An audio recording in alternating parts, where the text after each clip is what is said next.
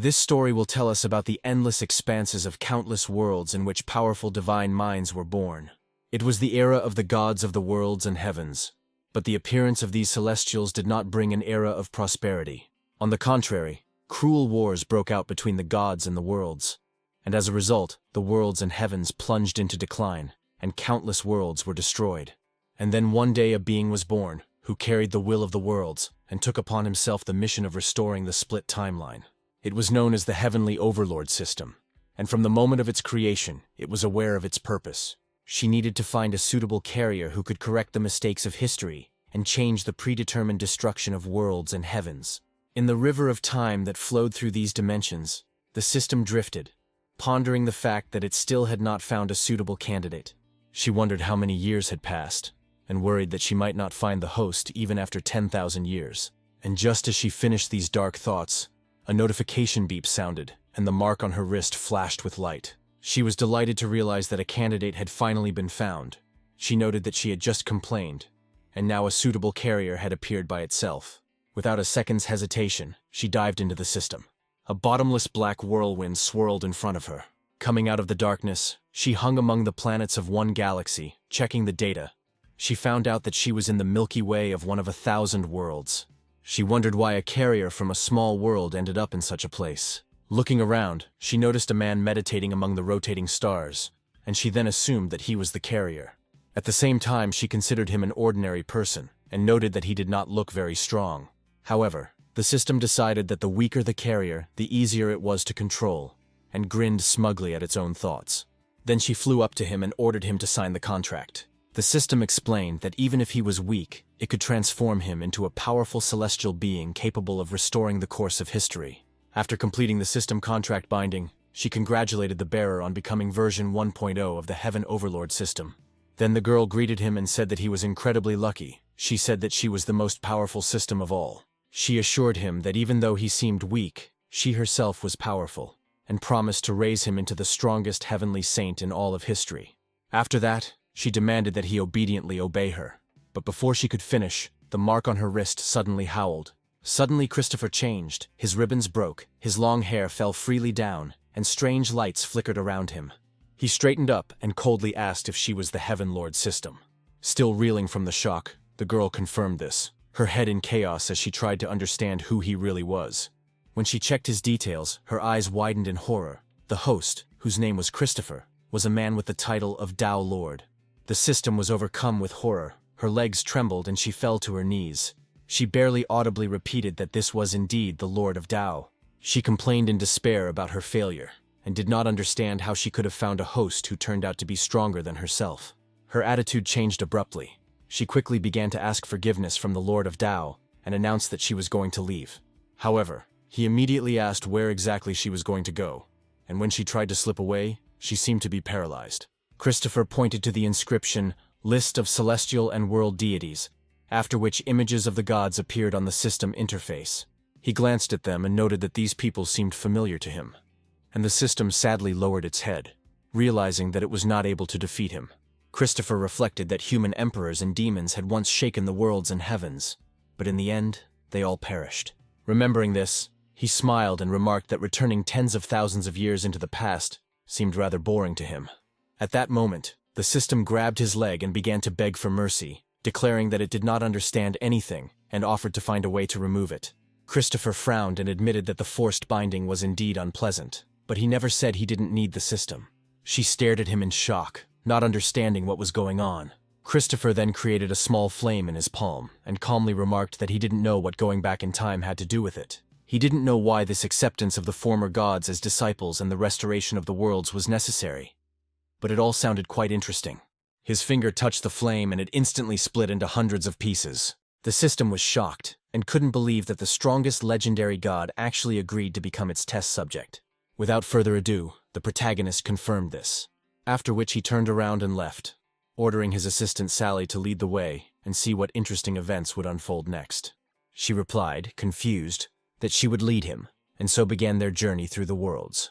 Meanwhile, a snowstorm was raging in the world of the human ruler, and in the midst of this nightmare, someone was desperately trying to hide. Madeline, the 9th princess of the Zhuanyuan dynasty, struggled through the icy snowstorm with all her might. She was breathing heavily and was already at her limit, and then suddenly her knees buckled. However, the two maids, Bai and Lu, immediately supported her, Bai assuring that if they crossed the snow mountain, they would be safe. Madeline replied weakly that she was fine and could still go on, but her condition betrayed extreme exhaustion. Suddenly, an arrow fell on them from above. Bai immediately shielded the princess with her body. Fortunately, Lu managed to block the arrow with her sword. Bai thought with annoyance at how their pursuers had managed to catch up with them so quickly. Soon Benjamin, one of the 12 shadow guards, appeared, bringing with him a group of people and surrounding the fugitives. He mockingly noted that even though her meridians were completely destroyed, she was still able to hold out for 3 days and 3 nights, relying on the spiritual stones. He then looked closely at her pitiful state and aimed his sword at her, declaring that it was all over. At that same moment, in the space-time tunnel, Christopher and Sally were rushing at the speed of light. She complained in panic that it was too fast for her. The next moment they arrived in the human realm, they landed right on the ground, with a thick layer of snow under their feet. Christopher then suggested to Sally that if she could not withstand the resonance of spatial movements, she should merge with his body. She laughed sheepishly and awkwardly explained that she wouldn't dare do such a thing, but he still pushed her towards him. Sally blushed, said something unintelligible but couldn't finish. He decisively sent her inside himself, and she screamed. A moment later, she merged completely with him. Only after this did the hero begin to carefully examine the surroundings. He stood amidst the snowstorm of the human overlord's realm, and noted that it had been a very long time since he had been here last. Christopher recalled the figures he had seen in the system, and noted that Madeline, the very future empress of the people, was to become his apprentice. He found this quite funny, and then asked where Madeline was now. Sally explained that the current version of the system is still too low level to accurately pinpoint the target's location. Besides, although she didn't understand why Madeline was on the snowy mountain, she really should be somewhere nearby. Suddenly, Christopher looked the other way, and noticed a faint fluctuation of spiritual energy, suggesting that they go and take a look. Meanwhile, Madeline's blood had already soaked their clothes and was dripping onto the snow. Benjamin slung his sword smugly over his shoulder, and noted that, despite facing 12 guards, they had still managed to hold out for so long. He pointed out with mockery how the loyal guards, risking their lives, tried to protect their mistress, and found it amusing to see. Feeling guilty, Madeline begged them not to worry about her and to run away. She warned that if they stayed, they would also die.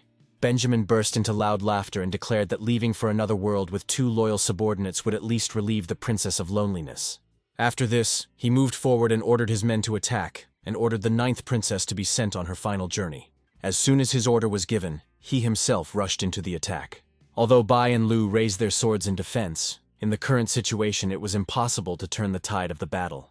Madeline whispered in despair that it looked like this was where it would all end. However, at the most crucial moment, a blinding beam of light suddenly flashed in the sky, and everyone instinctively looked up.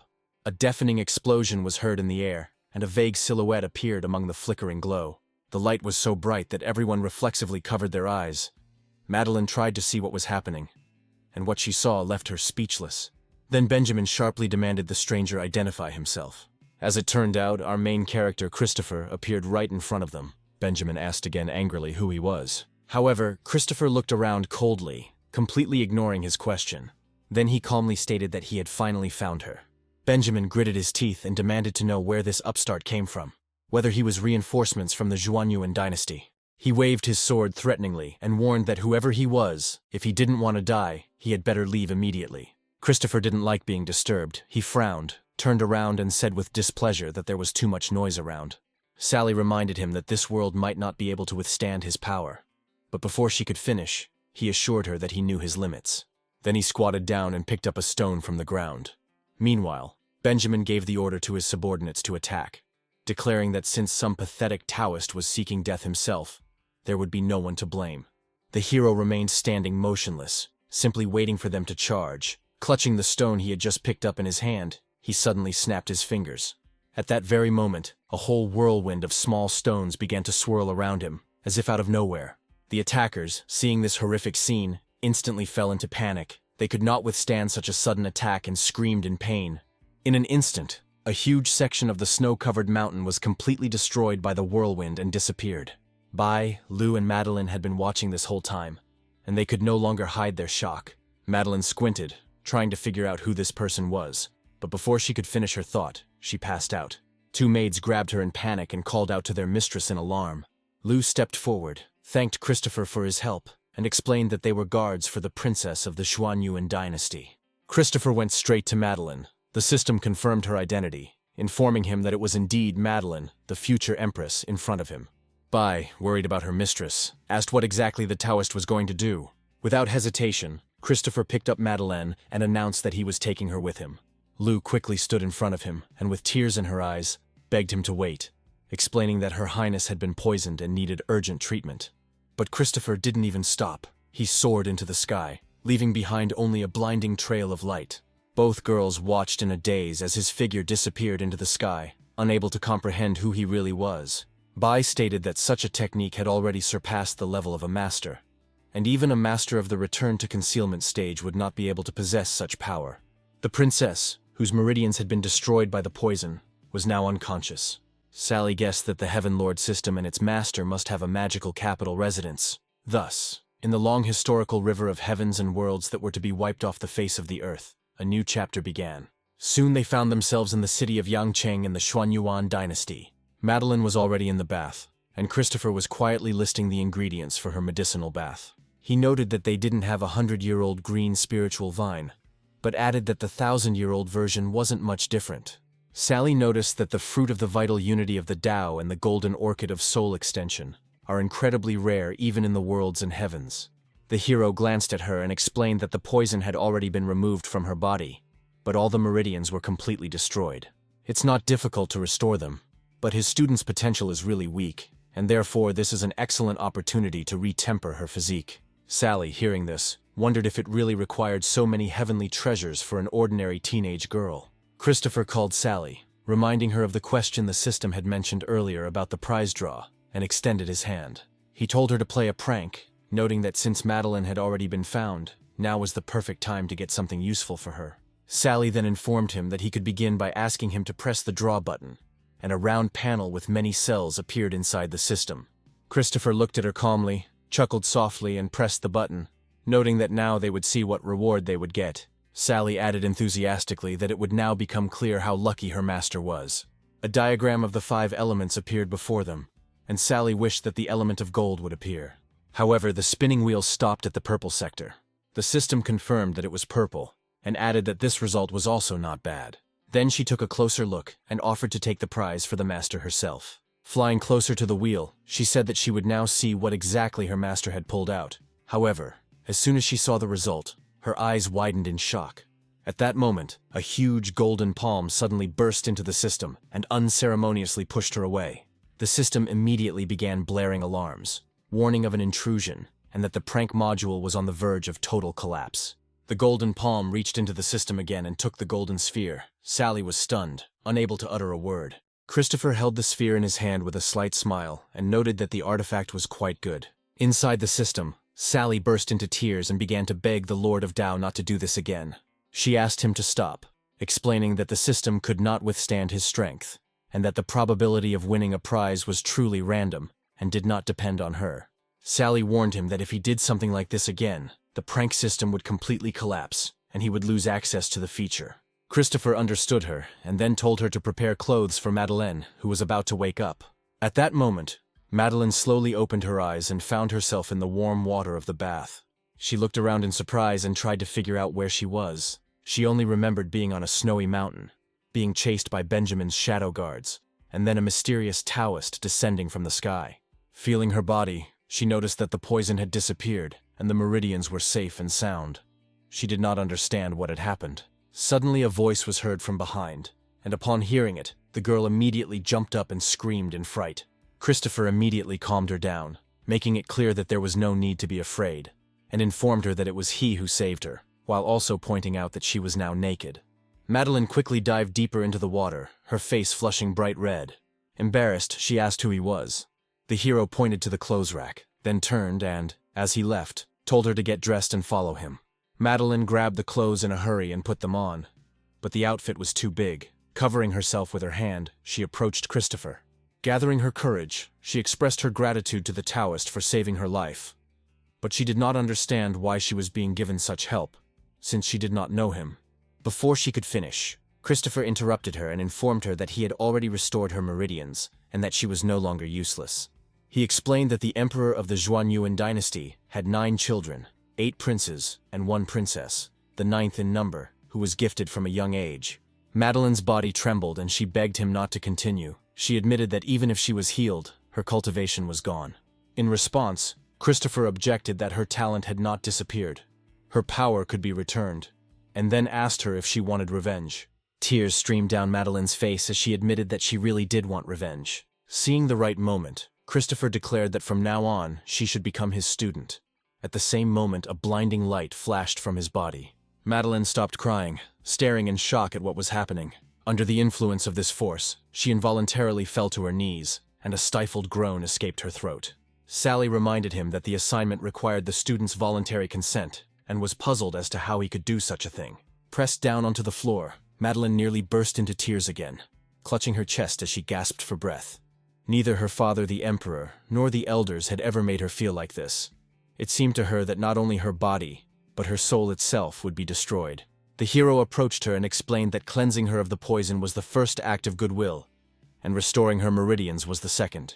Madeline replied that she had heard of evil cultivators in the wastelands, who turned the flesh and souls of their disciples into artifacts for profit. She asked if it was the royal blood in her veins that had caused him to do all this, and Christopher chuckled and remarked that she was quite aware. He leaned closer to her and explained that if he had wanted to harm her, he would not have spent his energy healing her and accepting her as a student. He admitted that he had never accepted students before, and therefore, having seen destiny in her, he began to value her so highly. He then stated that he would ask her one last question, and if she agreed to accept him as her master, he would not force her. Christopher said that she could return to her role as a princess of a dying dynasty, or become his apprentice and regain everything she had lost. Soon, in the great hall of the Tao Temple, Madeline sat and meditated. She finally breathed a sigh of relief. The girl joyfully exclaimed that she had been restored to the level of Dzogchen. She felt boundless satisfaction and immediately decided to inform the master about her progress. However, she still could not fully comprehend what had happened. The day she acknowledged Christopher as her master. After that, he suddenly created this palace. She noticed that the spiritual energy inside the palace was hundreds of times thicker than that in the spiritual veins of the holy mountains. It was thanks to this that in just 3 short days, Madeline was able to reach the peak of the mortal level. But at the same time, she was haunted by the question of who her master really was. After listening to her, Christopher nodded approvingly and remarked that achieving the great completion of the mortal level in 3 days was a very worthy result. Madeline happily replied that she had been able to reach the mortal realm, and moreover, with the master's instructions, even the spiritual sea had become accessible to her. However, Christopher lightly flicked her forehead and asked who had told her that she was now condensing the spiritual sea. Madeline recalled that the master himself said that the acceptance of a student depends on fate, not on talent. Then the hero explained that the blue spiritual sea was not suitable for her. Although he did not put talent in first place, this did not mean that he did not have strict requirements. The blue spiritual sea is too low for his standards, so she must condense the golden spiritual sea for him.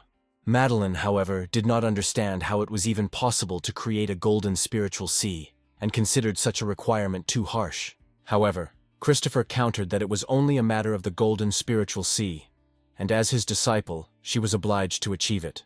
Moreover, she had already reached the great completion of the mortal level, which meant that it was time to gain experience in the outside world. They soon arrived at the right place. When someone approached, Madeline recognized the arriving representatives of the Yulong sacred land.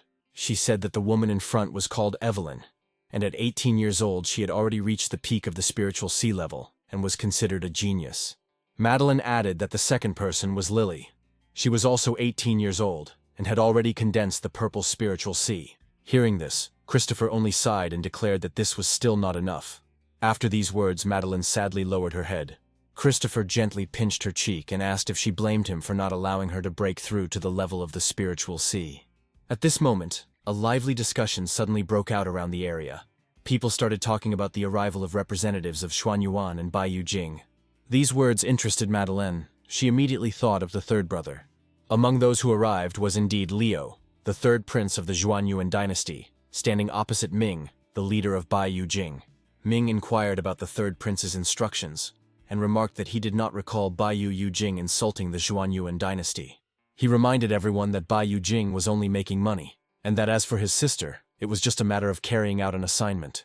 Madeline angrily slammed her palm on the table upon hearing this, and Christopher, noticing this, immediately warned her not to fall for this deception.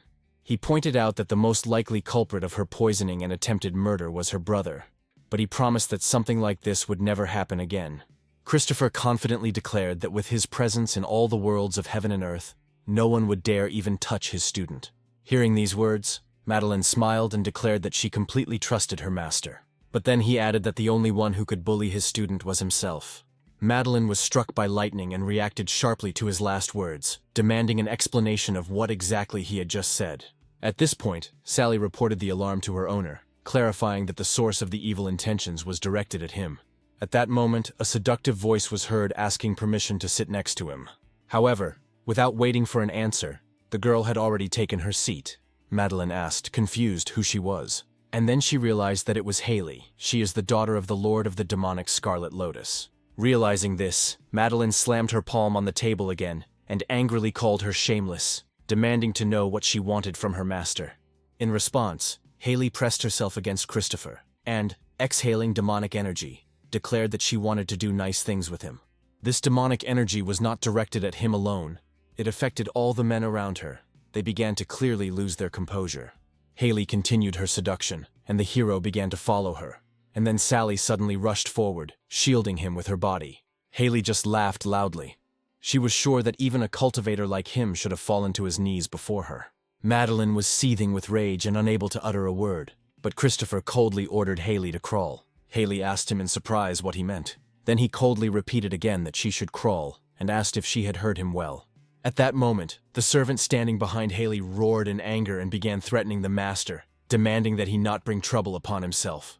He stated that he should know his place, and added that the attention of their young lady was already a great success. Meanwhile, Evelyn asked how the Taoist master would deal with Haley, and Lily replied that she could not discern the master's level of cultivation. She explained that she couldn't sense any trace of spiritual energy or aura from him, as if he was enveloped in an invisible protective layer without a single crack. Madeline then accused the demonic Scarlet Lotus sect of shamelessness, but Christopher stopped her with a wave of his hand. He then began to form a spell with his little finger, and told Madeline that anger might be the driving force behind cultivation. But such trivial things were not worth her rage. He said that he would now teach her a lesson and told her to remember it well. With these words, he drew a talisman right on the table. Gradually the talisman appeared, and dark clouds began to gather in the sky above them, with lightning flashing within them.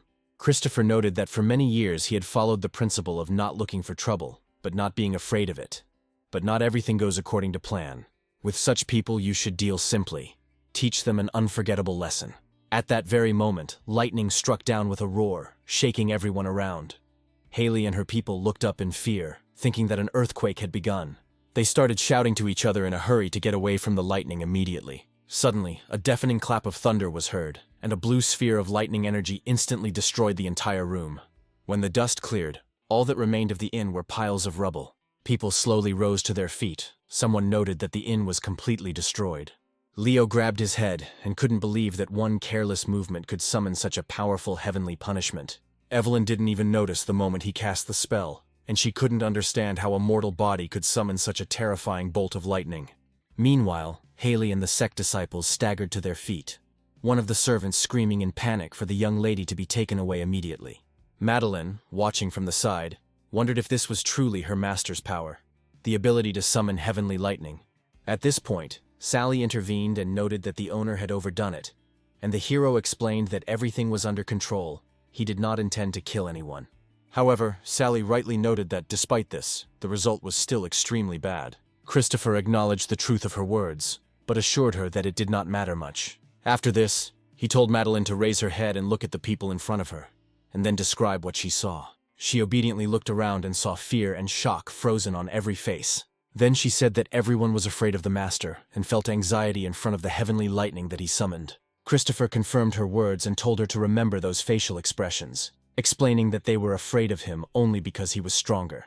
Sally, watching from the side, sighed quietly. She noticed that the owner's training method looked rather unusual. Christopher glanced at her and asked if she had any objections, but Sally quickly said she didn't dare object. At that moment, a voice suddenly rang out, demanding to know who dared to commit such insolence. It was the chief of Zhenyang City, who declared in a rage that someone dared to use spells and summon heavenly lightning right in his city. Hearing this, Madeline hid behind Christopher's back in fear, but he calmly admitted that he did it. The chief roared, declaring that a Taoist should not lie, and asked if he took him for a fool. Such celestial phenomena and lightning karmas can only be caused by the appearance of a divine or demonic treasure. He also reminded that the ruins of the ruler of people are about to open, and there is no room for error. He then demanded to know whether this Taoist was a man or a demon, and announced that he would personally check it. However, after using the penetrating sight, he was instantly shocked. Looking around, he asked himself in bewilderment what kind of place this was. The man noted that it did not resemble either the inner world or the spiritual dimension. He then suggested that it might all just be Christopher's aura. Meanwhile, the hero himself frowned in irritation. A magical seal immediately unfolded beneath his feet. Her power made the mayor shudder and desperately try to escape. However, before he could do so, a mysterious sealing force cut his body into pieces. When the man's consciousness returned to reality, the chief's face turned pale, and he collapsed to the ground, gasping for breath. After this, he quickly folded his hands and bowed, begging the elder to forgive him for the insult. Christopher responded by noting that heaven values life, that nurturing the soul is extremely difficult, and that it should be protected. Madeline was completely confused and did not understand what had just happened or why her boss's attitude had changed so abruptly. Ming concluded that Christopher's cultivation was definitely above the boss's level, so he decided to send people to investigate. Meanwhile, the chief expressed his gratitude and thanked his superior for saving his life. Christopher replied that it was nothing, since he had no desire to kill anyone, and then added that the time was almost up. Hearing this, Madeline asked what time exactly he meant. At that very moment, the earth began to shake violently, and people screamed, thinking that an earthquake had begun. However, Lily immediately exclaimed that the ruins were opening up. She hastily announced that the ruins were about to open up and urged everyone to hurry for the treasure. People rushed to the tomb of the Lord of People, talking excitedly, all discussing the ruins that are revealed only once every 55 years. The elders said that the ruins contained the rarest treasures and wonders left by the emperor to his descendants. Christopher and Madeleine also arrived at the scene. As soon as the hero appeared, a noise arose in the crowd. People began to wonder whether this Taoist was also targeting the ruins of the Lord of People. The mayor, who had also followed them, turned to Christopher and explained that there was a cultivation level limit in the ruins. But the hero calmly replied that he himself was not going to go inside. He said that his disciple wanted to enter the tomb, and the boss then inquired about her cultivation level. He warned that anyone above the permitted level and attempting to enter by force would inevitably face a retaliatory restriction from the ruins. But Christopher confidently replied that his student was still only at the level of the mortal realm. After these words, astonished exclamations were heard all around, and many decided that it was a joke. Lily, perplexed, said that he didn't understand what kind of jokes these were, and Evelyn, just as confused, repeated that she couldn't believe it. Ming reacted similarly, not understanding how a cultivator of such a level could even expect to enter the ruins of the human overlord. Some began to laugh, noting that although the Taoist himself was incomprehensibly strong, his disciple at the mortal realm level looked absurd. Finally, the boss said that if that was the case, then everything was clear to him, and he also said that he would take Madeline inside. Under pressure from public opinion, Madeline turned to Christopher with tears in her eyes and accused him of setting her up. Christopher reassured her and explained that the lightning had drawn everyone's attention to them, meaning that as his apprentice, she would be the prime target inside the ruins. He then informed her that the ruins of the human overlord would be her first task. He wanted her to go inside and obtain the legacy of the past emperors. The girl promised to do everything possible, but soon realized the seriousness of the situation and panicked. But the hero believed that she would succeed, because it was he who chose her as his student, and told her to give it her all. Madeline was pleased that the teacher believed in her, but she didn't really believe in herself. Soon the chief announced that the ruins of the Lord of People had opened. He allowed everyone to enter and warned everyone not to let their guard down. Everyone confirmed that they understood the instruction and thanked the boss for the reminder. Madeline pointed inside the ruins and asked the master with a forced smile if she was really going there. He only calmly replied that this was only the legacy of the Lord of People and told her to go and return. She tried to object, but at that moment several streaks of light suddenly flew towards them, and people exclaimed that the elders had arrived. The elders confirmed among themselves that the passage had indeed opened, and were surprised that the opening had occurred earlier than expected. The chief hurriedly greeted Elder Fang and Elder Yu, informing them that the Yulong Holy Land disciples had just left. Elder Fang then asked Huo if he knew what exactly had caused the lightning, suggesting that either some Taoist was undergoing a heavenly test. The boss was about to mention Christopher, but suddenly changed the topic and blamed the demonic Scarlet Lotus sect for causing the disturbance. Hearing this, the others accepted the explanation, and noticed that the demonic heretics had chosen an extremely unfortunate moment for provocation. Meanwhile, Sally, worried about Madeline, carefully asked the master if he was really calm about her, letting her go inside alone. She then explained that, according to history, Madeline reached the peak of the spiritual sea level at the age of 25 and was then persecuted. Christopher replied that it was not a problem. Its peculiarity was that ordinary cultivators reached the great completion at the 10th level. However, for those who practice the unity of the Tao, there is no limit to levels. Madeline has actually already reached the 6th level. At that moment, Sally announced that the master had completed 2 missions at once, and that he was entitled to 500 Tao Lord points for one attempt. The wheel of chance spun and finally landed on the gold sector. Sally said that the master had incredible luck this time, and then announced that she was going to collect the reward. She dived inside with delight and began to wonder if the reward this time was a heavenly artifact. However, she then screamed piercingly and said that something terrible had happened. The next moment, a powerful stream of energy burst out from within. A moment later, he took the form of a phoenix. Everyone around screamed in horror, not understanding what it was. The 2 elders were also shocked and asked if it was a phoenix, and also if some junior inside the ruins restriction had activated it. The crowd scattered in panic. People shouted that it could be a divine beast, the guardian of the tomb of the Lord of People. The phoenix then let out a thunderous roar, challenging and demanding to know who dared to disturb its sleep. At this point, Christopher asked the system what exactly he had gotten. Sally pretended not to know anything, and replied that as soon as she entered, the entire system instantly went up in flames. She then stated that, even though it was only a fragment, the item was a divine-level artifact. Christopher noted with slight regret that since this was a divine-level artifact, little Madeleine would most likely not be able to use it. However, Sally immediately and firmly reminded him that now was not the time for this, since the fire of the soul could burn away the memories. Meanwhile, the phoenix roared in rage, declaring that it never thought it would see the sun again, and declared that the chaotic world would be reduced to ashes. Elder Fan wrapped himself in a protective barrier, but immediately exclaimed in horror that something was wrong with this flame. Chief Ho hastily ordered everyone to retreat immediately, and stated that this flame was clearly not of ordinary origin. He warned that the beast had released a strange flame, and urged everyone to be extremely careful. Everyone prepared to fight the phoenix, but Elder Fan noticed with alarm that the beast's cultivation level was no weaker than the realm of heaven and humans. The chief replied that even if they were not his equal, they could not retreat. They could not under any circumstances allow the beast to destroy the tomb's legacy. After that, he ordered everyone to attack and form a formation to tie up the phoenix's movements, and the warriors coordinated their actions among themselves. Ho rushed forward using the skill Solar Decapitator. Following behind him, Elder Yu unleashed a strike of the ice-falling sword. A whole flurry of sharp blades flew at the phoenix. A hail of attacks rained down on the phoenix. However, he simply waved his wing dismissively and dispersed them all in an instant. After this, he roared, declaring that there were only pathetic ants in front of him. He then counterattacked and launched powerful attacks at the elders. Seeing the situation rapidly deteriorating, Sally noted with alarm that everyone was clearly inferior in strength to the beast. She expressed concern that Christopher would have to intervene. He admitted this calmly, adding that even a fragment of a divine artifact deserved a certain amount of respect. Suddenly, the phoenix released a wave of terrifying flames, taking many by surprise. All the warriors were instantly defeated by such a powerful attack. Elder Yu watched the scene, noting that so many people were attacking at once, but were suppressed in just an instant. The phoenix itself, filled with rage, roared, promising death and declaring that everything would turn to ashes. However, at the very moment when the flames were about to engulf everyone, Christopher intervened and created a shimmering barrier that repelled the fiery onslaught. As a result, a powerful explosion was heard in the middle of the sky. The hero turned to the woman he had covered, ordering her to retreat and assuring her that he would handle the rest himself.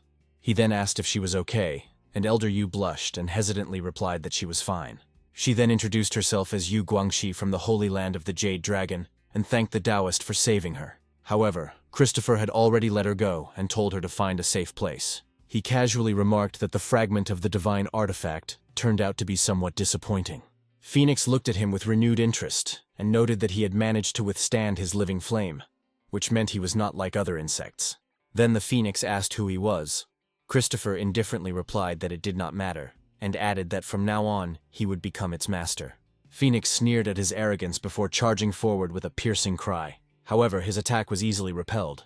Seeing that Christopher was safe and sound, a shadow of uncertainty flickered in the phoenix's fiery eyes. Christopher sighed quietly and said that even if it was just a fragment in front of him, he still had to show a grain of respect to the owner.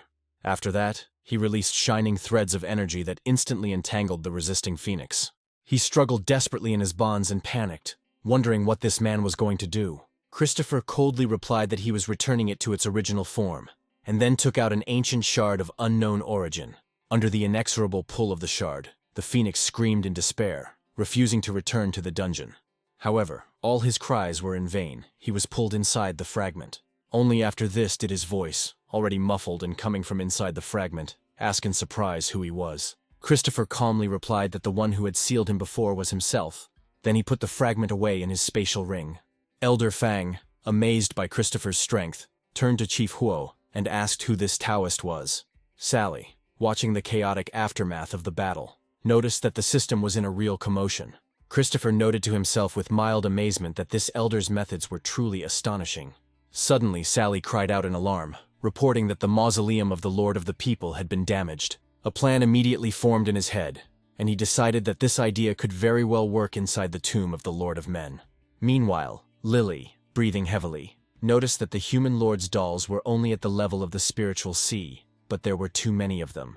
She then pointed at the Taoist disciple, noting that she couldn't recognize her cultivation technique, and that she seemed to be simply using magical power. The two girls looked at each other and noted that her appearance reminded them of someone, the 9th princess of the Xuanyuan dynasty. Meanwhile, Madeline continued to destroy the puppets one by one, but she was gradually starting to get tired. She thought about how the master's technique had restored her mortal realm cultivation in just a few days. The next test, the chance the master had given her for rebirth, was already looming ahead, and the girl assured herself that she could handle it. But Madeline soon realized that she would not succeed. She had never heard of the human overlord's second trial being set up like this before. With lava, she began to think about what she should do now. Lost in thought, she suddenly saw a swirling whirlpool below. Madeline wondered what was hidden under the lava, and suddenly a lava dragon rose from the depths. It was a soul realm-level beast, the Azure mysterious serpent. His appearance struck her to the depths of her soul. He was in the realm of souls, and the girl herself was only in the mortal world. Then the creature suddenly turned and dived down again, leaving Madeline completely stunned. She wondered if it was an illusion, and at the same time she felt as if someone had just looked at her with disdain. She again wondered what to do next to get to the next test.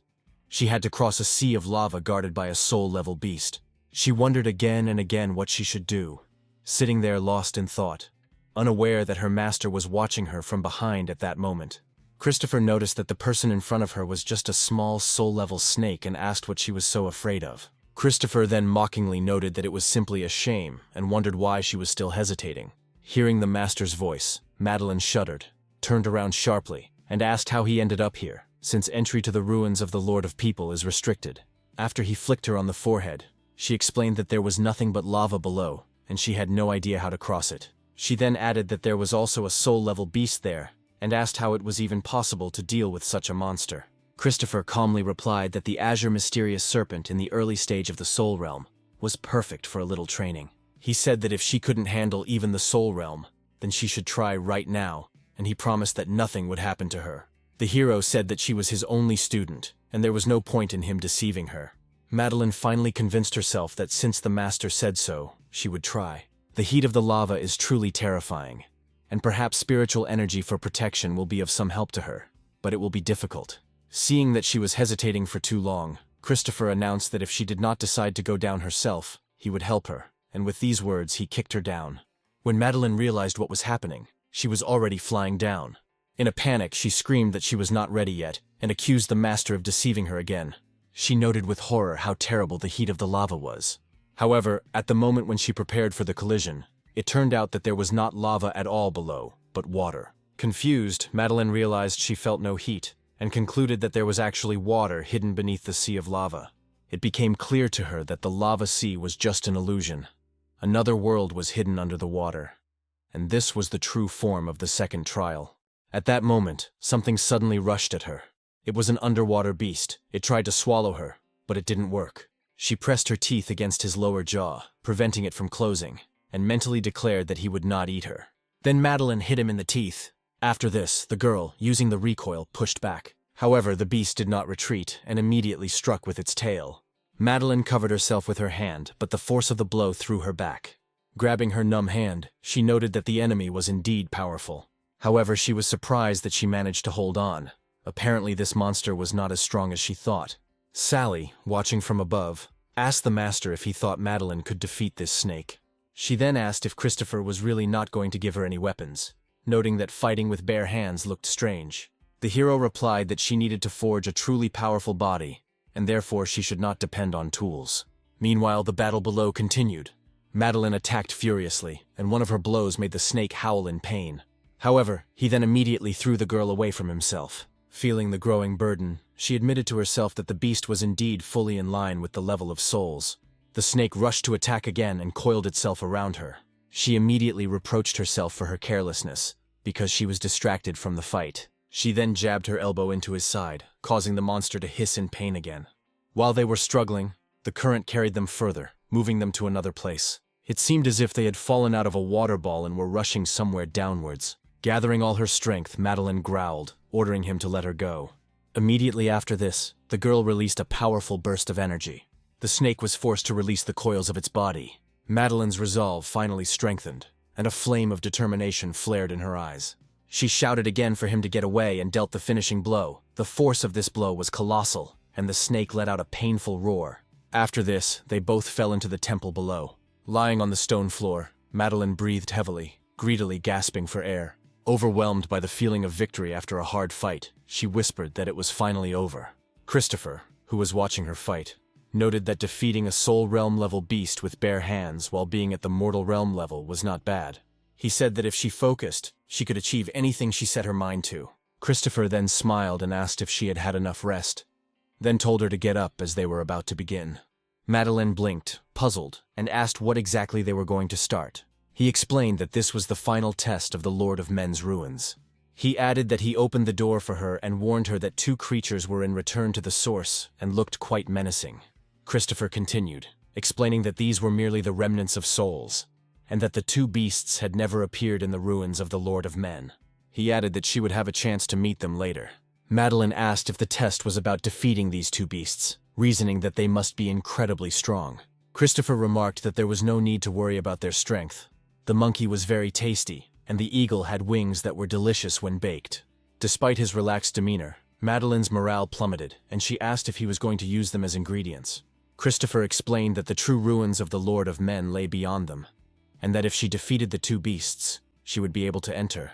The hero then told the snake to go outside and watch, not allowing anyone else to enter. Immediately after that, the azure mysterious serpent retreated back up. Seeing him, the eagle swooped down like an arrow. Madeline screamed, warning the master of his danger.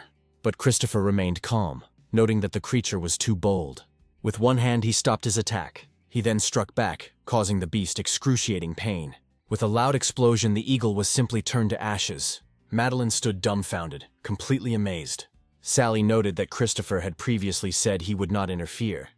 But now, there was only one animal left. Christopher explained that the creature dared to behave like this with him, and he could not leave it unanswered. Seeing this, Madeline begged him to help her. But the hero declared that he would no longer interfere, and that she should rely only on herself, after which he abruptly disappeared. Meanwhile, the second beast stared at Madeline, rage burning in its eyes. He roared and immediately rushed towards her, intending to attack with his powerful paw. However, the girl managed to dodge in time. The relentless attacks did not allow her to breathe again. She understood that if she fell under such a destructive force, everything would end for her. At that moment, the master's voice sounded in her head, reminding her that this was only a remnant of the soul, but the true being of return to the source. He warned her not to even think about a direct attack, explaining that she was a human being, not an animal, and she needed to use her head. When facing an opponent with a much higher cultivation, you must first calm down and put your thoughts in order. Despite the monkey's high speed, its movements were simple and predictable. Concentrating, Madeline noted that it was easy for him to speak, since the monkey was covered in thick skin, and asked how she could find the vulnerable spot. At that moment, the monkey opened its mouth and released the first wave of lightning. She managed to dodge, but Madeline was shocked and confused. Then she began to follow the master's instructions. Madeline decided to minimize unnecessary movements. Then it was necessary to use dexterity on the feet. After this, the girl had to concentrate her power in one point and begin a breakthrough. Finally, she targeted the chosen location. Hearing the monkey's cry of pain, she was glad it worked. But suddenly the screams stopped. The beast slowly rose to its feet and clenched its fists. Madeline was surprised, because she thought that if she followed the master's instructions, everything would work out for her. The beast regained its strength and quickly launched a counterattack. He attacked the girl with a powerful fist, not giving her a chance to come to her senses. Then she was thrown back with all her might. Madeline's collision with the wall caused a loud explosion. Meanwhile, the beast roared and enjoyed the approaching victory. Sally expressed her concern that it was still too difficult for a mortal realm cultivator, and asked if Master really didn't intend to interfere. Christopher calmly replied that they both knew she was the future emperor, but the messenger probably didn't understand why she could become one. He added that if it weren't for the life and death situation, the girl wouldn't have been able to reveal her full power. He noticed that the 13th level of the mortal realm might seem incredible to others, but to him, it was not beyond her capabilities. Sally seemed to understand him, and carefully asked if the master meant that Madeline had been hiding her true power all this time. Christopher denied this, clarifying that Madeline simply did not fully trust him yet, and did not want to reveal her power to him. The system inquired about Madeline's current level. Christopher estimated that it was probably the 20th level of the mortal realm words. Sally was amazed and asked if this was Madeline's spiritual power. The hero confirmed this. He declared that he would witness how the future ruler of people would conquer the worlds and heavens and lead the entire force of humanity. The power of the divine martial skill and burning spirit techniques shook the system. Christopher explained that he had not allowed her to condense the spiritual sea before, but in fact, she had already condensed a huge spiritual sea, and was simply releasing the accumulated spiritual power at once. The ancient monkey's roar grew louder, and its lightning-fast attacks became more frequent. However, Madeline quickly broke through them and headed straight for the beast. Her fist hit the beast loudly right in its face. The beast raised his fist again, but it did not cause any harm to the girl. Madeline immediately condensed spiritual power into her palm, creating an incredibly powerful weapon. As she fought, she reflected that after restoring her meridians, this was the first time she used the burning spirit technique. She could only maintain the state for a minute, so she knew she had to act quickly. The beast's roar echoed again, its power distorting the burning spirit technique, but it still helped her defend herself. The two forces collided head-on, the explosions growing louder and stronger. The system noted with delight that Madeline was truly amazing, and suggested that she would soon see results. At the same time, Christopher looked worried. The condition quickly drained his spiritual strength, and it would not be able to support him for long. Realizing this, Madeline increased her attacks, aiming for the beast's mouth. Suddenly she felt danger and realized that she had come too close. The beast continued to shoot lightning from its mouth. While she was watching this, the beast suddenly struck her from behind. Left with no choice, Madeline rushed forward, clutching her wounded arm, thinking that such an ordeal was to be expected in the ruins of the Lord of Men. Although the beast did not possess intelligence, using the burning spirit technique against a return to the origin creature was extremely risky. She admitted that her spiritual power was burning out faster than expected, and then the girl realized that she only had one chance left. She concentrated on watching the beast's every movement. Using her powerful demonic energy, she broke through the lightning covering the beast's body, and the neutralization of spiritual power caused numbness. She wondered if his eyes were his weak spot. Deciding that if she couldn't defeat the remnant of the beast's soul, then revenge was out of the question, Madeline decided to act decisively. She understood that she could not lose, and immediately rushed into attack.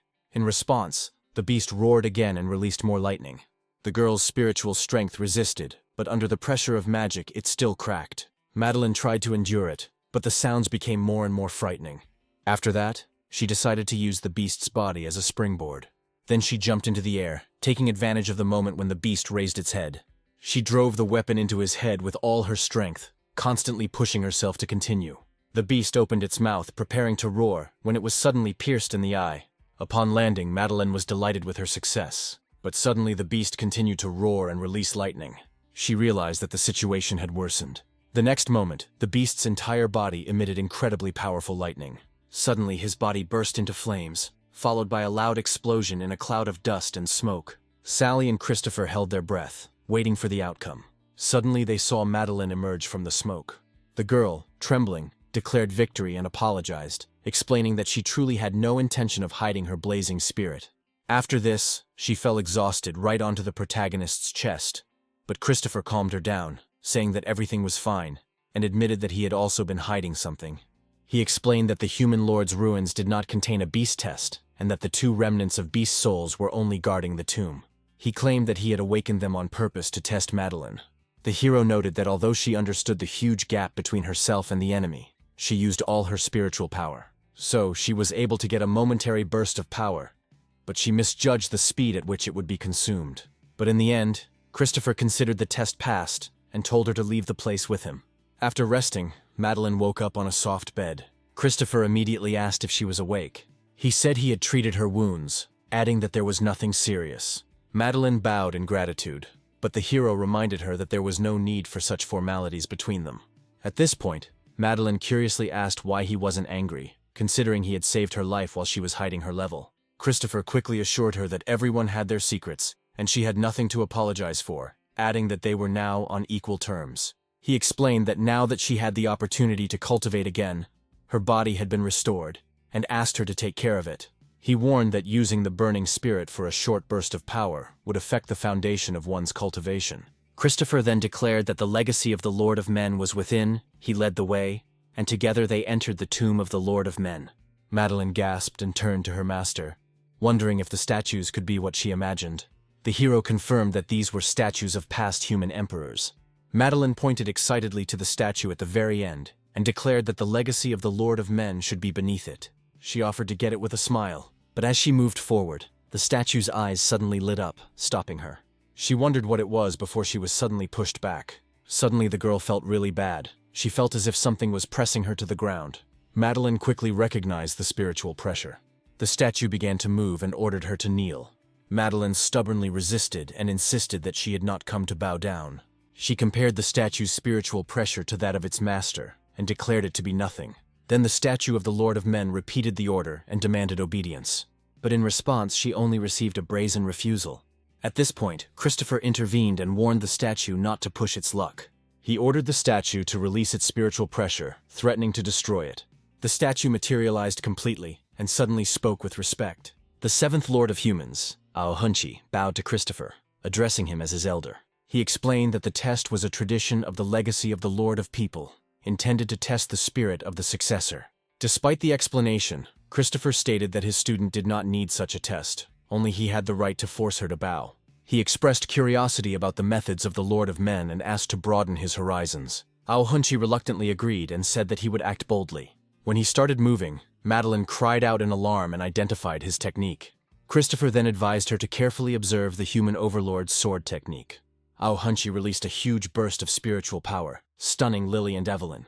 The earth trembled, the tremors coming from the depths of the tomb of the Lord of Men. The elder was also amazed and suggested that some heir might have stumbled upon an opportunity by chance. But Chief Ho suggested that the sudden phenomenon might mean something more. At this point, Madeleine, in shock, asked if it could be a dragon. Then Aohunchi humbly invited Christopher to give him some guidance. Then he opened the dragon. Its power was undeniable. He used the 9-dimensional dragon art, exploding everything around with the power of a dragon. Madeline felt like she was in a storm, realizing the true power of the Lord of People. Madeline watched in amazement as her master lightly touched the human lord's temple, and the crack gradually spread outward. Christopher actually made the dragon gradually disappear. At that moment, Madeline could not contain her surprise. Aohunchi, having returned to his original form, noted with admiration that Christopher's methods were truly profound. Christopher explained that he was sorry that he was now only a remnant of a soul, whose strength did not exceed a tenth of what it had been. Aohunchi honestly admitted that even in life, and even if all the past human rulers returned, he doubted that they could harm him. He noted that he would never forget the kindness shown to him that day, and declared that the Guardian's duty, which had lasted for centuries, was finally complete. He was glad that the new heir had passed the test at such a young age, and even more so that he had strong support like Madeline. Christopher and Madeline watched as the Lord of Men disappeared into thin air. The girl asked if the former Lord of the People had really just disappeared like that, and Christopher explained that it was just a shadow of a soul. He then called on her to take back the inheritance that was rightfully hers. Madeline looked at the exquisite box standing on a high pedestal. She walked over and carefully opened the lid. Inside was the seal and records of the Lord of the People and the 9 dragons. She reached out and touched it, and a golden light enveloped her, and she exclaimed in surprise, asking the master to take a look. A golden dragon suddenly appeared outside the tomb, flew around the tower and roared majestically. Those present were astonished. They whispered that it was the roar of a dragon, and that the ruins of the human overlord had manifested an imperial dragon. Suddenly, a golden aura enveloped everyone. One of those present explained that it was protective spiritual energy. They all found themselves transported inside a shining circle, finding themselves outside the main hall of the ruins of the Lord of People. And then Chief Ho excitedly announced that the legacy of the Lord of People had finally found an heir after so many years. Meanwhile, in the south, the guys also emerged from the tomb. Sally reported to her master that the mission to obtain the legacy of the Lord of People was completed. Christopher ordered Sally to show him the information about the seal of the Lord of Men. The system complied, and a data panel appeared before him, the seal containing a storage space, an extremely rare expandable artifact. Sally explained that it is like a mobile battery, adding that it is highly valued by users no matter when they use it. Madeline, holding the seal in her hands, asked with bewilderment how exactly this object should be used, and whether this was the entire legacy of the Lord of People. Hearing her question, Christopher countered by asking what the jade seal was for anyway. Recalling her childhood, Madeline added that she secretly took her father's seal to crack nuts when she was little. She expected praise from the master, but he sharply flicked her forehead, and she cried out in pain. Madeline sheepishly admitted that she was just joking, and clarified that she knew what the jade seal was for. Christopher sternly stated that the seal of the Lord of the People constitutes the entire legacy of the Lord of the People. He explained that from that day on, she is the ruler of the people. Looking at the imperial seal, Christopher said that it should be recognized by the major sects of the kingdom and share their fate with them. The hero added that he would teach her this when they were outside. Then he looked up at the sky and ordered her to come down. Suddenly, a pure black dragon appeared in the sky and flew towards them. Watching it, Christopher noted that it was not easy for the little snake to evolve into a dragon. After some time, he ordered the dragon to follow Madeleine and become her spirit beast. Madeleine walked up to him, gently stroked him, and timidly declared that since the master had given him to her, she would call him Xiao King. At that moment, Christopher remembered something and told Madeleine to put spiritual power into the seal of the Lord of People to go outside. She quickly concentrated and channeled spiritual power into the imperial seal, the seal in her hands glowing, absorbing all of her spiritual power. In a moment, she, Christopher, and Xiao King began to shine. Madeleine noted with amazement that this was how they were able to get out. Outside the ruins of the Lord of Men, a golden spatial portal opened. The girl, still stunned, looked at the large crowd of people below the main hall and anxiously asked what was going on. Christopher explained that they had received a legacy, so the chosen ones were automatically teleported outside. Evelyn noticed the man above and exclaimed in surprise that it was the Tao Lord with his disciple. Madeleine's brother, Leo, was shocked when he realized that this was the mortal realm level, and that the person in front of him was the 9th princess of the Zhuanyuan dynasty. Ho noted that she was holding the seal of the human ruler, and he wondered if Madeleine had become the human ruler. But Christopher interrupted him, not wanting to answer, and instead turned to the student, ordering Madeleine to raise the seal of the Lord of Men. Madeleine straightened up, raised the seal high, and with a majestic aura announced to everyone that she was now the new ruler of the human kingdom. Surrounded by a golden dragon, she proclaimed that this was the seal of the Lord of Men, and that she, Madeleine, had received his legacy. From that day on, she became the new ruler of the people of the human kingdom. The crowd below peered at the jade seal, whispering among themselves that it was indeed the seal of the Lord of Humanity. Seeing this, Christopher said that Madeleine should condense her spiritual sea right here. Hearing this, she seemed to be struck by lightning, turned around with alarm and disbelief, asking what the master meant. Christopher confirmed that as his student and ruler of the human realm, she must be the center of attention. He explained that the human overlord's seal needed the support of many sects, and demonstrating her talents before them would help win their recognition. Giving in, Madeleine sat down on the ground and agreed to obey the master, adding that she could not guarantee that she would be able to condense it. Madeleine began to circulate her spiritual energy, streams of energy swirling around her, attracting the attention of everyone below. At that moment, Min thought that Madeleine had to die. If she continued to become stronger, it would be a disaster. Elder Bai then drew his sword, his body enveloped in red spiritual energy, and declared that he would keep the matter to himself. Then he rushed forward, moving like lightning, and swung at Madeleine. At this time, Madeleine sat with her eyes closed and concentratedly circulated energy to condense her spiritual sea. She was completely unaware of the impending danger. Suddenly, Christopher caught the elder's sword with his bare hands, stopping the attack. With one movement he broke the sword into pieces, and seeing this, the elder gritted his teeth. Min and Chief Ho, who stood next to Christopher, were amazed by the man's strength. After that, his expression turned cold. He asked if anyone had given permission to attack, then clenched his fist, surrounded by spiritual light. The elder, feeling the terrible power, screamed in fear and tried to dodge, but the protagonist did not listen to him. He turned his fist over, extended his index finger, and the spiritual energy that took the form of his hand rushed towards the elder. The elder lost consciousness, his head falling into a deep hole next to his broken sword. Christopher, however, stated that there was no need to rush, and that after Madeline completed the condensation of the spiritual sea, he would give everyone a chance to challenge her. He then added gloomily that if anyone dared to take even one step towards the princess now, they would die immediately. Everyone present looked at him with horror and did not dare to utter a word. At this time, Madeline calmly continued to carry out the task assigned to her, and a ball filled with spiritual power had already appeared in her hands. Evelyn then asked if she was even capable of condensing the spiritual sea. When everyone saw that she had truly reached the purple sea level, they immediately began to discuss that she had received the inheritance of the sovereign. However, people soon noticed that a golden color began to shine through the purple glow in the girl's hands. Madeline's eyes also turned a bright gold color. A strong wind arose and golden rays of spiritual energy swirled around the princess. Everyone was shocked that she was able to reach the legendary golden spiritual sea. None of those present had ever seen anything like this in real life before. Christopher was proud of her, and the system exclaimed with satisfaction that it now knew what it looked like. Soon after, the condensation process came to an end, and Madeline's energy slowly began to calm down. Finally, the girl came to her senses and reported that she had succeeded. The hero patted her on the head and said that she had done a great job. Leo didn't understand how this was possible, because that person had destroyed her meridians, and even if they were restored, cultivation would be impossible. Then he wondered if that Taoist was by chance a god, since it was he who helped Madeline recover in such a short time. Christopher told his student that she shouldn't be so arrogant. He stated that since she had already dealt with this, she should now prepare herself. After this, he addressed the crowd and announced that, as he had promised, anyone could now challenge her. However, he warned that if someone decided to carry out a sneak attack from behind, they would not leave here alive. Ming came to the conclusion that there was definitely something wrong with this Taoist, since he had killed Elder Qi with one blow, so he couldn't stay here any longer. Madeline said with tears in her eyes that Christopher had deceived her again and allowed these people to attack her in groups. He replied that this was only the kingdom of the soul, and in the world of the ruler of humanity, everything would belong only to her.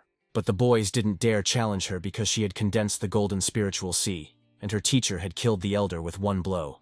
Suddenly they heard footsteps behind them and a girl's voice said that if no one was coming, then they were ready. It was Lily, Daluozong's chief disciple, and Evelyn from the Yulong sacred land, who approached the new ruler with a request to accept the challenge. People immediately began to exclaim that a most interesting spectacle was about to begin, and that they needed to take seats in the front row. Madeline asked the teacher if he really wanted her to fight, and he replied that since she had passed the tomb's trials, she had nothing to fear. The man pushed her forward from behind and told her to be more confident and not to forget about her new status. Madeline became sad and thought that Christopher should not deceive his student, and that in general, these two girls were her idols. Lily said that back in the tomb she noticed the unusual combat technique of the new ruler of humanity, and she asks her for advice. Madeline collected her thoughts and decided that the mentor was right. She really was the new ruler of the people, so she loudly ordered her opponents to begin the attack. They noted that the ninth Madeleine, apparently, did not intend to use her weapon, but instead of a weapon, she condensed spiritual power. Without wasting any time, the girls began to attack Madeline from both sides, using their swords. But at the moment when their blades were about to collide at the point where the new ruler stood, she managed to jump and avoid the blow. Then she fell down with a swift movement, her fists thrust forward. Lily and Evelyn managed to jump in different directions in time, and as a result, Madeline hit the ground with all her might. Evelyn was horrified by such incredible brute force, and thought that if she had faced this blow, she could have lost her arm. Then she decided to use the secret technique of the sacred land of Yulong, so she pointed a dozen swords at the princess, but the girl successfully repelled all attacks and remained unharmed. However, Lily was not going to give up and rushed into the attack again. Madeline had no choice but to use the divine fire spear technique. She attacked her opponent before she could touch her. Lily then asked if she was using weapons only because she was using spiritual power. The girl replied that not at all. She simply didn't have a weapon at all. After that, she apologized and went on the attack again. Madeline struck Lily with the fire spear with all her might. The girl was amazed at how fast Madeline was. Meanwhile, Evelyn decided to use the secret technique of the sacred land of Yulong again, and point the swords towards the princess. However, the girl with one swing of her divine spear threw them in all directions. Evelyn was shocked, moreover. The blow hit her and she coughed up blood. Then in the blink of an eye, she was next to Evelyn and pointed the spear straight at her. After that, she asked the exhausted girls if they wanted to continue the fight. They answered in unison that they didn't want this. The crowd watched the whole thing with their jaws hanging open. Everyone began to discuss that they had now clearly seen what the ninth princess's divine power was capable of. Madeline thanked her mentor sisters for the interesting fight and for her victory. The girls admitted that they had done everything they could but still lost, adding that it was no surprise that she had become the mistress. Then Madeline ran up to the teacher, and with shining eyes announced that she had won, expecting to hear praise. He said she did a great job, but then added that she seemed a little arrogant. Then Ho said that since Madeline had received the inheritance, it was an important event for the human world, so it was necessary to send this news to everyone. He then thanked her mentor for helping him fight the monster that appeared in front of the tomb. After this, he said goodbye, and all those present flew up, turning into small glowing arrows. The hero explained that these lands were called the world of people because the rulers were powerful enough to take a place in the heavens. Now, Madeline was no longer the ninth princess of the Zhuanyuan dynasty, but the ruler of the human world who would dominate in the future. Suddenly a voice was heard asking if it was really her. The old man was sure that Sangwu had told him that her meridians had been destroyed. It was the supreme elder of the Zhuanyuan dynasty, Philip, at the peak of his martial arts. The girl called him Grandpa and asked what he was doing there, since it seemed he was about to go into seclusion. The elder replied that he had not seen her for several years, and during this time she had grown a lot. He added that he regretted that the girl had been persecuted because of him. He then asked the third brother what they were doing if they couldn't even protect their younger sister. Sally noted that Philip was her grandfather's brother, and a high elder who would die in a couple of years while attempting a breakout. The old man suggested that Madeline return home with him, because now no one would dare touch her, and if this happened, he would deal with everyone himself. Christopher said that it was a family matter, and he couldn't make such decisions for her. There was a long silence, during which the girl thought about what to do. She then said that while it was not time to go back, Madeline would definitely visit him and grandfather Philippe as soon as she had time. The elder began to scold Christopher and claim that it was he who forced her to stay, and that he did not understand what right he had to be her teacher. The hero noted that no one had called him a young man for a couple of thousand years, and a ball of energy began to form on his finger. Then the glowing sphere flew rapidly towards the old man and hit him right in the forehead. The brother and sister became nervous and asked what he did to their grandfather and why. At this moment, the elder suddenly jumped up. He pushed the children away and ordered them to step aside. He then walked silently towards Christopher, which made the relatives even more nervous, afraid that he would do something stupid. As he approached, he fell to his knees and declared that he had dared to insult his ancestor. But thanks to him, he understood how to make a breakthrough. Madeline and Leo did not expect this turn of events and were extremely surprised. Then the master said that in order to break through to the realm of heaven and people, one must have the determination to conquer heaven. Leo noticed that this man was able to convince Elder Philip so easily, and therefore, in his opinion, he himself must be above the realm of heaven and people. Then Madeline asked Xiao King to bend down because she couldn't climb on him. Having climbed onto the snake, the girl said that it would be her first time flying on it, and therefore she was a little nervous. The system stated that a hidden mission had been discovered. It said that someone was behind the attack on Madeline, and the third brother clearly knew something. Then Sally complained that there were too many tasks, but despite this, the owner did an excellent job, and the mentor will now introduce him to a new friend. Christopher replied that in that case he would immediately begin solving the new problem. After that, he took off on the snake, dragging the tied-up Leo behind him. The boy did not understand what was happening and asked Grandpa Philip to help him. Leo said that he had never met his ancestor before and did not understand what he had done wrong. Then he asked his sister why Christopher had tied him up and taken him away.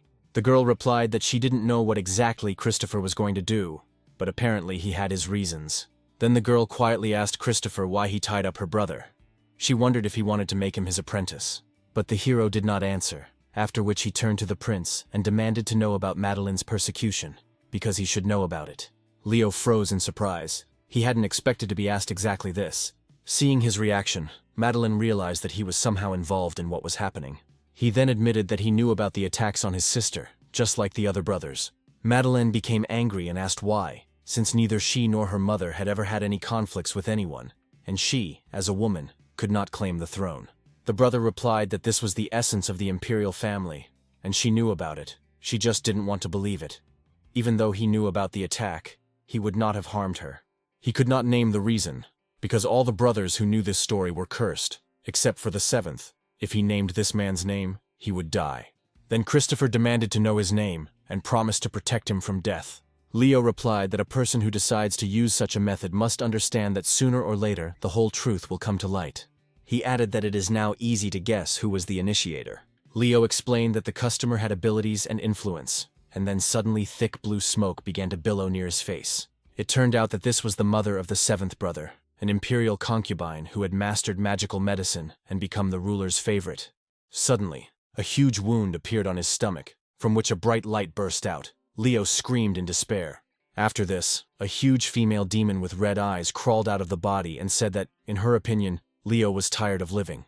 She then added threateningly that since he himself wanted it, then let him die. The third prince had thus made his choice. Madeline, seeing this, was horrified and screamed, asking how Yihe dared to do this to her brother. Yihe noted that it turns out Madeline didn't die at all, and Bai Yujing were just worthless, incapable of anything. She then declared that none of this mattered anymore, because she would personally deal with the girl, and the fate of the world would belong only to her. However, suddenly her body was bound by strong magical shackles, and she could not understand how this happened. It was Christopher who, upon seeing her good luck chi, concluded that she was not a local. Yihe asked who he was, but the man replied that it didn't matter, and that what was important was that she had to explain how she dared to try to harm his student. Then he asked who gave her such courage and pointed his finger at her forehead.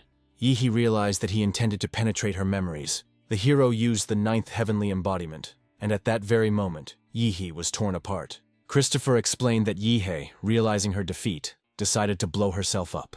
Meanwhile, a boyish voice was heard in the Zhuanyuan imperial house. The seventh prince, Hao Tang, said that thanks to the guidance of concubine mother Yihe, he was able to sense the intermediate level of the spirit sea realm. She replied that it was wonderful, but he needed to try harder. But suddenly blood started flowing from her mouth, and the woman felt something was wrong.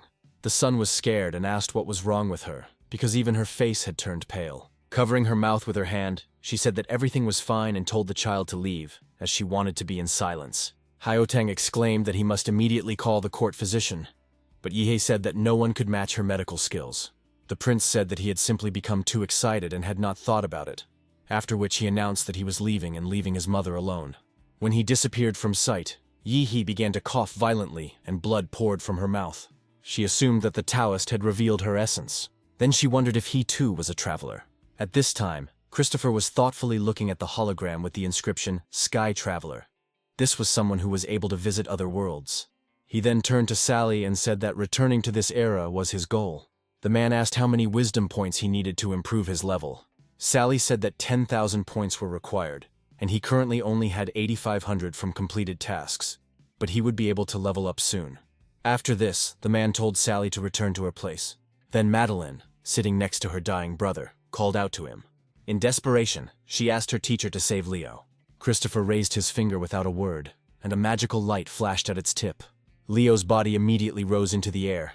The girl did not understand what he was doing.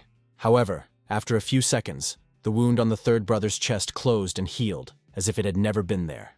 When Leo came to, he thanked the Taoist for the unexpected rescue, and then asked his sister for forgiveness for hiding the truth. Madeline couldn't believe that a woman with such outstanding medical skills and a kind heart was capable of such a thing. Then she added that she didn't hold a grudge against her brother, because he wasn't to blame. Then Christopher asked the third prince if he could fly. He replied that he had just begun to master the realm of the soul, and had not yet learned the technique of flight. Christopher said that this was even better. At that very second, the boy was seized by magical shackles. Christopher nudged him with 2 fingers, knocking him off the kite. Christopher added that he no longer needed Leo, which meant he could go. Madeline was in shock and worried that he would crash. She asked Christopher if he was angry, but he said no. He just thought her brother was too stupid. The restriction placed on him could be broken by at least 3 people: the Lord, the Elder of the Zhuanyuan dynasty, and the Lord of the People from the Tomb. The girl realized that Christopher was really angry, because he even started talking much more than usual. Suddenly a bright light flashed in front of them. Madeline asked what it was. But before Christopher could answer, a powerful explosion thundered right in front of them. The fiery Lucas of the Flame Lotus clan appeared before them, and declared that he would finish them off with one shot. Then the people from the Scarlet Lotus Demon sect, Yan and Joanna, came forward and declared that everyone who came out of the tomb must be destroyed. The attacks rained down one after another, but the heroes were inside a protective sphere that prevented them from being harmed.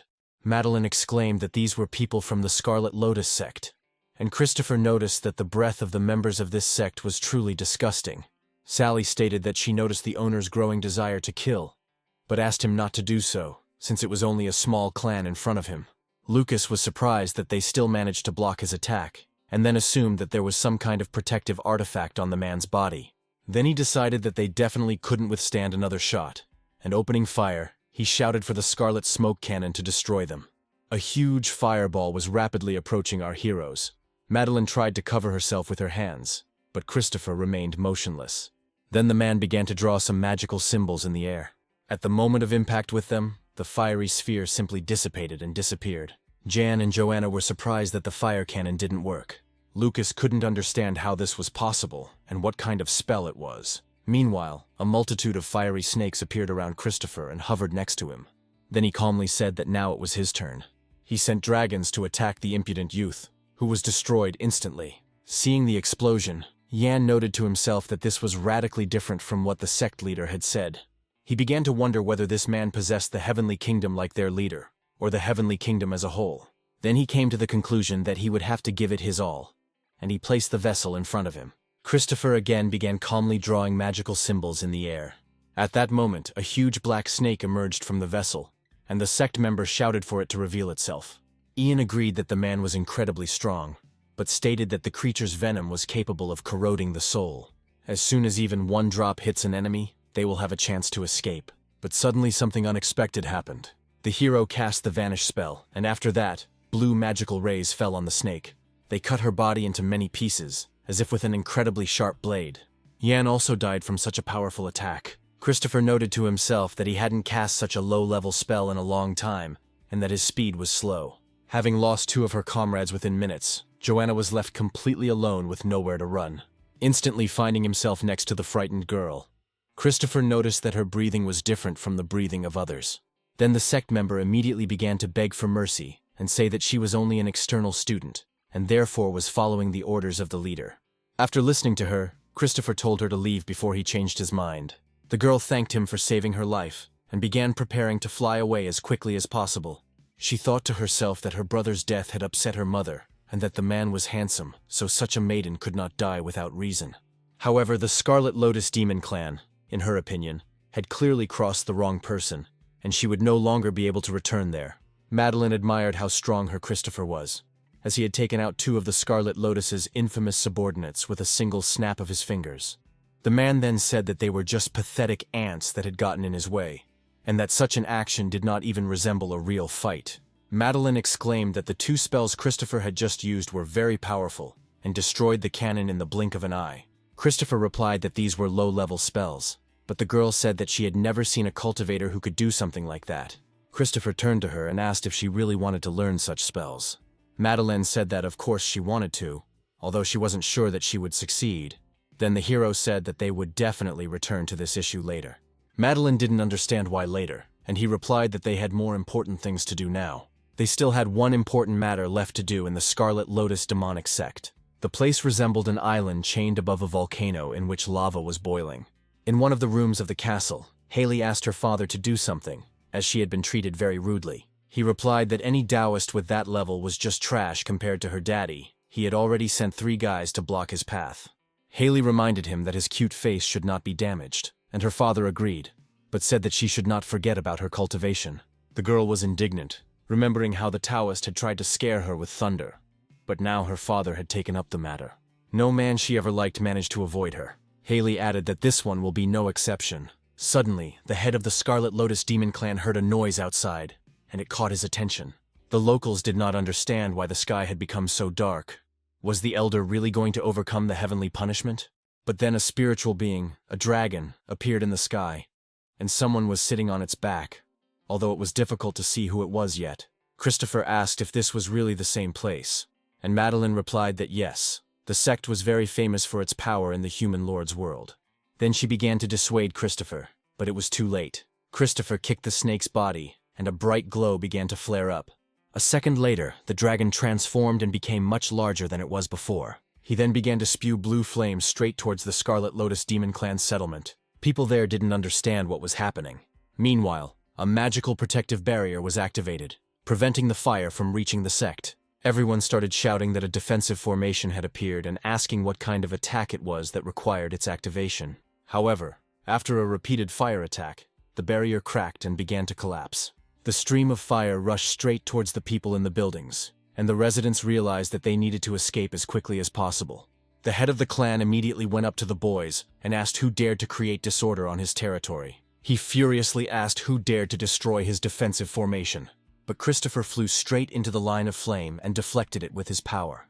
Then Madeline hid behind the teacher and said in fear that he was approaching. But Christopher, as always, remained unperturbed. When the clan leader was very close, he shouted that he would now destroy this damned beast. However, he was suddenly surrounded by a large number of fire dragons. As a result, Haley's father found himself trapped. A second later, an explosion occurred, which, in theory, should have destroyed the enemy. Madeleine exclaimed that she, of course, knew how strong he was. But this was too much, because the head of the demon sect was also very powerful. Christopher replied that he believed there was something else in the body of the clan leader, and he would not die as easily as they would like. And then the head of the clan turned into a demon and declared that Christopher had such power, but he was still in the world of the ruler of people, and not in heaven. He added that he did not remember anyone like that being there and demanded to know who he was. The system's voice rang out, announcing that the owner had received a hidden task, which he had to either accept or reject, and the hero chose the former. At that moment, it dawned on Father Haley that this was the same Taoist who had summoned the thunder, and since he was here, it meant that his disciples were dead. Christopher clarified that he killed 2 people, but let the girl go. She probably didn't return to report it. Now, the head of the Scarlet Lotus Demon Clan understood who he was dealing with, and his powers seemed terrifyingly powerful to him. He then bowed his head and said that the elder had been wronged by his sect before, but it was a misunderstanding, and he hoped that Christopher would forgive them. He added that they are ready to pay any price to compensate for the inconvenience caused. They just need to say what exactly. However, the hero replied that he wanted only one thing, for their sect to disappear forever from the world of the ruler of people. He asked if he was really ready to repay in this way, but the head of the clan was not ready for such a demand, and did not know what to do. Christopher explained that this cult constantly gets in his way, but that is not even the main reason why he wants it to not exist. The spiritual breath contained in the body of the head should not have been in the world of the ruler of people. It could be hidden from people, but not from him. Christopher added that all this did not interest him much, but the demon worshipped by this sect needed to be destroyed today. In response, the head of the clan burst out laughing. He was surprised that the secret of the Scarlet Lotus Demon sect, which had been hidden for hundreds of years, was revealed by some Taoist who appeared out of nowhere. He stated that Christopher's true target was the creature sealed beneath the settlement's foundation, and that he would still not spare his subordinates. The strength of his sect is no match for the Lord, but the essence sealed here is a different matter entirely. So since they are going to die anyway, why not remove the seal? The clan leader slammed his fist on the ground and shouted that the flames of the Scarlet Lotus hidden underground would burn the entire world. He then jumped high into the air, surrounded by fire, and called forth an aura. Gradually, a huge creature emerged from the hot lava. It was the demonic god of fire, the wrath of Asura Buddha. The locals were horrified by what they saw, and became convinced that the sect's demon really did exist. A frightened Madeline asked what it was. Christopher replied that it was a monster that should not exist in the world of the ruler of people. The clan leader laughed ominously at the monster and declared that anyone who challenged his sect would die. Addressing the Taoist, he stated that he did not understand what was good and what was bad for him, and therefore he wanted not even ashes to remain from his body. Haley asked cautiously if this was the god their sect had worshipped for many years. Her father then addressed the wrath of the Buddha Asura, and said that only they knew of his existence, and had now removed the seal that was preventing him from escaping. Now the clan leader ordered him to destroy the Taoist and turn his remains into dust. Asura roared that 800 years ago, the ruler of the human world had sealed him in a place where not even a ray of heavenly light could reach. And now someone dares to tell him what to do. although previously these creatures were insignificant trash at the level of the heavenly kingdom. The head of the sect, stuttering, tried to object that it was he who removed the seal from the demon, and therefore it must obey his will. However, the demon god screamed and swung his giant sword. At that moment, the head of the sect froze in horror. The blow pierced the island where the sect was located and destroyed everything that was there. He then turned to the lord of the people, Motian, demanding that his world pay for its hatred of all living things, and declared that he would burn everything around. Madeline, confused, said that this demon was crazy and it was unclear how to deal with it. Christopher replied that she wanted to learn spells and called her to come over, saying that he would show her this only once, and she should remember everything. The girl wanted to say that she was not ready now, but Christopher interrupted her and ordered her to concentrate all her spiritual energy in one point. It was the first time she had been so close to a teacher. She hadn't noticed before that he had a slight scent. His face was too close to the girl's face. That's why Madeline felt embarrassed and couldn't concentrate in this situation. The demon did not stop wishing death on all the ignorant ants. But then he felt a familiar breath and turned his attention to the boys. After a couple of seconds, he realized that it belonged to the ruler of the human world. Realizing this, the demon became even more angry. At this point, Christopher told the princess to focus on controlling the spiritual energy he was transmitting to her. She had to hold out as long as possible so that she could get more help in the future when she broke through to the new kingdom. Madeline concentrated with all her might, trying to do her best. The demonic god approached them closely and asked why the ruler of the human world was here. The girl began to get nervous, but Christopher told her not to lose control of her spiritual energy under any circumstances. The monster continued to be angry and claimed that even after 800 years, the spirit of the ruler still remained here. Then he roared that he would destroy him along with the world of the ruler of people and threw his huge sword towards the boys. At this time, Christopher and his student were drawing magical symbols in the air. The hero realized that they had barely managed to erect a defense. The more symbols they drew, the brighter the glow around them became. Then a protective barrier, like a blossoming flower, immediately appeared around them. As soon as the sword touched the sphere that protected our heroes, it began to disappear as it penetrated inside. The demon god did not expect such a turn of events and was surprised. Madeline screamed that she was at her limit and was thrown into the air, while Christopher continued to calmly watch what was happening. As the girl completed the last symbol, a powerful stream of energy rushed from her straight into the sky.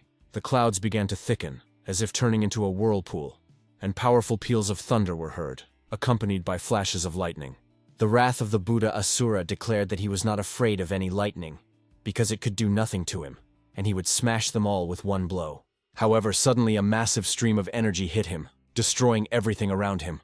The monster was amazed, as it was the first time in his life that he had seen lightning of such power. Soon after, the beam began to fade away. Madeline spent a huge amount of spiritual energy, so she began to lose consciousness. But Christopher caught her in time. Sally stood there with her mouth open and then declared that Madeline was amazing. She had turned that big guy into a little puddle. Christopher replied that, unfortunately, that was not the case. But the girl smirked and said that it was impossible. When the smoke cleared, a demon appeared and asked where in this low-level world the tribulation of 9 heavenly lightning came from. The monster stated that he had been too careless, and that when he regained his spiritual strength, he would show them all. Then the hero asked him if he really thought he still had a chance to leave here alive. He reminded him that the demon had dared to call himself a god in his presence, which meant that his fate was sealed. The demon began to stutter and say that Christopher was not from this world and asked who he even was. Christopher replied with contempt that he was not worthy of knowing this, and pointed with his finger where the electric discharge had appeared. He then pointed it at the monster, and a powerful electric current pierced the demon god's head through and through. He roared loudly, and many bolts of lightning began to spread throughout his body. A few moments later, an explosion thundered, tearing the creature into small pieces. A small, burnt fragment of the mask of the formidable demon god Aura fell to the ground. This was all that remained of him after the battle. Christopher made a huge tunnel in the ground, because that is where the key to this island is located. Sally then flew up to Madeline, who was unconscious, and asked if she would be okay. Christopher said that she was just mentally exhausted.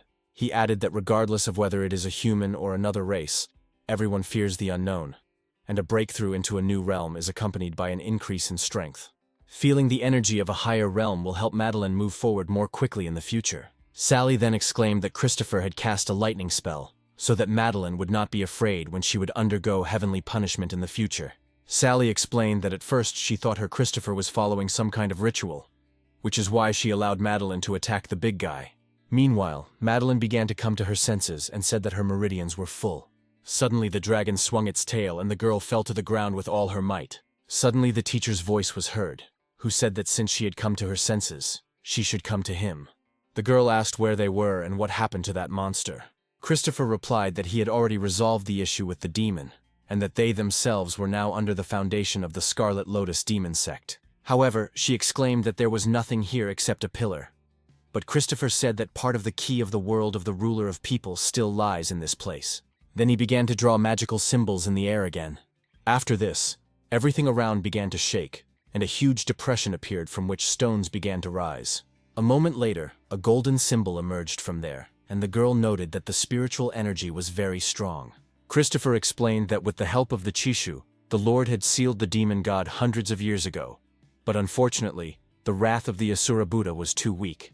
Christopher then told Madeline to channel spiritual energy into the ruler's seal. After activation, energy beams appeared from the artifact. They penetrated the Chishu, drawing power from it. After a few seconds, the seal directed all its energy into the princess, who became frightened and screamed. Christopher told her to calm down, as the artifact had converted the Chishu's spiritual energy into spiritual power, and was now transferring it to her. Although there was a lot of energy and the girl's meridians were overflowing, it was slightly weaker than that emanating from the teacher, so she could endure it. Madeline began to sense the seventh layer of the spiritual sea realm, and exclaimed that this Chishu was incredible. Christopher said that there is nothing surprising about this. Chishu is a crystal that accumulates spiritual energy over centuries. Her seal of the ruler merged with him, and will now constantly supply the girl with spiritual strength. Madeline enthusiastically noted that this seal was truly worthy of the title of an artifact of the ruler of people. Then Christopher said that they had defeated the demon god and taken the crystal, which meant it was time to move on. He replied that the disciple had not yet reached the peak of the spiritual sea, and there was no need to collect crystals now. He added that Chishu was best used when breaking through to a new stage. Then he said that they would go to her home in the Xuanyuan dynasty. Already on the way, Madeline asked herself whether it was true that she was returning home forever. She reflected that, looking back, all the time she spent with the teacher seemed like a dream. She remembered that Christopher had saved her when she was being chased by Benjamin's group in the snowy mountains. He also restored her destroyed meridians and taught her Taoist techniques. He helped her obtain the inheritance of the ruler of humanity from the tomb, and she became the new ruler of this generation of the world of the ruler of humanity. However, she could not understand why Christopher was so kind to her and what he really wanted from her. The thought flashed through her mind that perhaps he had some feelings for her, but she immediately began to push such thoughts away. Noticing that Madeline was blushing, Sally and the man began to wonder what was wrong with her. Madeline then asked again why they needed to return to Xuanyuan, and asked if it was to deal with Yihei. Christopher replied that the woman did need to be dealt with, but that was not the main issue. He explained that he needed to confirm one thing as Christopher, and at the same time conduct a special training session for the student. After some time, they arrived in the Sanyuan dynasty, namely in the city of Lingguang. Sitting at the table, Madeline remarked that, in her opinion, this was the special training. Then it turned out that they had once been at a lecture where an old man from the stage said that today they would talk about the Xuanyuan dynasty. Christopher noted that this was the first time he had heard anything like this. The girl decided that he probably liked such stories, and added that this particular one was very drawn out. As Christopher listened to the story, he smiled, and Madeline was surprised by this reaction, and thought that it seemed like she had never seen him smile before. In the end, the old man said that that was all for today, and if anyone was interested, there would be a continuation next time. He then added that he hoped that people with full purses would give him some money for his troubles, and then Christopher called him to come over. Christopher asked him to answer the question whether there had been any famous figures in the world in recent years who had been rulers of the people. The old man replied that if they wanted stories about special people, there were more than enough of them in the Xuanyuan dynasty, and he could tell them about them. He had a great story about one of them, the concubine Yihei, who was born with the ability to speak, read, and write at the age of 1 year. By the age of 10, she came down from the mountain to help people, and later, thanks to her medical skills, she became an imperial concubine. Seeing Madeline's displeasure, Christopher asked her to calm down and behave with restraint. Christopher then said that he was also interested in cultivators with special backgrounds, such as those who had overcome themselves in order to kill an enemy. The old man exclaimed that Christopher was probably joking, since cultivators become strong gradually. In the end, the hero thanked the old man for the stories and wished him a good day, and Madeline said upset that because of him she was now at 0. On the way, She asked what this training was that he had mentioned earlier. She thought that he would teach her some special techniques to increase cultivation. Christopher replied that the immortal's experience was part of the development, and that it in itself already increased strength quite quickly. He said that rest was an important component, otherwise some people went crazy from overdoing it. The girl exclaimed that although she was inferior to Christopher in knowledge and practice, she would definitely give anyone a head start in entertainment. She stated that she had to show him the best places in the city where there was delicious food and fun activities. She already knew where they should go. The girl, inspired, took off from her place. She only shouted at him to follow her, and Sally noted that she looked very happy. Sally added that even if she became the ruler of people, she was still a 15-year-old teenager. The hero replied that Madeline was developing very quickly, and that a break wouldn't hurt her, but he himself needed time to plan his further training. He added that he never had his own teacher, and never taught anyone, so he didn't have any particular plan. Sally wondered how he could become so strong without a teacher, and thought to herself that even all-powerful deities have their problems. As they approached the building, Christopher asked if this was really the place Madeline wanted to show him. She replied that when she lived in the palace, she learned through eavesdropping techniques that soldiers liked to come here after battles. Christopher asked if she even knew what this place was, but the girl shrugged and said no, but everyone called it a man's paradise. The building turned out to be a brothel, and the women immediately surrounded Christopher and began offering to spend time with them. An unsuspecting Madeline exclaimed that these girls were so energetic and that he simply had to go with them. Chuckling, Sally wrote in her diary that today was June 5th, 23rd year of the Jutian calendar, and the Lord was brought to the red light district. At that moment, Christopher threw the impudent girls away from himself with the power of thought. Then he slapped the princess on the forehead with all his might, and she screamed in pain. After this, he announced that upon her return, Madeline would have to rewrite the words of apology 1,000 times. Later, Madeline sat sobbing and writing down everything that was required, but she still couldn't understand what she had done wrong. Christopher said that it was now certain that only imperial concubine Yahello was a traveler to the human ruler's world. He wondered what the point was of traveling back 100,000 years to accept former deities as disciples.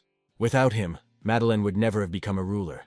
However, with the appearance of other aliens, the opposite possibility also appears. Sally responded that the system version was too small to provide extensive information about such things, but the hero said that there was nothing to worry about, and once he dealt with the concubine, the system could be improved. To find out the location of the imperial concubine, the hero decided to use the heavenly sight technique. An image appeared before him of Yahello talking to an unknown man in some forest near a carriage. The young man wanted to say something, but the concubine interrupted him, explaining that he did not need to say anything. But he exclaimed that the relationship between them had already shaken the whole world, and there could be nothing left that she could not tell him. Yahello replied that if he found out too much, he might be in danger. Suddenly, a huge all-seeing eye, surrounded by magical symbols, appeared above the lovers. People in the nearby settlement were puzzled as to what it could be, and asked if it was an invasion from another world. The imperial concubine immediately realized that this was the same man she had met earlier. Then Yahello grabbed the horse and ran away as fast as she could, realizing that she could no longer stay there. At that moment, Christopher noted to himself that he had found the person he needed. The next day, while walking around the city, Madeline apologized and admitted that she had been wrong yesterday. However, today she was going to take Christopher to the best tavern in the entire Zhuanyuan dynasty. But Christopher replied that they needed to visit another place today, and only for a short time. After he bought the buns, the girl asked in surprise why he needed them. But Christopher said that she would soon understand everything. Soon they came to the outskirts of the palace, to Lake Xingui. Christopher said that tomorrow they would return to the temple, where she would continue to stabilize her cultivation base, and today they would take a little walk around here. He passed one of the buns to Madeline, inviting her to try feeding the fish too. But the girl stood there sad and thoughtful, so Christopher asked what had happened.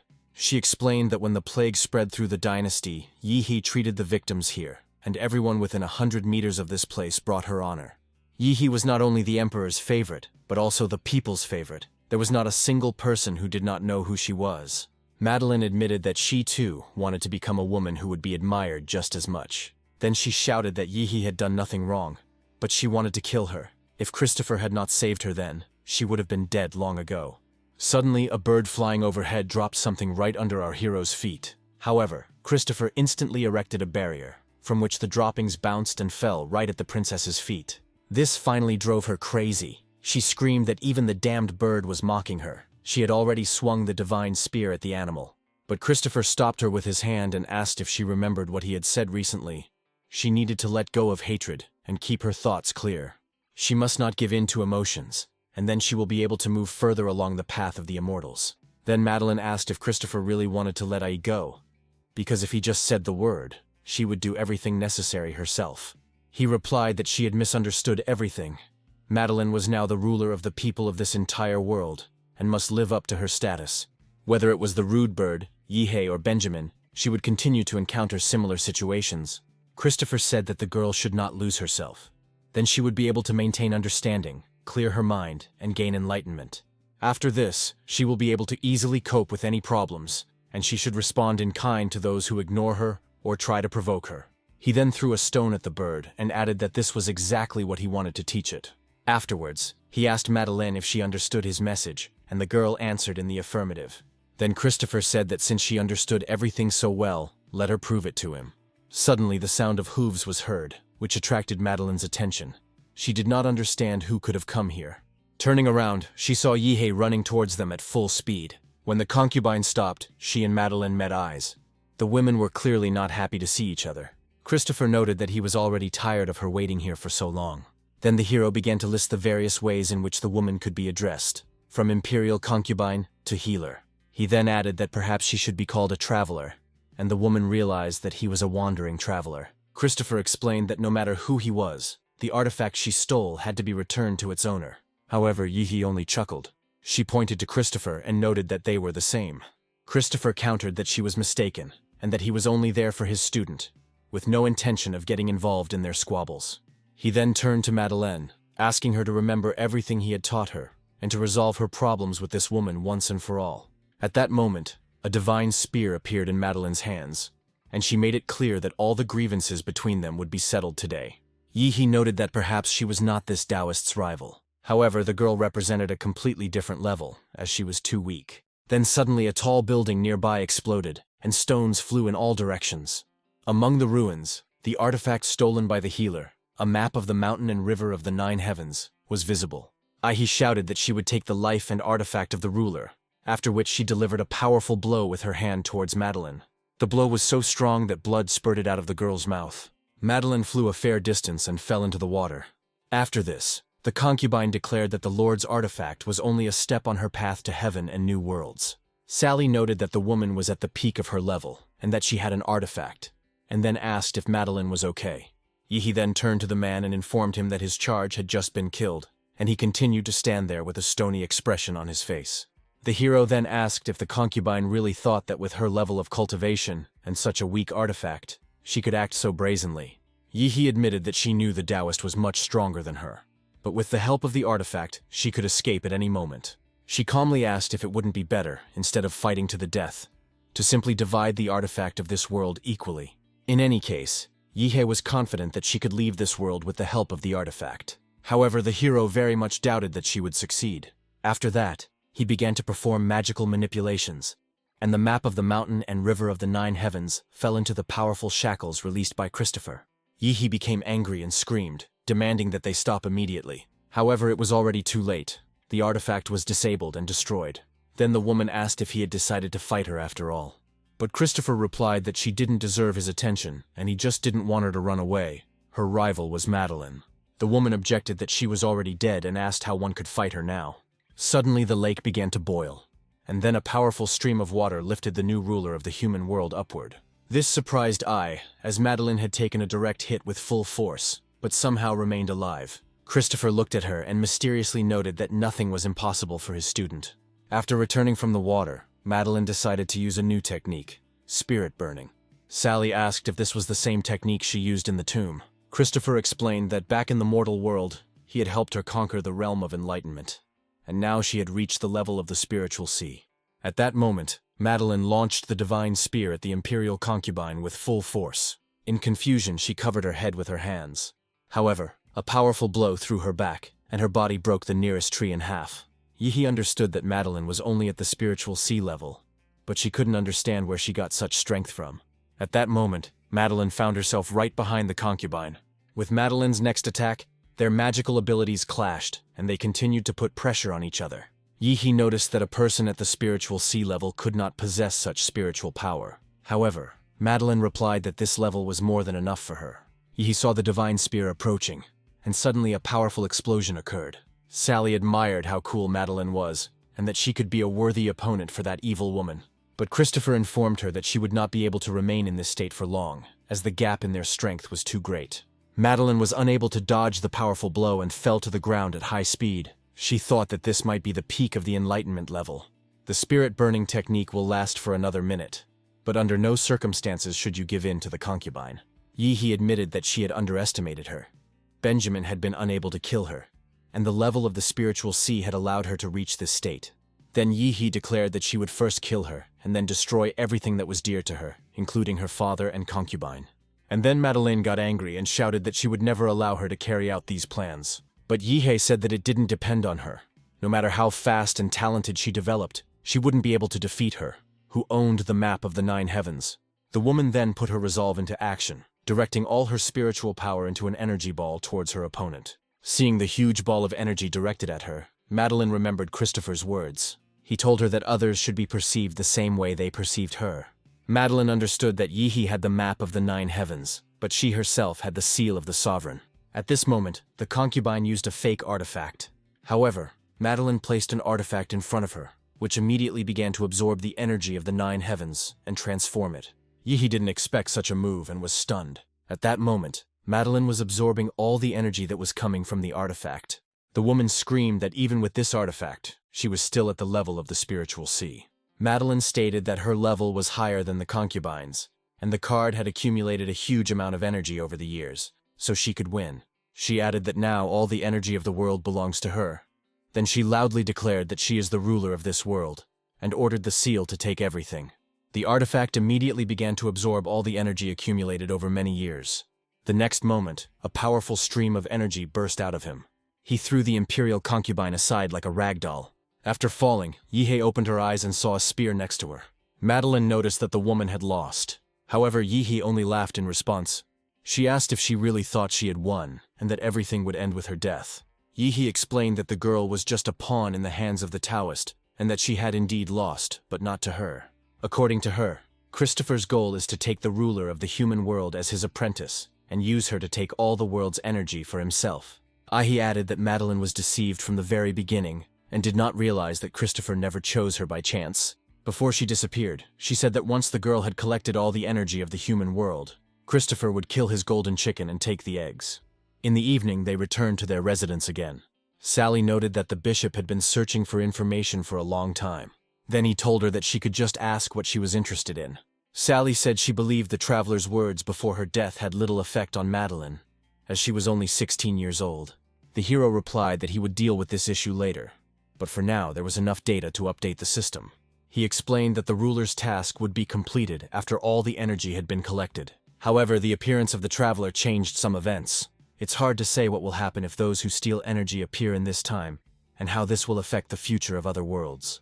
Sally added that the reconfiguration would take several days, and during this time Madeline would not be able to be near the ruler. Christopher said that everything was clear and that it was necessary to begin. He pressed the refresh button, and an energy sphere immediately appeared around Sally. She exclaimed that they would see each other again in a few days. After this, the hero took the glowing sphere in his hands, but suddenly he noticed something strange. He saw a female silhouette behind the door. Opening the door, Christopher saw Madeline and asked if she would stand there until dawn if he did not come out to her. The girl was upset and wanted to say something. However, Christopher interrupted her and asked her to follow him. He invited her to an evening tea party with a beautiful view of the mountains and the night sky. Madeline apologized and admitted that she shouldn't have doubted Christopher, even though it all tormented her. Then Christopher said that one should not attach importance to the words of the imperial concubine. He added that she had the opportunity to ask him 3 questions, which he would answer honestly on any topic. And then the girl immediately asked the name of her teacher. The thing is, she's never heard it. Pouring himself some tea, the man replied that his name was Christopher, and added that she could now move on to the next question. Madeline thought wistfully that his name was beautiful. However, she quickly dismissed these thoughts. The second question was whether he needed the entire artifact of the human world. Christopher responded by asking Madeline what she would do if he one day destroyed the world of the ruler of men. In response, the girl said that she would give all her cultivation to stop him. Then Christopher praised her and said that there was nothing to worry about because such a thing would never happen. Although the girl did not understand why she needed to be the ruler of the human world, Christopher explained that he chooses students by fate and understood her doubts. Even if her family and Benjamin treat her badly, she is still the ruler of the human world and must protect its energy. Regardless of her future achievements, she will remain his student after the answer. Christopher said she still had one final question to ask. The girl was very nervous and even decided to drink cherry liqueur to gain some courage. However, Christopher warned her not to get too carried away with alcohol. Plucking up her courage, Madeline asked him if he had a wife or a romantic relationship. But the hero replied that he had neither a girlfriend nor a wife. The fact is that in his youth he dedicated his life to Buddhism, and now he remains alone, since all his loved ones have left. Hearing this, a slightly drunk Madeline approached him. She leaned very close to the main character and asked if she liked him. Then she quietly added that she herself loved him very much. Christopher was surprised and asked if she had had too much to drink. He tried to bring her to her senses by force. However, she didn't want to and stopped him. And then suddenly Madeline grabbed the hero by the shoulders and pushed him back. The girl put Christopher on her back and said that she didn't want to sober up, but only wanted a teacher.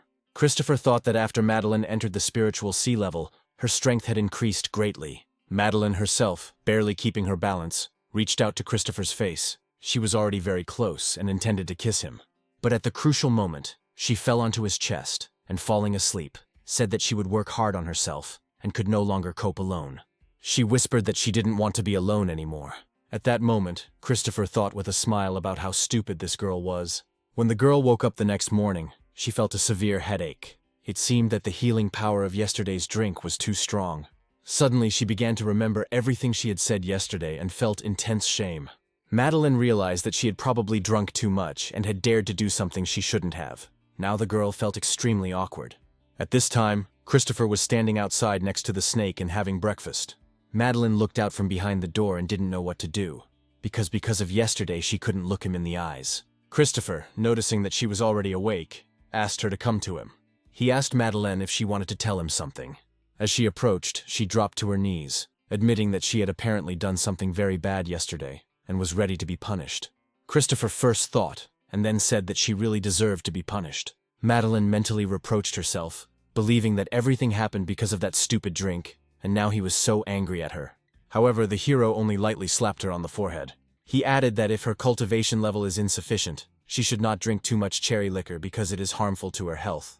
Madeline admitted her mistake, and felt relieved after that because Christopher didn't take it too seriously. Christopher told her that she needed to get ready because they would be traveling to Daluozong in a little while. Within 3 days they will have to collect all the energy of the human world. Then they will need to visit Mount Wuling of the Daluo sect as one of the necessary places. The place was located in the middle of a mountain range and included many islands floating in the air. Coming down to Earth, Christopher noted that the aura here was more intense than he expected, and Madeline said that this was her first time here.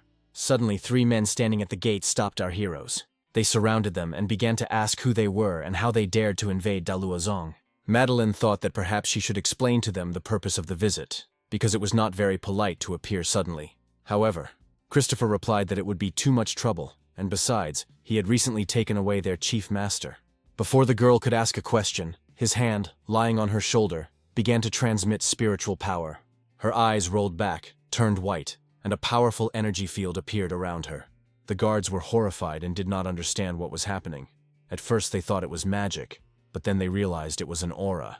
The girl's appearance changed. She increased in size, and a dazzling radiance emanated from her. The men could do nothing and simply watched, noting how powerful the girl's aura was. When Madeline became normal again, Christopher said that she had to show why she came here, and that she shouldn't resist her essence. The young people noted with surprise that this was the aura of a god, which belonged only to the most powerful in the world of people and celestial beings. Then the guards finally calmed down and realized that they shouldn't have behaved like that. They said that the travelers, who had come from afar, were probably tired and suggested that they move on.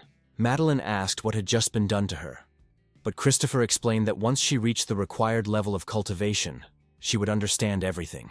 The girl also asked why they came here, since she had recently fought with their main disciple. The hero explained that this was the sect with the greatest spiritual power, and by starting with it, they would save time later. The head of the clan, the only one in the world at the level of heaven and humans, and is connected to the previous ruler, so they need to meet. Christopher explained that only those who have reached this level have the right to step into the heavens. But this does not mean that they must immediately leave the human world. A crowd of people were already waiting for them in the square, and began to discuss among themselves that this was the 9th Princess Chuanyuan, the future ruler. Having looked at all this, Madeline was surprised to think that she would not be able to cope with all these people in a fight. Suddenly, Lily appeared next to them. She bowed and greeted the ruler of the people, noting that they had not seen each other for a long time. He added that the princess and her teacher were welcome to join their sect and invited them to follow him. Lily noted to herself that in such a short time, the girl had reached the level of the spiritual sea, and now she had divine essence. The speed of her cultivation was frightening, and he wondered if such talent was innate in all human overlords. Having escorted the heroes to the gazebo, Lily informed the elder and the teacher that the guests had already arrived. The head of the sect, Loris, invited them to sit at the table and try freshly brewed oolong tea. The old man said that he had already settled their affairs. He then began to talk about the 9th Princess Xuan, but then hesitated and said that she should now be called the sovereign. Loris emphasized that this was not just luck, because in a short time she reached the peak of the spiritual sea level, and this could be called a miracle. However, the hero did not react to this, and simply said that the tea was not bad. Then Madeline turned to Mr. Loris and began to tell him that she and Christopher had come to his sect. However, the leader interrupted her and said that he knew why they came. They came to take advantage of Daluozong's energy. He asked if the guests understood the significance of this energy. Because as soon as Madeline took it from the mountain, the spiritual energy of the sect would be transferred to the human world.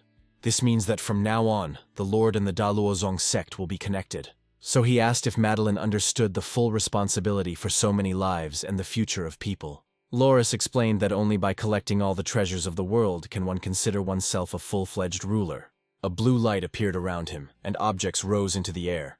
After which he asked if she was ready to bring prosperity to the human world.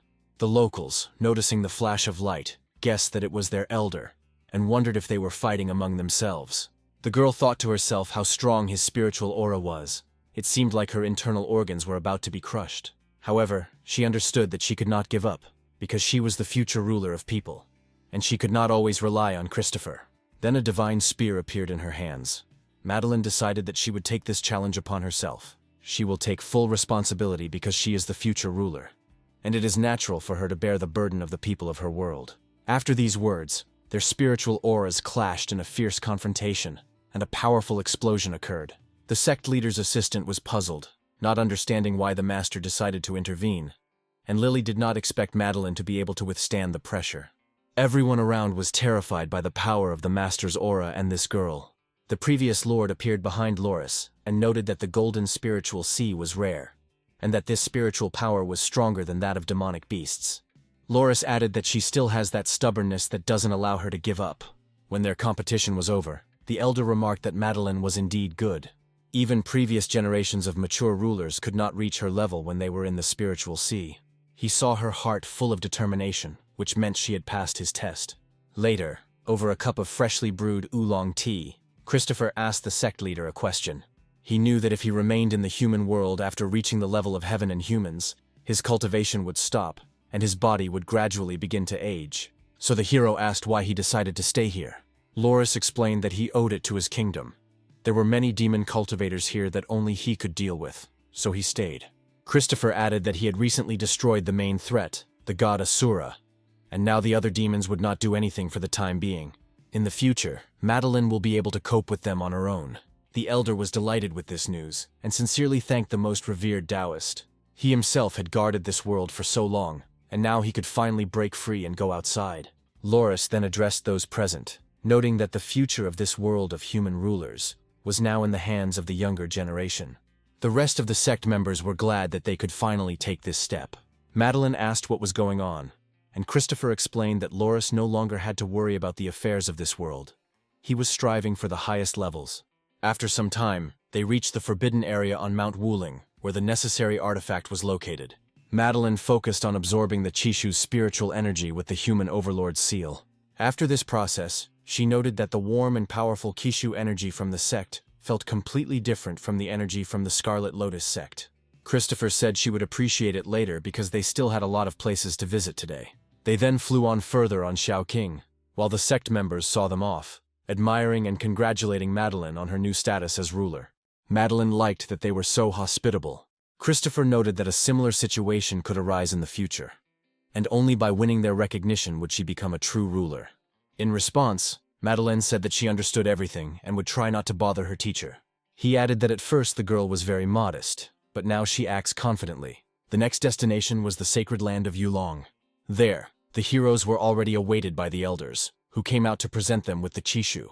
After the Daluozong sect prepared the way, the great righteous clans one after another acknowledged the new human overlord.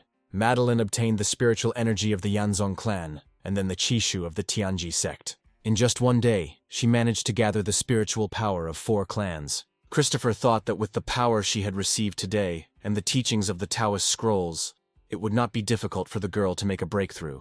He decided that the time had come to give her what she had asked for at the tomb. All that remained was to wait for her to break through to the realm of the soul. He then began to take items out of the portal's storage. Madeline sat in the center of the room, meditating and cultivating spiritual power. And then suddenly, she was lifted into the air, and numerous energy beams began to emanate from her. She was surprised that it was so easy to enter the realm of the soul. Her unique techniques and Christopher's Kishu helped a lot. Then Christopher asked how she was doing, and then Madeline happily announced that she had made a breakthrough. Christopher noted that the divine soul was formed and shining beautifully. It was an ideal soul. And besides, the process did not take much time. But Madeline didn't quite understand what the glow meant. The hero explained that now there would be no problems with energy, and she would be able to use spiritual weapons. It was time to give her these items. Madeline was delighted that Christopher had finally decided to trust her with the weapon, and immediately began asking if there were any special techniques for it. Christopher handed her the spear of the previous ruler of people and the codex of weapons. She asked why he did not immediately give her the things of the previous ruler. He replied that her first task was to obtain the inheritance. Everything else was not important. He kept a few suitable things until she became stronger. Christopher gave her 3 days to combine the Taoist scrolls, the seal and records of the 9 dragons, the spear, and the codex. Madeline needed to consolidate her cultivation at the soul level, and a battle awaited her in a couple of days. Christopher said that he had taught her to treat others as she had been treated, and that she had already resolved the situation with Yihei, but there was one more place. Madeline asked if this would really involve Benjamin. Christopher confirmed it and advised her to prepare carefully. A few days later, they arrived at Benjamin's group's location on Mount Yue. Christopher said that this battle would be different from Daluozong's test and could be very dangerous. However, he will not take part in it. Madeline must cope on her own. Madeline replied that she understood everything, and that this battle would belong only to the 9th princess of the Zhuanyuan dynasty and the Lord. She declared that this was her own personal battle and then rushed into battle. Madeline jumped down and found herself in front of a crowd of people from the group who had previously wanted to kill her. The sect leader, Shen, stepped forward holding a Kishu and greeted Madeline. The elder began to apologize, saying that Yihi had deceived him and that he had insulted the new ruler, being blind and not thinking clearly. Now that everyone had accepted her, he hoped for a second chance and promised to earn the girl's trust from now on. To prove the sincerity of his words, he handed her the treasure, the Kishu of Mount Yue, expressing the hope that the new ruler would forgive their past mistakes. Madeline felt a strong spiritual energy similar to other Chishu, so at first she thought the elder was telling the truth. However, Madeline remembered her teacher's advice that it is easy to change a country, but not its nature, and that one cannot trust other people's words about truth and lies. Therefore, a girl should rely only on her own judgment. At that moment, Shen's eyes flashed with a terrifying light. As soon as she approached the artifact, a loud explosion was heard, and everything around was enveloped in thick smoke. The chief stated that the girl was still too naive. He reminded that their sect is known for its murders in the human world, and the fate of the killers is simple: either live or be killed. There are no other options. Ming noted that if they could take her Kishu and make Madeline a concubine, even the most powerful Taoist would follow their orders. While the self-confident young man was distracted by the conversation, a divine spear suddenly flew straight at him. The divine weapon hit him straight in the chest. The impact was so powerful that it flew a long distance and crashed hard into a building. Shen didn't understand how this was possible. The sect members understood that no one had previously been able to resist the soul-destroying smoke. Their affairs were clearly going badly. Through the thick smoke, through which nothing could be seen, many magical spears flew. They struck everyone who did not expect their appearance or did not have time to dodge. The shots were so powerful that the cult members were simply thrown back dead. When the smoke cleared, Madeline appeared. She saw only one survivor, the head of the clan, who was holding his dying son in his arms, and the bodies of the dead were scattered around. Madeline screamed that she would never forgive them, and that her only goal now was revenge. From this moment the sect would no longer exist. Shen was shocked by Madeline's words that his clan would no longer be in the human world. Holding the artifact in his hands, he stated that he had clearly underestimated Madeline. Shen said that this was the Kishu of his sect, and if she came for him, then let her take him. He then pressed it to his chest, and the process of absorbing spiritual energy began. Madeline was a little taken aback by the rapid concentration of spiritual power around him. The man hissed that she had killed his son and destroyed the sect, so now he would destroy her. However, Madeline had no intention of giving up, and was already prepared to repel the attack. The enraged clan leader rushed at Madeline, shouting that she must die. In an instant, he found himself right in front of the girl and dealt her a powerful frontal blow. His spiritual energy was strong, and the girl realized that he was at the level of the Enlightenment realm. She was unable to dodge the powerful blow and flew, falling to the ground. Shen immediately rushed towards her and swung his sword, but at the last moment she managed to put out her spear and hold back the attack. Madeline realized that she couldn't fight directly and had to keep her distance because he was under tremendous pressure. Gathering her strength, she was able to push him some distance away. The girl's strength was so strong that Shen was thrown far to the side, but still managed to stay on his feet. The clan leader became even more angry and shouted her name.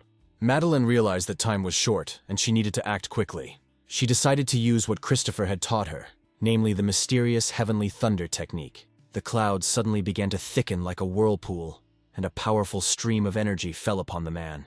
Madeline noted that the thunder talisman was so powerful that it absorbed almost half of her spiritual energy. Madeline told herself that she needed to end everything right now before it was too late, and ran to the head of the clan.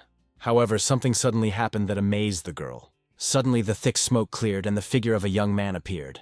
As soon as he emerged from the fog, he asked if she was the new ruler of the people.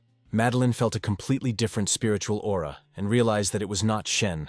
The young man explained that thanks to the lightning strike that killed Shen, he was able to take possession of this body more quickly.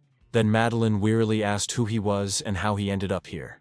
The young man revealed that he was the result of Chishu cultivation on Mount Yue that lasted for thousands of years. Confused, Madeline asked if he really was a Chishu. He confirmed that everything was correct. He was the spirit of Mount Yue, and his name was Seishan Yue. He noted to himself that the girl did not seem to have an artifact on her body. Madeline carefully said that she had come to take the sect's Kishu, and since Seishan had now become hers, he was becoming her target. However, the spirit of the mountain did not say a word. Suddenly, Seishan released numerous swords, which flew at great speed straight towards Madeline. They all hit the ground around her, but none of them hit their target. Madeline was shocked by this turn of events. He then directed two powerful energy streams at her. However, she managed to dodge them again. Madeline didn't understand what level this Kishu was at. However, she realized that she could not defeat him. If it is the spiritual energy of Mount Yue itself, then through the seal she will be able to absorb it. The young man noted that she didn't even have the necessary artifact, and asked how Madeline was going to proceed. If he kills her and absorbs all the Chishu, the world of human rulers will be in his hands. Madeline was outraged by such insolence and screaming released the divine spear. However, a protective sphere appeared around Seishan, preventing him from reaching his goal. He laughed and asked if this was really all that the ruler of this generation was capable of. Then Seishan said with a smile that he also liked to kill from a distance. After that, he released dozens of magical destructive beams at the heroine. Madeline tried to dodge, but they changed their flight path, catching up with her. With all her might, the girl tried to dodge the endless stream of energy arrows. And then Seishan suddenly smiled and raised his index finger up.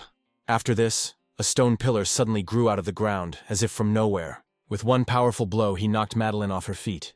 Madeline realized that she would not be able to get close to him and carry out an effective counterattack, so she urgently needed to change her plan of action. Then Seishan sarcastically noted that she was a good runner, and lowered his hand to the ground. At the same moment, thorny magical stems began to appear around the princess. They tied up the exhausted girl tightly and began to strangle her. Seishan advised her to stop resisting, as his aura could corrode the spiritual power of others, and the more she struggled, the sooner she would die. He added that he had cultivated here for thousands of years before becoming the most noble being created from the energy of heaven and earth. He asked what this helpless girl could take from him, and then said that let her die meekly, and he would take her whole body. Then Madeline said with a smile that he had finally closed the distance. At this moment Seishan stopped, confused. Suddenly he noticed that Madeline had drawn a summoning spell with her free hand. A human overlord seal appeared directly above Seishan, designed to absorb the sect's Kishu. It fell straight on him, but the spirit of the mountain managed to hold the artifact on his shoulders. The young man admitted that it was a good move, but he doubted whether she could really defeat him with the help of some artifact. Having torn apart the stubborn magical stems, Madeline cried out in victory. She then announced that in this case, she would still use the spear. Seishan didn't expect that she would be able to escape from his trap. He was eventually struck by a fiery spear that pierced him through and through. He said that after thousands of years of cultivation, he had finally gained spiritual power and a human body, and would now die at the hands of a once insignificant girl. The young man couldn't come to terms with this, but it was too late. The seal of the new ruler of the people completely absorbed him, marking Madeline's victory with a bright flash at the top of the mountain. Madeline noted that despite everything that happened, she still managed, and did not let her teacher down. Christopher couldn't help but be delighted with her success, and noted that she was growing very quickly. In the place where she spent the night, the girl meditated and cultivated spiritual power. All the previously collected Chishu hung around her. Hearing Sally exclaim that the updated version was already here, the hero glanced at her and asked how it happened. Sally explained that a power-saving mode was chosen to increase lifespan, allowing her to spend more time with the ruler. Now, not only the energy-saving functions have been unlocked, but also the store. The ruler can use wisdom points obtained from quests. However, the hero did not listen to the system, but instead poked it with his finger. After Christopher gave Sally a light push, she began flying around the room and bouncing off the walls. He then ordered her to return to her previous form. Landing face down on the floor, Sally noted with irritation that she had simply made a mistake. Christopher asked if any information about travelers had become available since the update. Sally apologized, saying that in this version there were no new clues yet, and, apparently, they would have to wait until they found them themselves. Despite this, he was offered a task with a new student. She was a legendary demon ancestor. Her name was Sophie. She was also known as the Overlord.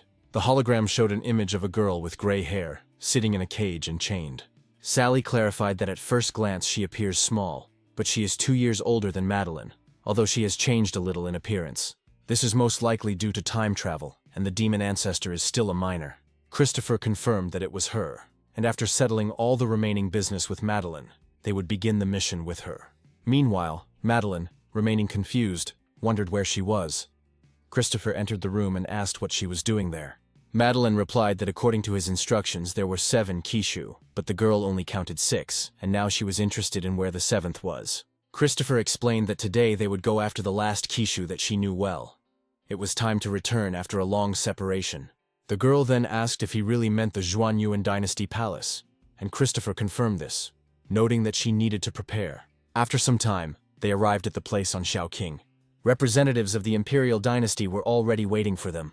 Madeline immediately jumped off the dragon and rushed to her father and mother. She ran to first concubine Lin and Lord Gio, shouting about her return and asking how they were doing. However, instead of the long-awaited hugs, the parents began to bow to their daughter and greet her too formally. Madeline was puzzled and asked what they were doing, adding that they shouldn't do that, and asked them to stand up. But the emperor replied that he ruled only a small part of the dynasty, and that she was now the ruler of the people, so a bow was obligatory. The father said guiltily that if he had not brought Aihe to the harem, these terrible events would not have happened, and she would not have had to suffer so much. Lin added that after her disappearance, many people went out to search for her. Every day she prayed for her health, and, apparently, God heard her prayers. However, Madeline asked her mother to calm down and not cry, because now everything was fine with her, and she had solved all her problems. Gio turned to Christopher with gratitude for saving his daughter, and for the chance to become the ruler. He and his dynasty will never forget this. The emperor informed Madeline that he knew she had come to take the Chishu of the Zhuanyuan dynasty, but in exchange, his daughter must make a promise. Madeline asked fearfully what was going on and what she would have to do, and then Gio officially announced the transfer of the throne to the 9th Princess Xuanyuan, and the enthronement ceremony would take place in 3 days. Hearing this, the girl was in complete shock. Her grandfather added that this decision was made after much discussion. Since she had become the ruler, it was best for her to inherit the throne. Madeline replied that she had not planned to become empress, but he said that it was not scary. She needed to gradually get used to this role. Gio said that she would not have to limit herself, that she could continue to develop and leave the affairs of the sect to him and the ministers. Having become the ruler, the daughter will lead the entire world, and will be able to make the clan her first step towards this. Madeline waited for Christopher's opinion, but he replied that it was a decision she had to make herself. After some thought, Madeline said that she couldn't let her father and the others down, so she solemnly promised to become empress. Everyone immediately began to bow and congratulate her, since, having returned to her family, she had already become the pride of the entire dynasty. Thanks to her efforts and all the trials she went through, Madeline was finally happy. Sally then announced that the test with the ruler of the human world was thus completed. As much as she wanted it, the time had come for him and his lord to move on to the next world. She asked Christopher if he was ready to say goodbye to Madeline, and he replied that he would find the right moment to tell the princess about it. In the evening, Christopher lay on the roof, sipping a cherry drink and looking at the starry sky. Sally cautiously pointed out that perhaps he should find Madeline and talk to her. But if he didn't know how to do that, she couldn't help.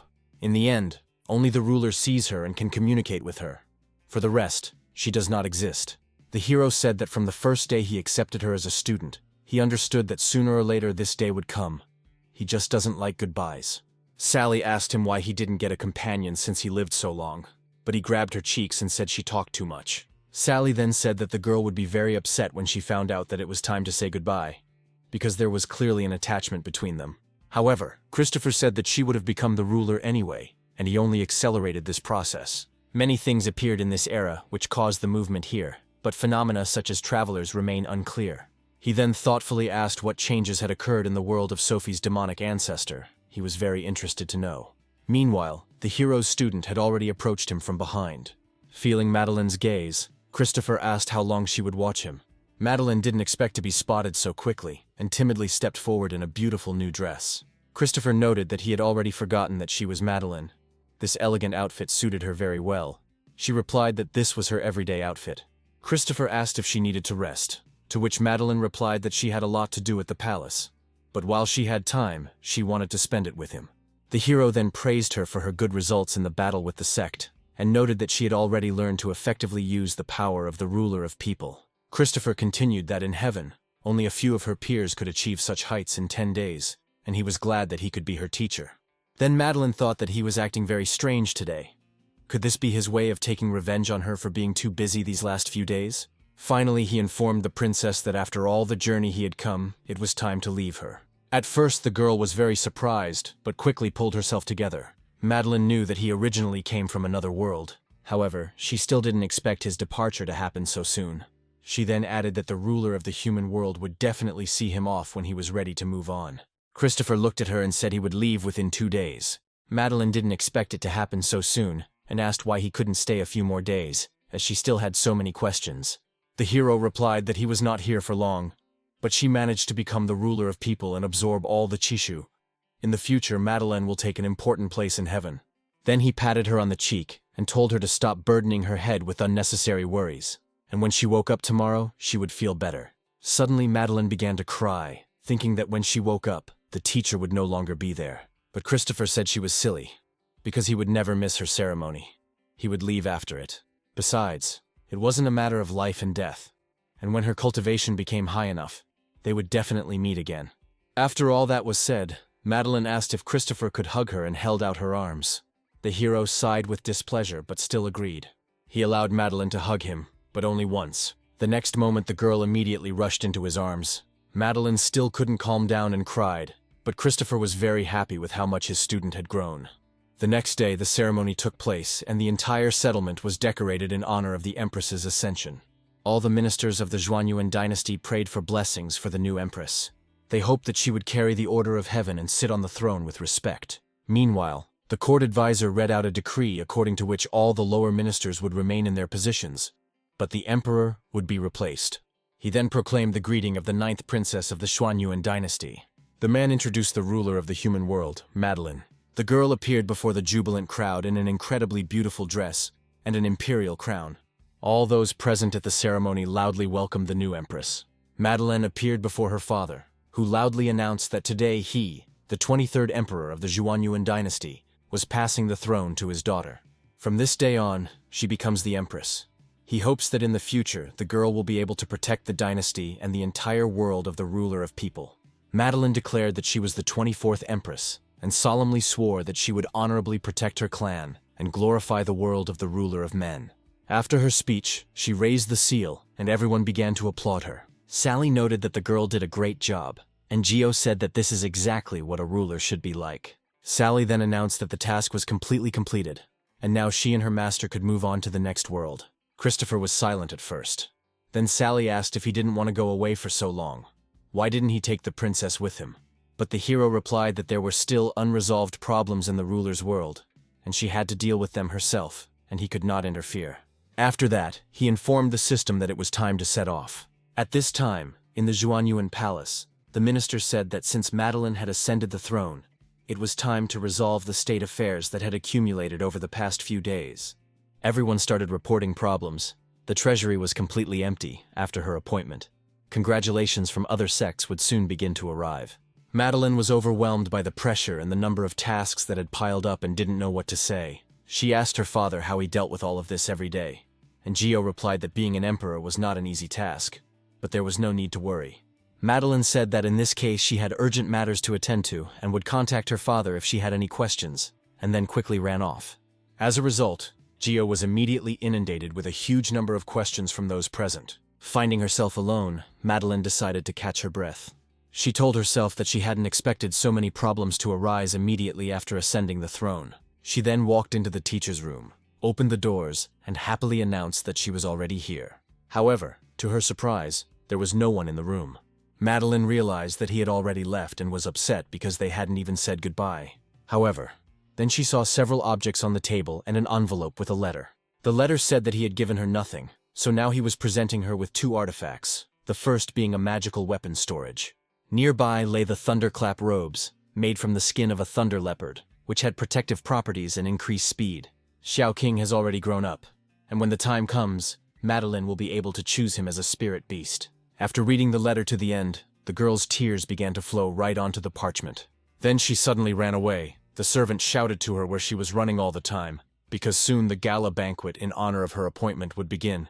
Standing on the snowy mountain, Sally asked if this was where it all began. She asked if the master would like to enter the long river of time and space from here. Christopher replied that he was simply curious as to how an ordinary person could transport him from this world to another.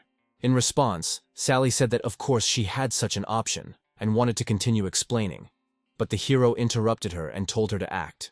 Then Sally replied that she understood everything and was starting to prepare, after which she then stated that the process was to begin with drawing magic circles. Christopher was lost in his thoughts at this time. He remembered Madeline's embrace and knew it was the end. Soon, Sally told him that the magic circles were completed, and everything was ready to begin the transfer. Christopher asked if the coordinates were set, to which Sally replied that everything was ready, but she was already exhausted. As soon as the ruler touches the crystal in the center with his hand, the program of interworld jumps will be launched. Suddenly, the voice of his student was heard from behind the hero. Madeline ran up to the teacher, breathing heavily, and stopped in front of him. Out of breath, she asked if they could ever meet again. Meanwhile, Christopher's body had already begun to disappear little by little, as if he were turning into a ghost. He called Madeline stupid and said that he wasn't dying, so why worry about it? He added that when she reached the level of heaven and humans, and went beyond the world of the human ruler, they would definitely meet again. After his words, Christopher disappeared, leaving Madeline alone. The story then moves to the demon world. We are transported to the place where Christopher's next disciple lives, namely the Chanyu demon sect. The white-haired girl sat on the bed, chained to it, with glowing magical symbols visible on the chains. At some point she heard the sound of the door opening and carefully opened her eyes. A woman entered the room and said that she had come to see her baby again. This girl was Tiamat. She was a member of the Chanyu demon sect. She came up to her and started stroking the girl's cheek, asking if she had missed her. Tiamat noted that it was enough to look at this figure and sweet face. No matter how much she looked, it was impossible to look away. It was not in vain that she spent so many elixirs on the girl. Tomorrow Sophie will come of age, and the body of pure yin will finally be formed. The woman then whispered threateningly right into her face that it was better to remain obedient and not do anything stupid. After that, she sharply yanked the chain on Sophie's neck and added that otherwise the girl's fate would be 100 times worse than that of her clan. Then Tiamat condescendingly said that she would not tease her anymore, otherwise she would not be able to resist breaking her. After that, she said goodbye to Sophie and headed towards the exit. The girl could no longer endure these unbearable conditions, but she had no choice. Meanwhile, a bright glow appeared in the sky in the forest. The demons and monsters living there could not understand what it was. A huge sphere fell to the ground where Sally and Christopher were. Seeing this, the monsters ran away in terror deep into the forest. Sally then solemnly announced that they had arrived in the demon world. Christopher asked where Sophie was now, and the system replied that, according to available information, the girl was in the Chanyu demon sects. Christopher read that the entire white-haired demon ancestor clan was wiped out because of her special pure yin body. Sally said that Christopher's fate was even more unfortunate than Madeline's. Then he noticed how Christopher's hair began to turn white. She asked the Lord why he did this, and he explained that this was the home world of the white-haired demon's ancestor, and that was why he decided to change his appearance. Sally thought this approach would help Sophie feel closer, and although the hair color was a little odd, it suited the owner. Then the thought flashed through her mind that maybe he just wanted to appear as a handsome man. However, her thoughts were interrupted by Christopher's command to show him the way. At this time, near the sect, the guards were discussing among themselves why they had all been assigned to guard the building. One of them explained that today, the captive must form a body of pure yin, and after that, the leader will be able to become a celestial being. The demon then complained about the bad weather, fearing that his clothes might get dirty. At that moment, when lightning pierced the sky, Sophie suddenly opened her eyes. She began to feel a sharp pain in her stomach. But the head of the demonic sect was glad that this day had finally arrived. Tiamat was very happy that the body of pure yin would finally belong to her.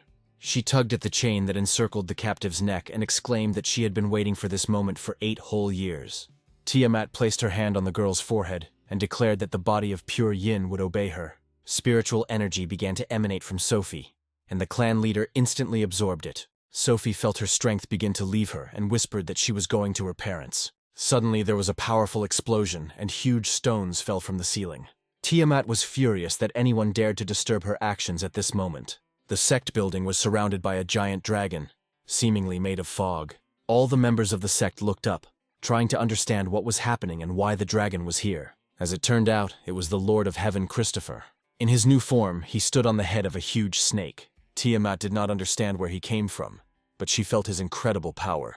Tiamat began to mutter that she did not know when she had insulted the elder, but dared to ask why he had come here. Sally informed the hero that this was the current head of the clan, and her name was Tiamat, and Sophie was lying on the bed behind her. Christopher immediately noticed the white-haired girl. Without further ado, he bound the sect leader in magical chains. Then he picked up Sophie in his arms and began to carry her away. The locals didn't understand what was happening, but they assumed that the head of the sect had insulted someone very powerful. Soon after, the protagonist and his new student left the sect. Sally examined her new charge and noted that she looked very exhausted. Christopher explained that she had no spiritual power base and was now faced with a pure yin formation that was destroying her body and soul.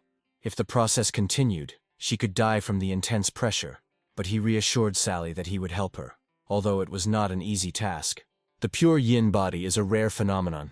As long as it awakens, it uses the surrounding yin for its own needs.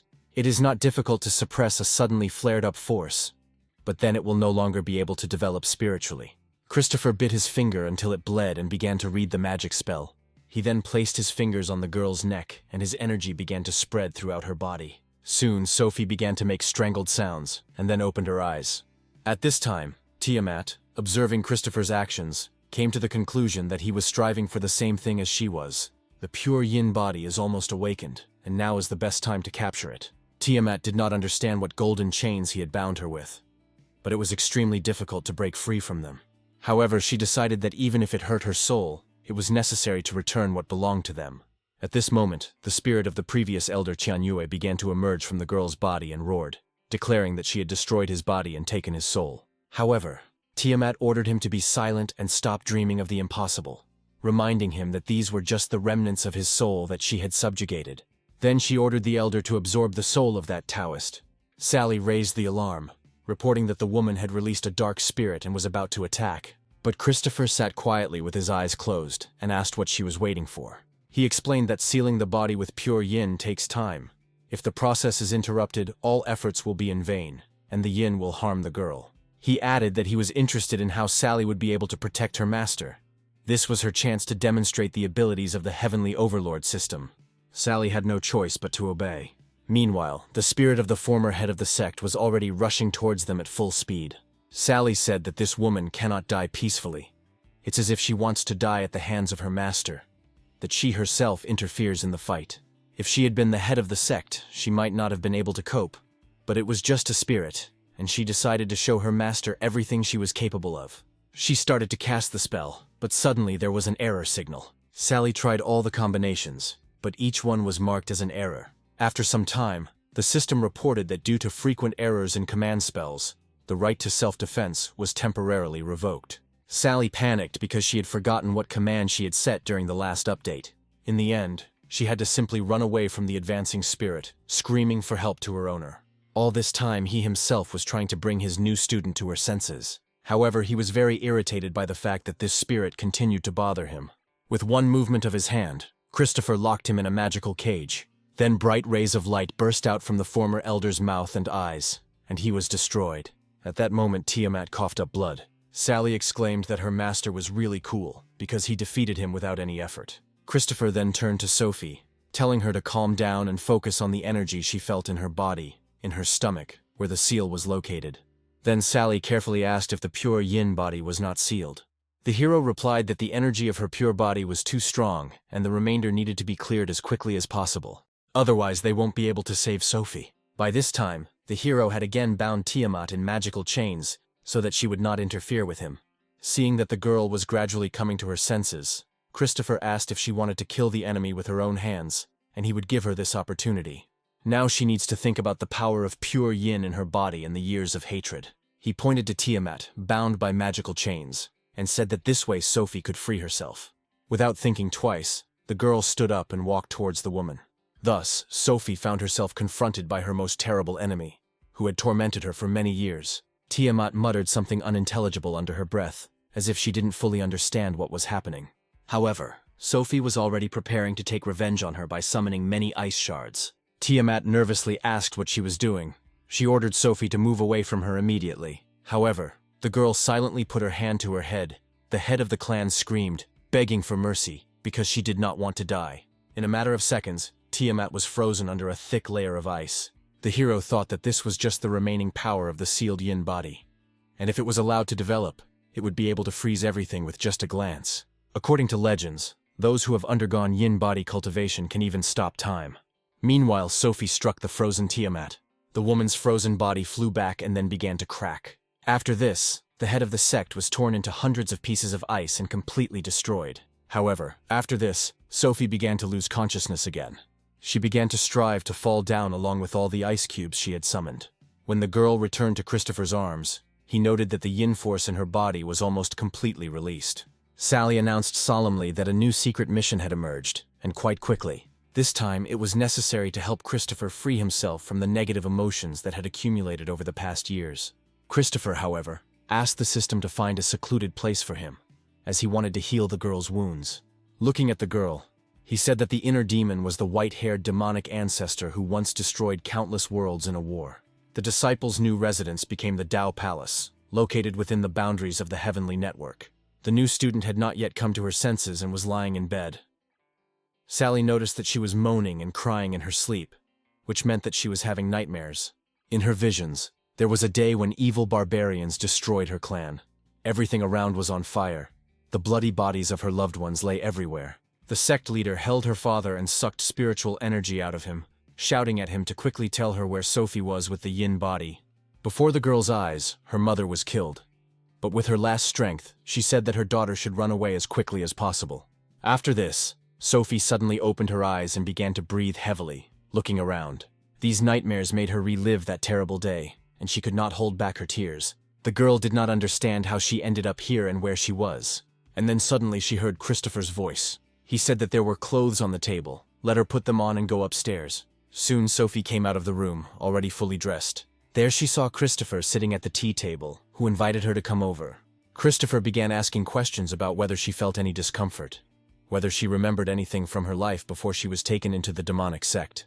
However, Sophie was confused and could not answer anything. And then Christopher asked the system why she was in such a state. After checking the data, Sally reported that Sophie was in good physical condition. Then he turned to the girl again and asked if she understood why she had been saved. At that moment, Sophie froze in place, frightened. And then suddenly she silently began to undress. Christopher and Sally were confused as they watched what he was doing. Sophie, covering her chest with her hands, began to say something about revenge and her body, thinking that this is what a man wants. After that, Sophie moved forward. She climbed onto Christopher's legs and began trying to take his clothes off. Sally tried to intervene, realizing that this was not at all what they wanted. Christopher stopped her, seeing that tears were running down her cheeks. He told her to get dressed and that she must have misunderstood everything. He then added that he didn't save her for the sake of pure yin, and she, as a girl, shouldn't undress so easily in front of everyone in the future. If Sophie truly wants to repay his kindness, she should simply bow to him as her teacher. Sophie bowed her head obediently before him, tears continuing to flow from her eyes. She quietly called Christopher her teacher. After this, she burst into tears and threw herself into his arms. Christopher declared that from this moment on, Sophie was his student, and no one in the 10,000 heavenly worlds could insult her anymore. Sally reported that the task was completed, and this time everything went much more smoothly than last time. After some time, Sophie was already cultivating her spiritual power, while Christopher and Sally watched her. The hero noted that Sophie had not cultivated before, and this was her first time controlling the key, so she needed to wait a bit. In Tianluo, the aura had a high concentration of negative yin force, and these were favorable conditions for the emergence of the demonic path. According to the plot, Sophie barely escaped disaster, namely, the fact that she could go crazy from demonic energy. The demon within her played a key role in achieving the breakthrough, and now, as its disciple, the trajectory of fate has changed. If she doesn't become the progenitor of demons in the future, it could have an impact on thousands of worlds. Suddenly, Sophie came up to Christopher holding 2 books and said that she had studied them. Christopher said that after she finished working with the key, she needed to combine the 2 cultivation techniques. The origin of Tao will help strengthen the body and purify spiritual energy, and the reverse law of hidden yin power is a technique for cultivating her yin body. By this point, Sophie felt a flow of yin energy in her lower abdomen and showed the hero the pattern by lifting her skirt. But Christopher immediately hit her lightly on the head with the bundle and ordered her to immediately lower her clothes. He then added that she now needed to develop, and after reaching the level of the mortal realm, he would take over her training.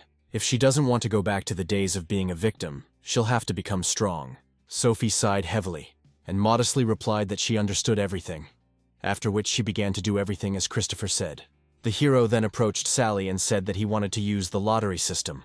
She happily reported that she even stopped feeling cold as soon as she heard about it. She then began preparing rewards for the tasks Christopher had completed earlier, exactly 10 times the winning attempt. Christopher replied that doing it so many times was too much trouble, so he used it all at once. Sally replied that to do this you just need to press the 10 button in a row. After her actions, the Wheel of Fortune began to spin very quickly. Sally immediately noted that they weren't very lucky this time. The wheels stopped again in front of the golden artifact, just like last time. Christopher wondered to himself why it seemed like the chances of getting 10 in a row were lower than if they were rolled individually. Then Sally asked him for permission to retrieve what had fallen out. After that, she reported with bewilderment that there might be some kind of aggressive artifact there. Sally then clarified that this wasn't actually the case. The magical weapon just looked weird. She began to pull it out and added that she herself did not know what it was, and that it would be better for the owner to look at it himself. The strange, glowing object suddenly tore from Sally's hands, and she was unable to hold on to it. A brightly glowing sphere rose to the ceiling and illuminated the room like the sun. Sophie also looked up at the ceiling and was surprised by what she saw there. Gradually, the sphere began to crack, and the image of a girl could be seen from within it. It was the celestial anthropomorphic doll Fueling. She obeyed her master's summons and was extremely respectful. Sally exclaimed that the owner was incredibly lucky, as it was a doll with intelligence and also possessed a heavenly rank. Sophie looked at the doll in surprise and asked what it was, and the hero explained that it was the teacher's new magical weapon. Sally added that the doll could learn martial arts and cultivate with its owner, as well as transform into any woman. Christopher noted that even he himself did not have such a magical weapon in his collection. He then commanded Fueling to transform, and the doll obediently responded. As a result, in a matter of seconds, she turned into an exact copy of Sophie. Sally noted with surprise that it was impossible to tell them apart. Sophie became nervous, but Christopher reassured her, saying that it was just a change in appearance, nothing special. Then, touching her hair, Christopher noted that the doll had taken on not only Sophie's appearance, but also her level of cultivation. The doll could take the form of its owner, but unfortunately, Sophie could not use it. Then Sally suggested that if she wasn't suitable for the younger student, she could be given to the older one. Christopher confirmed that she had noticed everything correctly, and ordered that the access rights be changed so that Madeline would become the second owner of the doll. Then he turned to the doll and said that she would go to the world of the Lord of People and help cleanse it. After listening to the task, the doll obeyed and at that very moment disappeared. All that remained of her were fragments of the portal through which she had gone to Madeline. Meanwhile, in the world of the human overlord, Madeline was training on the Tianquai mountain range. There she dealt with another demon. She sat and wrote down her achievements in a book. These were a turtle in East China, a huge snake, and a cunning, intoxicating voice. She then continued the list: the dragon that split the earth and the evil cultivator who used the souls of infants to create soul weapons. After that, she grabbed her head and screamed desperately, asking why there were so many of them, and how long it would take for all of this to happen. However, at that moment, Madeline felt something strange. Suddenly, a bright, glowing sphere, reminiscent of a meteorite, began to fall rapidly from the sky. The next moment she hit the ground with great force. The Empress sensed the spiritual energy of the kingdom of heaven and humans, and did not understand whether it was an enemy attack. The sphere began to slowly evaporate, and soon fueling emerged from it in the form of Sophie. Seeing the girl, Madeline was surprised who it was and why she was here. Fulin then turned to her and confirmed that the target had been located. Fulin greeted the new owner, and the first student completely lost track of what was going on. And then the robot girl held out her palm in front of her. The next moment, a hologram of Christopher appeared there. Madeline was very happy to see him. The hero reported that Fuling, a heavenly ranked doll, comparable in cultivation to the realm of heaven and humans, was capable of taking the form of any woman. Then Madeline began to examine it and asked where he got it. Taking her cheeks, she noted that her face looked cold and not at all cute, and asked if it was possible to change the image. The doll replied that it could take any form its owner saw, and not just human. Madeline thought about it, and said that since she could take any form, let her turn into Christopher. The doll responded that it would obey and began its transformation. Meanwhile, Madeline and the snake watched the process with interest. As a result, the doll turned into Christopher. The only catch was that it was a female version of him. Then Madeline exclaimed that she had forgotten that she could only transform into women. The Empress then threw herself into the replica's arms, saying that despite everything, Christopher was still sweet and smelled just like him. But the real Christopher, watching this, was clearly displeased. Suddenly, the doll spoke with Christopher's voice and said that it was using San King, a miniature heavenly thunder technique. Madeline was shocked to hear this, and then suddenly she was struck by lightning. As a result, the girl fell to the ground, smoking slightly. Christopher explained that it was an anthropomorphic spiritual weapon with a mind of its own that would evolve with her in the future. Since Christopher was currently in the Tianlua world, the doll would guide the girl in his stead. He added that he had taken on a new apprentice, and from now on, Madeline would become the older sister who needed to pay more attention to cultivation. However, Madeline became angry and said that he had slipped her some kind of puppet and also used the thunder technique against her.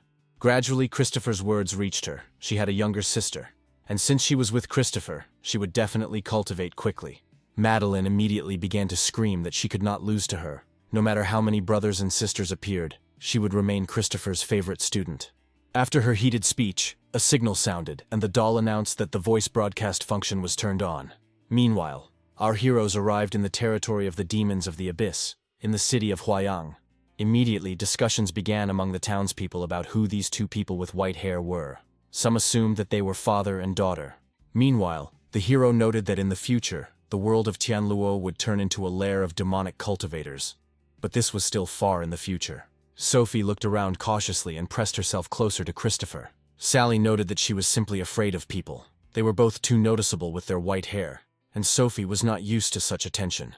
Sally explained that Sophie had been locked in a dark room for a long time. Her parents were long dead, and naturally she lacked a sense of security. And then the hero finally thought about her words. He gently took the girl's hand, which caused a blush to appear on her face. He then added that if she was scared, she could hold on to him. Sophie obediently took his hand and did not take her eyes off Christopher. Soon, voices began to be heard around them, hinting that they looked like a couple, and Sally noted that this attracted even more attention. The system noticed that the owner seemed to genuinely love the new student, something he had never shown before. Suddenly, a system alarm sounded, and Sally immediately reported that a hidden task had appeared in which Sophie needed to recruit students. Christopher had no idea how she would recruit students, and Sally explained that was precisely why he needed to guide her. Suddenly, all the local residents started running somewhere, joyfully shouting that they had finally arrived. They were the Holy Maiden of the Jade Maiden Palace, Gwen, and the son of the Taoist of the first sect, Tao Liam, and everyone around admired their beauty. Christopher noted that these were souls of the middle and initial stage of divine energy, and wondered if these were really the only talents in Tianluo. Sally added that the talented ancestor herself was next to him, and the public would soon forget about these insignificant people. At this point, a man approached Christopher, remarking that they appeared to be from a noble family, so he invited them to participate in an auction held by his personal company, Cloud Dragon. There will be weapons, equipment, pills, and some rare treasures that have not yet been identified on display. After some thought, Christopher offered to show them the way to the auction site. The hall resembled a circus arena, with a small stage with a presenter in the center, and people arranged in a circle. The man took them to a separate room, explaining that it was a special place for them. He introduced himself as Lenny, and explained that as soon as he saw them, he felt they would be good clients for the Chamber of Commerce. Sophie then asked if they were supposed to head to the Tianluo Mountains. Christopher explained that her subordinates had not yet fully awakened, so there was no point in going there yet. Lottery prizes are useless here, but she can choose something suitable for herself. Suddenly the host's voice was heard, thanking everyone for participating in the Cloud Dragon auction and officially declaring it open. The first lot was snow spiritual ginseng, a spiritual medicine obtained in the Tianluo Mountains. Some started placing bets, starting with 1,500 spiritual stones. Liam believed that the interest in selling worldly things was not in keeping with the spirit of the Holy Virgin. Gwen explained that even if they were of no use to them personally, there were many students in the clan, and it wouldn't hurt for them to take a look at them. At that moment, the voice of Cindy, the mysterious girl in the hooded cloak, was heard. She understood that spiritual ginseng was good for her, and she wanted to get it. After that, she placed a bet much higher than everyone else present. The lot was actually sold to her, and Cindy was already overjoyed. However, at the last moment someone offered more. It was the Holy Virgin Gwen, but Liam clearly didn't understand why she needed it. People immediately started saying that if she named a price, it meant that it was the final bid, and the item was sold. Cindy got angry, and the voice from the ring said that now they couldn't take her, so they would retreat. She declared that when she reached the kingdom of heaven and humans, she would definitely fight Gwen and bring her to her knees. Then she suddenly noticed a familiar aura, and thought it was interesting that there were still two of them. Sophie looked at Christopher with a questioning expression. She felt the yin energy emanating from the spiritual ginseng. However, she couldn't determine how many spirit stones it was worth. But Christopher said that she could bid as she wished. Liam, meanwhile, noted that the girl wants to get the lot at any cost. Gwen explained that the auction implies a high bid. Suddenly a voice came from somewhere above. Someone offered 100,000 stones. Gwen and Liam were confused, not understanding who dared to outbid. It turned out to be Sophie, who was modestly holding the sign and attracted a lot of attention. There was immediately a buzz in the room and a lot of questions about who this rich girl was. The fact is that 100,000 stones were almost equal to the annual expenditure of an average clan. However, what was even more surprising was that the white-haired Sophie dared to challenge the Holy Virgin Gwen. Liam began to be indignant, wondering what clan this girl was from, and how she could allow herself to take away what their Holy Virgin had laid claim to.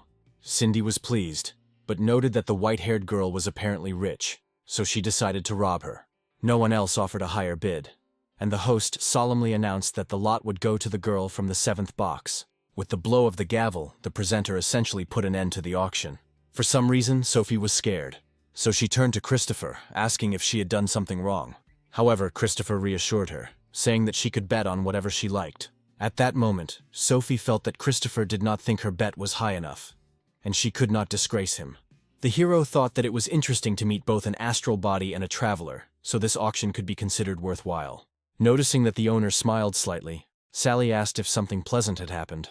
After these words, his hand reached out to the girl, and he began to pinch her cheeks. He explained that travelers had appeared, one an astral body that had penetrated this world, the second a remnant of the soul. And then Cindy's ring noticed that someone had discovered them. Cindy immediately asked about the person's cultivation level, and the person in the ring said that he would check. Inside her stone there was an illusory space. There was a girl inside who looked like a ghost. Her name was Catherine. She noted that the enemy's aura had disappeared, so Cindy asked her for help in hiding her own aura and leaving. However, Catherine replied that it was impossible to escape. There were many people here, and students of a large clan were present. The enemy will not dare to act here, but what will happen outside is unknown. The next lot up for auction was the skeleton of a soul-tier demonic beast found in the icy mountains. The The host didn't even have time to fully tell about the lot when Sophie from the 7th box offered 1 million spirit stones for it. Everyone turned towards her in shock, clearly not expecting anyone to offer such an amount. Liam was outraged, thinking that she was crazy. Such a sum would cover the upkeep of their clan for a whole year, and she was going to spend it on one skeleton. Cindy thought this man was a complete idiot, because once the price of a lot is set, it cannot be reversed. Sophie herself was puzzled by the public's reaction, and asked whether it was really possible to offer 1 million. The host immediately declared that it was possible, and began the countdown. But it was clear that no one would offer more. He solemnly announced that the skeleton of the demonic beast would go to the buyer from the 7th box. Sally then asked how many zeros were in 1 million and whether she could make such bets. But the hero replied that it didn't matter. The presenter had not yet had time to explain the meaning of the 3rd lot, when Sophie had already shouted out the price of 1 million from the balcony. After a while, Sally noted with bewilderment that Sophie had taken so many things that she couldn't even remember what they were. Suddenly, Lenny approached them and announced that the auction was over, and that they now needed to return to the stage to pay with spiritual stones. Christopher and Sophie approached a place where a huge number of boxes with various goods were waiting for them. Everyone immediately started discussing who they were, as white-haired cultivators were rarely seen. The host reported that there were 64 lots in total, and the total amount to be paid was 63,100,000 spiritual stones. However, the hero calmly replied that he did not have any spiritual stones. The crowd immediately started shouting that they knew something bad would happen here, because no clan could spend money so thoughtlessly. Cindy exclaimed that they were both idiots because behind the Chamber of Commerce was the celestial being, the sacred sword of the South Sea. It turned out that the attention they had received earlier was a misunderstanding due to the usual lies of the Chamber of Commerce analysis. However, then she noticed that Christopher was looking at her from the stage and smiling, and she began to guess who was looking at them. The host announced that if they couldn't pay for the auction with spiritual stones, they would have to play by the rules. And then Sophie, who had been silent until then, exclaimed that they had no right to insult Christopher. The next moment, a sword appeared in her hands. However, Christopher stopped her, explaining that he really didn't have such worldly things as spirit stones. However, he heard that they could be replaced with jewelry, so he stated that they would see how many spiritual stones this lot was worth. Christopher then took out a brightly glowing ball, blinding everyone around with a bright light. Those present felt a strong pressure from the level of heaven and people.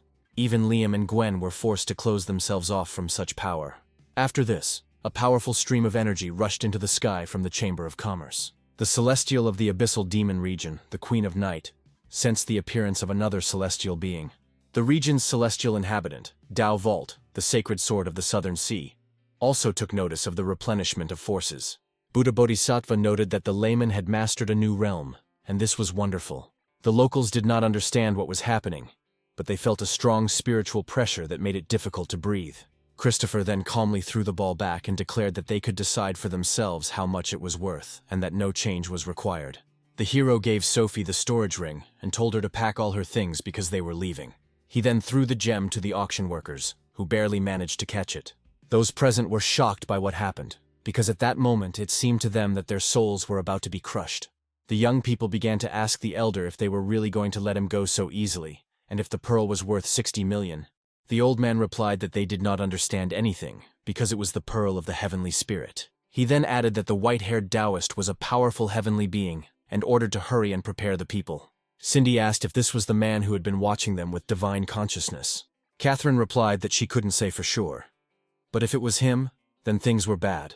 The man's level clearly exceeded the level of heaven and people.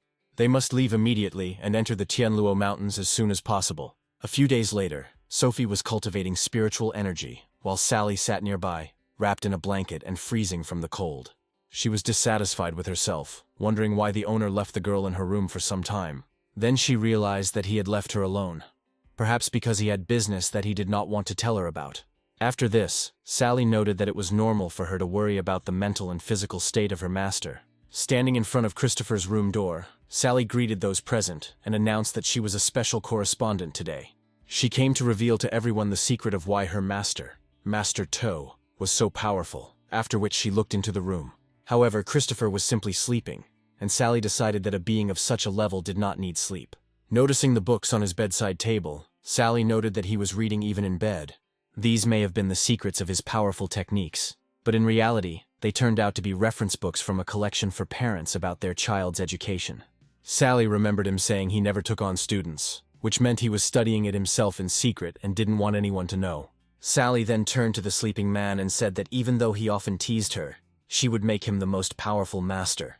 Suddenly the alarm clock rang, and the girl got scared, complaining in surprise why the time was set at that particular moment. A sleepy Christopher slapped her across the face with one hand to stop the call.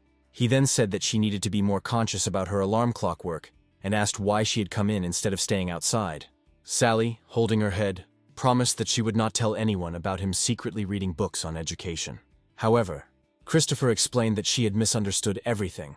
The fact was that he had written these books himself. His task required Sophie to recruit students, but with her personality this was not yet feasible, so he wrote down tips that might be useful to her. However, Sally thought that something was wrong here. Why these records? After some time, our heroes went to the Tianluo Mountains. Christopher turned to Sophie, saying that this time he would supervise her training. She needs to train hard and increase her strength, but in the meantime, she needs to find someone who can join her during practice. Sally added that her owner wants her to find a partner to overcome her social anxiety. Christopher noted that she still cannot control the pure yin body, and releasing energy during combat could affect others. Sophie replied that she would work on it and then jumped from the kite onto the mountain ridge. Sally was surprised when she asked if it was possible to fly on the mortal level, and the hero replied that no, and he had not taught her the art of flight. The system realized that she had died without completing the mission, and that the task was now a failure. But then she quickly clarified that it was a joke. Meanwhile, Sophie hit the ground with force. However, the girl raised her head and confidently said that she would not let Christopher down. Meanwhile, Catherine explained that the whole world was now talking about the white-haired man, a mysterious celestial being of unknown origin. It caused too much noise. All the monks from the nearby clan as well as the Tao forces were heading here. The demons would probably become active as well. Cindy was outraged. Why was she so unlucky? No one knew about the artifact before, and now all the eyes of the world were focused on this ridge. Suddenly the girls heard footsteps and a quiet roar. A large wolf was approaching them and suddenly jumped on them from above. Cindy realized that it was an ancient moon wolf, but she was not at all afraid, telling her companion that it was just a demonic beast from the spiritual sea. She asked Catherine to just watch and prepared for battle. But suddenly Cindy stopped and turned around because she heard a strange sound behind her. It was that same white-haired girl from the Chamber of Commerce who burst into the fray. As a result, the moonwolf was destroyed in a matter of seconds by her ice magic. Sophie just calmly sank down into the snow, noting that this wolf was the 18th in a row. Cindy didn't expect to see her here at all, and then Sophie realized that this girl knew her, and asked if this was true. Cindy replied that the white-haired girl who left a large sum of money at that auction and the heavenly spirit pearl could not have gone unnoticed. She also asked where the Taoist was, but Sophie replied that her teacher was not here now, and sat down with a knife near the corpse of the slain beast.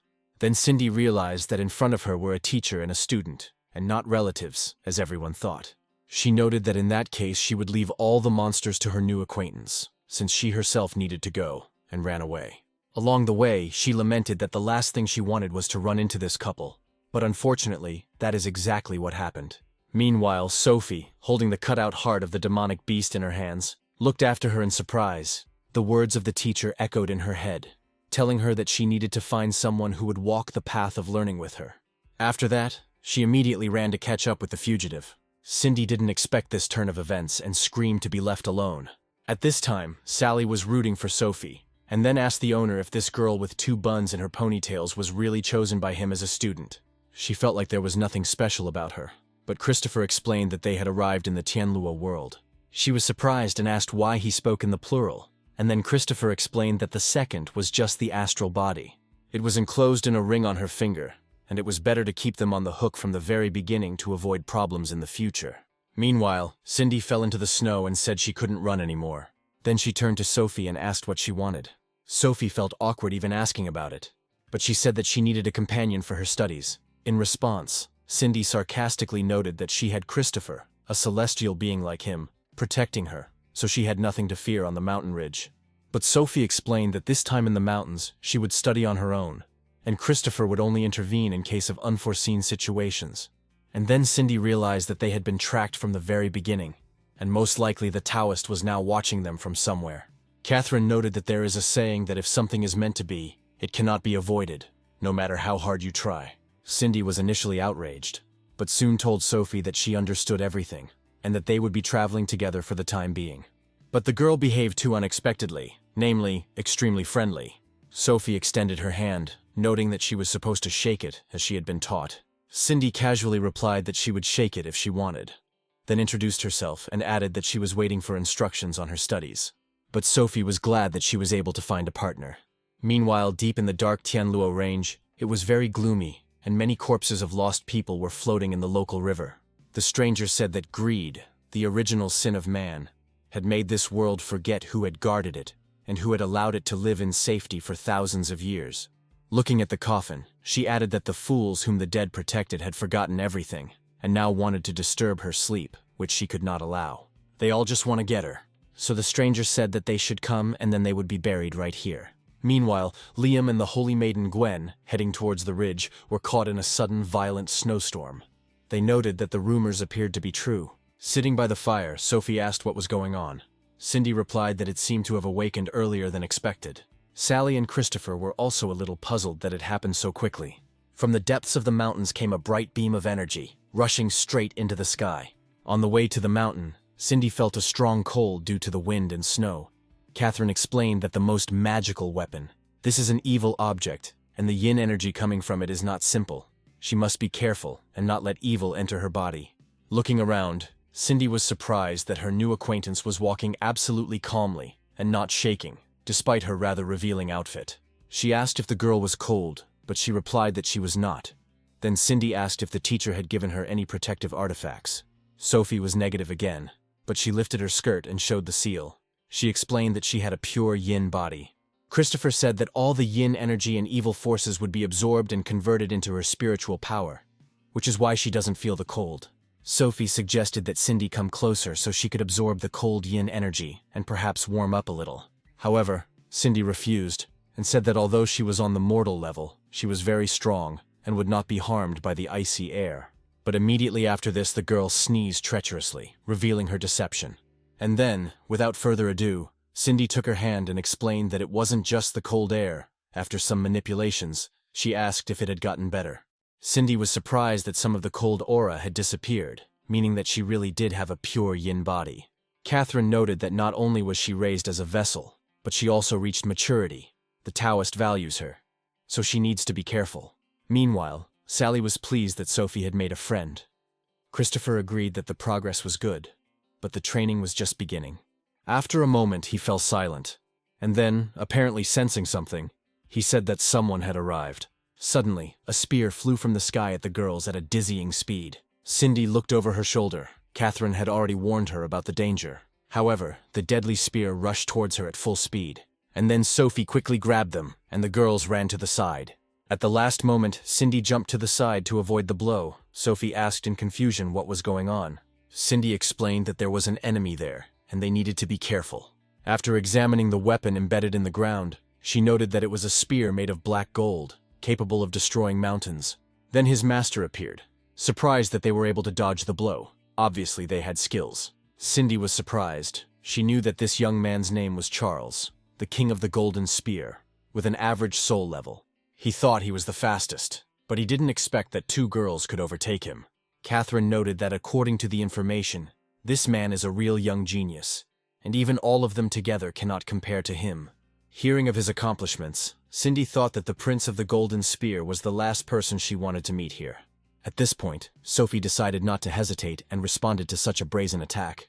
She ran towards him, striking with all her might with her ice sword, but the young man managed to stop the attack with his spear. He noted that the ice strike was interesting, but too weak. Then Charles threw Sophie aside with one movement, and although the girl flew to the side, she managed to stay on her feet. Looking at her more closely, the young man thought to himself that she was still beautiful, and it would be difficult for him to raise his hand to her. So he decided to simply knock Sophie out and take her to the palace. After that, he began to spin the golden spear in his hands, and dozens of sharp spears instantly flew towards Sophie at great speed. The girl managed to set up an ice shield, but the weapon pierced it and destroyed it. The spears wounded the white-haired girl until she bled.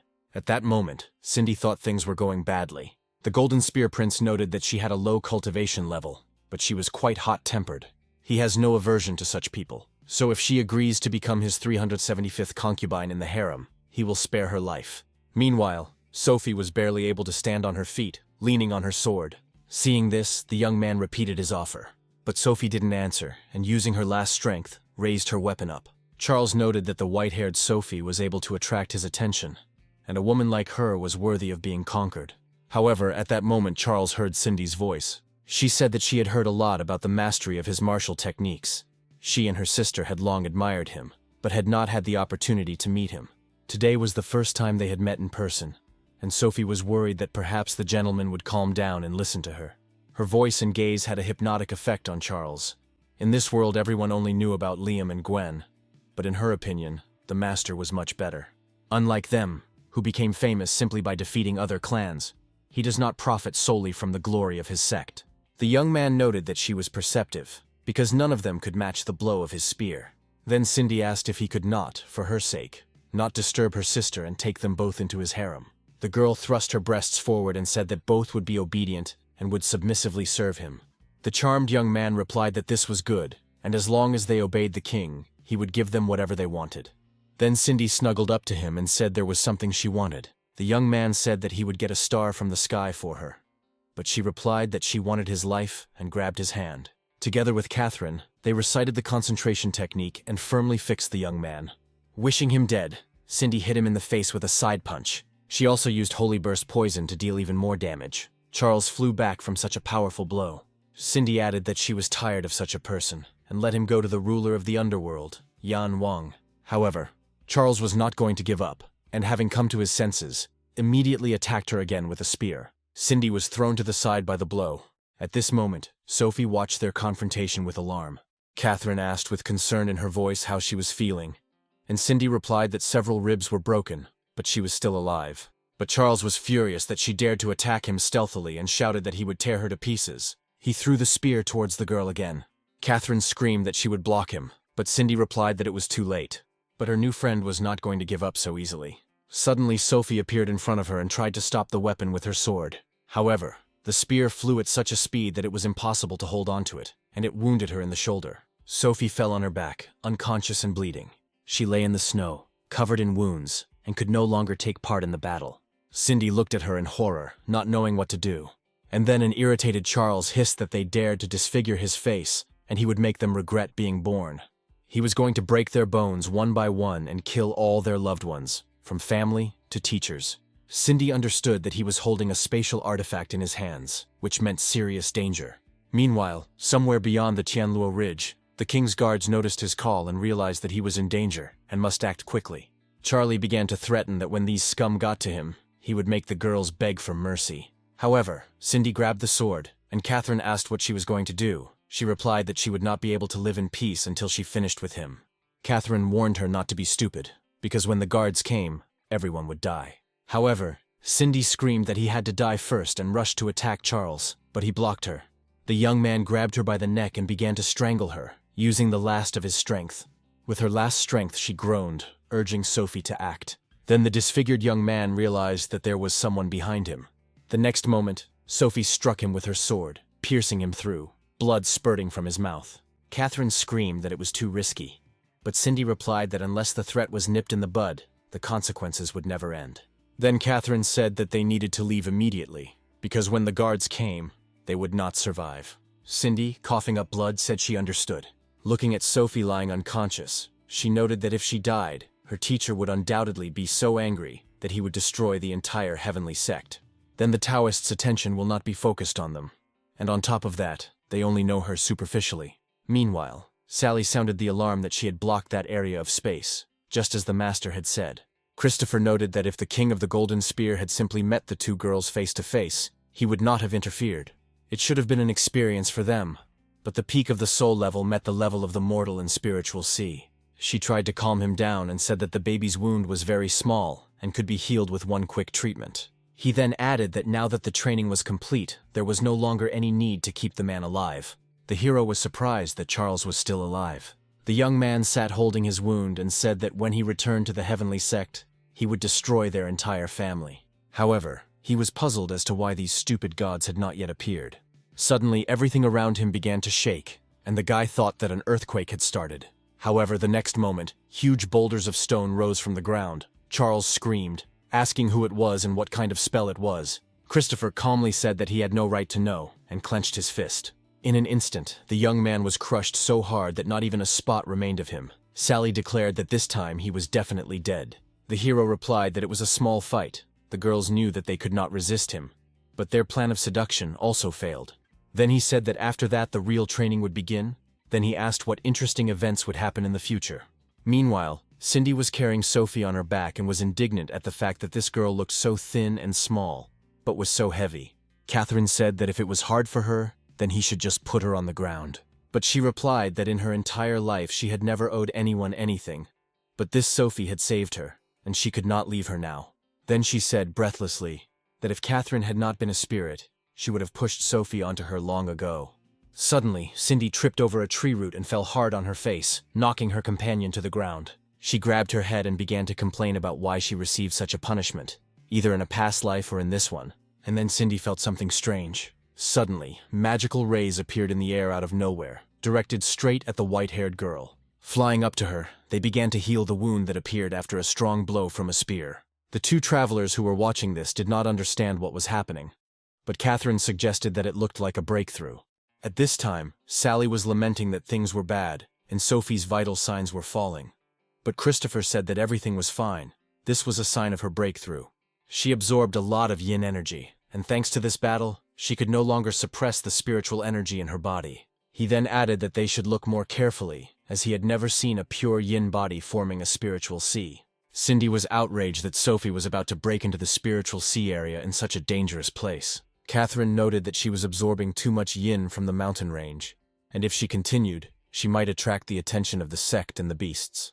They heard a roar around the girls, and Catherine said that they were surrounded. There were so many animals that it was impossible to count them. They growled menacingly and slowly approached the girls. Cindy, barely able to stand on her feet, was about to go and fight, but her broken ribs prevented her from doing so. Catherine tried to stop her, but she said that they were just a couple of demonic beasts and she could handle them.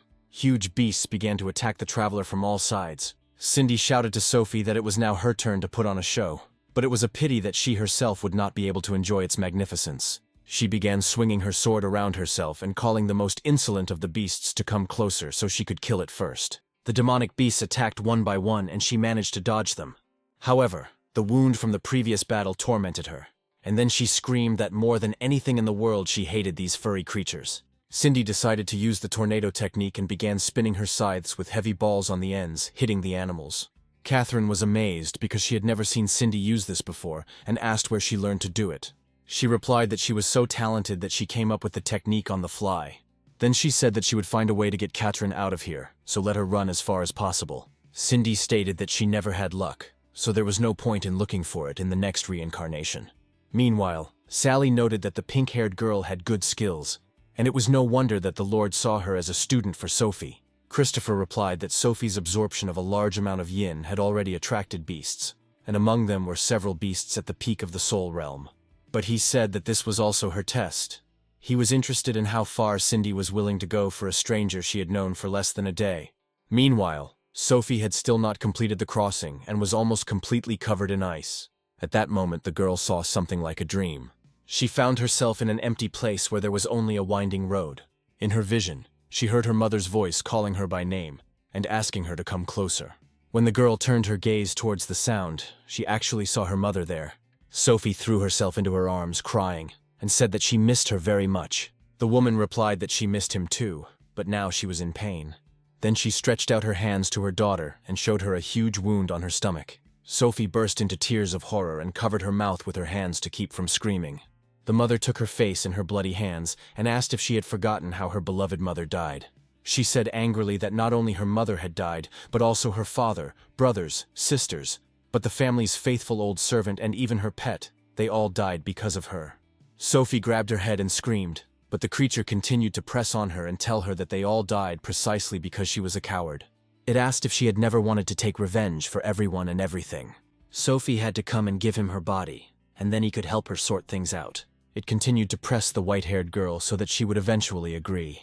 The creature said that no one in this world would take care of her the way he did, that others could only cause harm, but he would truly help. He then added that no one else would help her. These words hurt the girl to the depths of her soul. Images of the teacher and everything he had already done for her began to come to Sophie. Then Sophie screamed at the creature that it was a deceiver. She declared that she would never give him her body.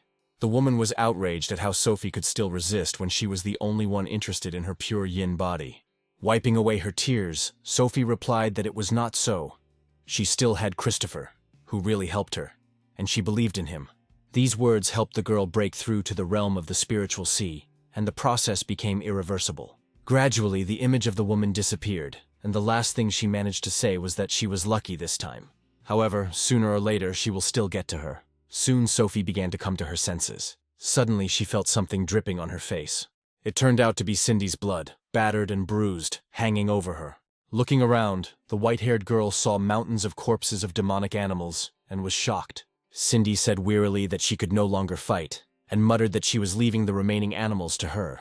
And then suddenly the girl lost consciousness and fell into Sophie's arms. At this time, they were suddenly seen by a huge beast coming out of the forest. It was the Soul Realm Demon Beast, the Snow Tiger King, slowly approaching them. Sophie, having healed her wounds and regained her strength, was ready for a new battle. She took out her weapon and prepared to confront the beast. Sally exclaimed that what was in front of them was a Soul Realm demonic beast, and the aura emanating from little Sophie was simply amazing. Christopher said it was interesting to see what color the spiritual sea turned out to be when condensed by the pure yin body. It was golden, but when it merged with the pure yin body during condensation, a mutation occurred. Before the level of the spiritual sea realm, she would have been unlikely to be able to deal with this beast. But now anything is possible. The huge demonic beast, without wasting a second, rushed to attack the girl. As his clawed paws almost touched her face, Sophie managed to duck in time. In the end, she stayed on her feet and remained unharmed. The monster rushed towards her again to strike, and then Sophie decided to apply the technique, the opposite law of the great yin force. After using the moonwheel skill, icy magical fetters began to circle around the demonic beast. Within seconds he was trapped in ice and frozen to the ground. However, this did not stop him for long. He smashed the ice into pieces with his powerful body. From such a brazen attack in his direction, the beast became even more angry. Suddenly, Sophie overtook him from above and attacked, holding her sword in her hands and once again applying the law of yin return force. The demonic beast was frozen again and then torn apart. In the end, the Snow Tiger King was defeated. Sally admired how magnificent it was. Christopher said that when she felt her spiritual strength was sufficient, she used the techniques from the book of the reverse law of yin power. He also noted that the girl's spiritual body continued to guard Sophie until it ran out of strength. Her perseverance was commendable. Meanwhile, Sophie tried to help Cindy, who was still unconscious, and prepared medicine. Sally noticed that it was rare to see the teacher so pleased, but with so many demonic beasts, it was difficult to cope. Christopher said that this was natural for his students. They should not waste their energy on such trifles. Then he added that it was time for them to go. Sally asked where they were going, and he replied that he was going to see the palace that was causing the strange phenomena on the mountain range. He then added that it was in that place that their final test would take place. Meanwhile, Sophie was going through the medications she had, but she couldn't find a suitable one. So she decided that it would be better if Cindy drank it all at once. It certainly couldn't get any worse. Suddenly, Cindy jumped up instantly, holding her throat, and said that she couldn't do this anymore. Sophie was glad that Cindy had come too. But the girl, coughing, said that her whole body was burning and asked what she had fed her. However, she then felt her broken ribs heal and was very surprised. Sophie said she couldn't remember which pills were the medicinal ones, so she decided to give them all at once. Cindy was indignant that she didn't look like a guinea pig. Then she suddenly remembered Sophie and started asking if she was okay, and if she was about to dissipate. A voice came from her ring, saying that he had used up all his spiritual power in the battle with the monsters, so that Cindy would not receive fatal wounds. Cindy breathed a sigh of relief, realizing that her companion was okay, and was simply exhausted, and would now sleep. Unexpectedly, Sophie began to bow and thank the girl, because the teacher said that it was necessary to properly express gratitude to those who helped her. But Cindy replied that she didn't like to be indebted to anyone, and besides, she had just healed her and helped her with the King of the Spear, so they were even. However, Sophie did not stop and said that as a sign of gratitude she should give a gift. Then she began to take out something. After pulling out a whole stack of boxes from the auction, she added that she didn't know what item her new friend wanted, so she should choose what she wanted. In response, Cindy began to make sarcastic comments, saying that Sophie was deliberately bragging about her wealth and showing off. but she didn't understand what bragging meant. At this time, someone was watching them. It was a girl. She noted that they would definitely become her new victims. It was already getting dark in the forest, so Sophie lit the way, and Cindy was indignant that the spiritual energy of a pure yin body could be used in such a way. Sophie replied that she simply didn't know any flying spells, so there was nothing she could do. Stopping in front of the huge gates, the companions exhaled that they had finally reached this place. Cindy said with admiration that the palace turned out to be even bigger than she thought. Sophie looked at him in confusion and asked what this place was. Christopher did not tell her about it. Then the girl grabbed her head and began to be indignant about how anyone could come to these mountains without having any idea what was there. She explained that several thousand years ago, there was a small world that was attacked by 3 other united worlds. A terrible and bloody battle broke out between the cultivators of this world and the external invaders. A war of this scale affected all creatures, and almost half of the living were destroyed. The world was on the brink of complete destruction. Then, when this small world was almost doomed, the immortal from the transformation realm intervened in this treacherous war. He sacrificed all of his cultivation to release an incredibly powerful spell that destroyed all the evil cultivators who had invaded the world. In this way, he saved the Tianluo world from the attack of the 3 hostile worlds, after which this heavenly man became a legendary saint in the Tianluo world. At that time, this world did not yet have such a name. It was renamed in honor of the immortal who sacrificed himself and saved it.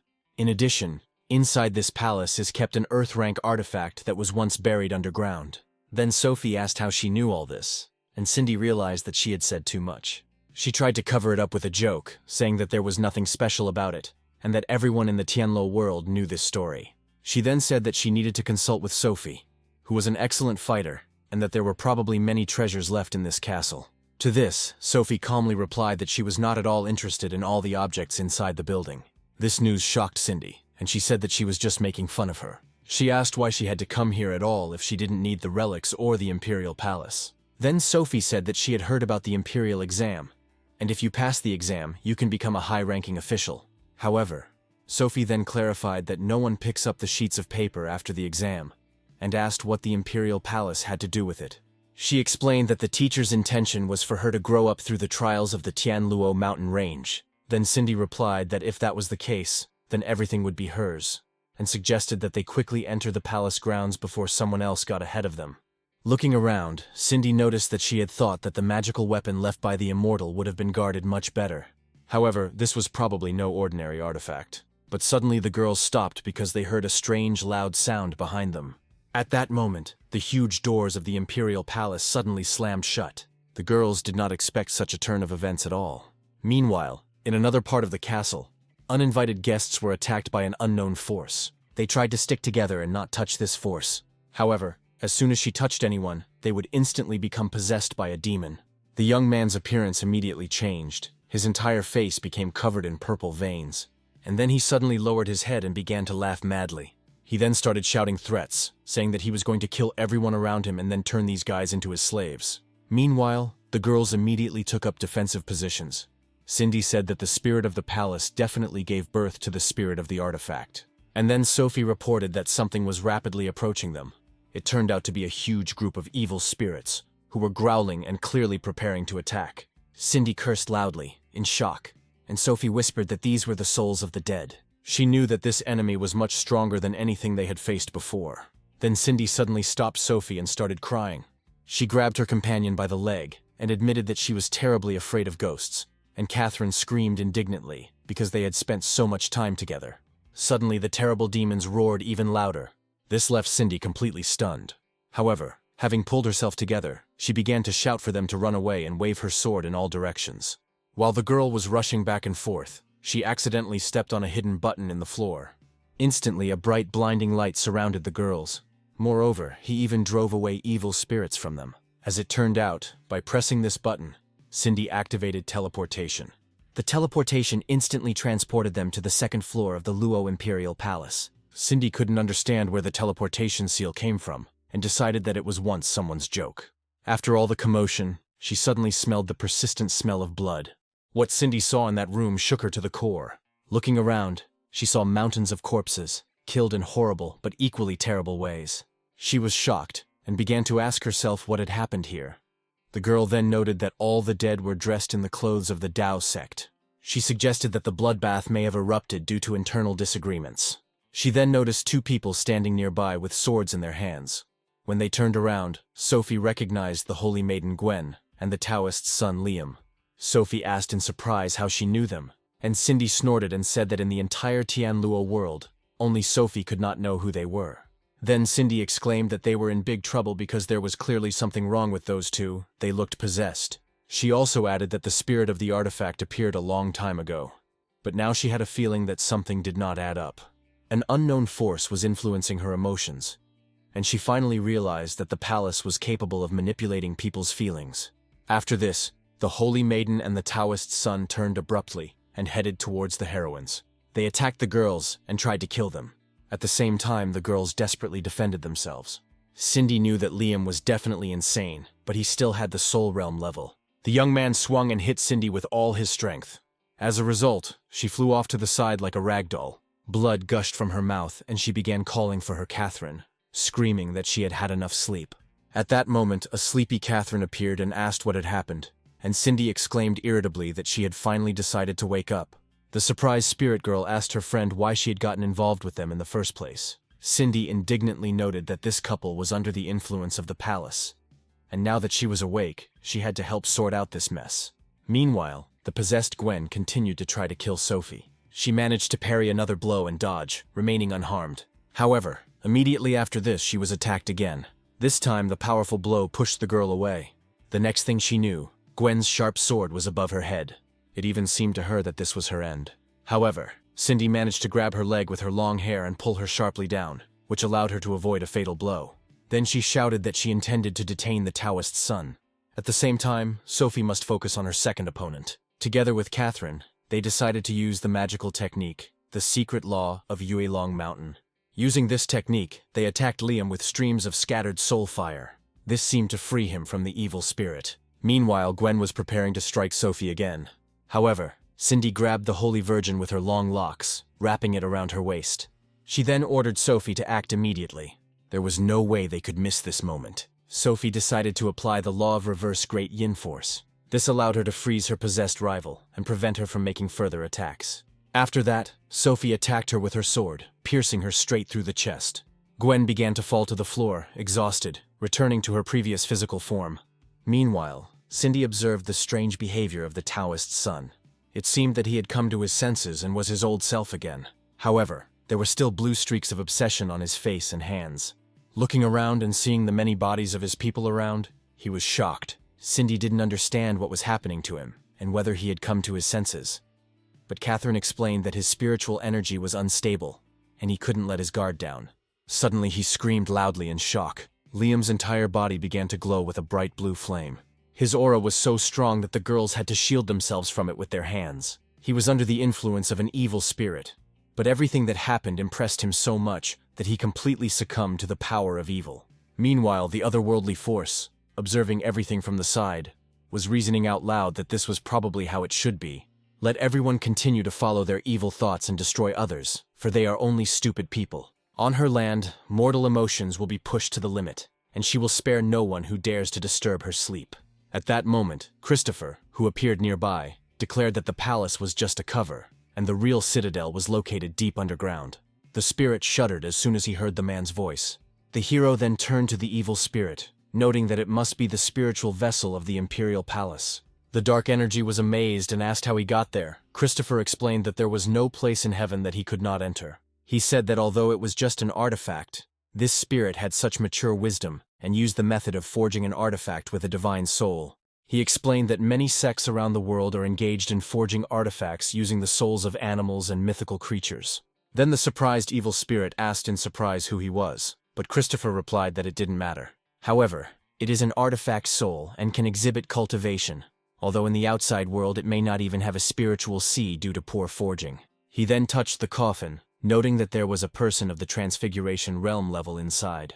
Unfortunately, he died using a spell that was beyond his level, leaving only an illusion of him here. Hearing this, the dark substance hissed, demanding silence, and declared that this was complete nonsense. His sister was alive and just sleeping. She claimed that if she really died and her soul disappeared, then who would take the form of the girl? The creature insisted that his sister would definitely wake up. and this was the best proof that she was still alive. All ungrateful invaders must perish. Then Christopher, tired of this arguing, extended his hand and declared that enough was enough, and ordered the system to block the area. Sally wondered how he knew about the locking feature, and Christopher replied that he had read the instructions for operating the system. He explained that the soul of a possessed artifact could not be used by a human, and he intended to erase the memory of that spirit before restoring it. Then Sally carefully asked if this was too cruel of him. He responded with a counter-question about what would be harsher, erasing her twisted personality and memories, or allowing her to live in illusions. However, the system was unable to provide an answer. Sally then declared that she understood everything and set to work, reciting the spell. She shouted out a command to completely block the space of the Heavenly Master's sacred system. To do this, the girl summoned her magic staff. After the manipulations were completed, the Imperial Palace was protected by a brightly glowing magical sphere. Meanwhile, the enraged son of the Taoist came to the conclusion that it was the heroines who killed all his loved ones and the Holy Virgin. He shouted that he would now bury the girls next to them, preparing to attack. He rushed straight at Cindy, who did not have time to prepare for the attack.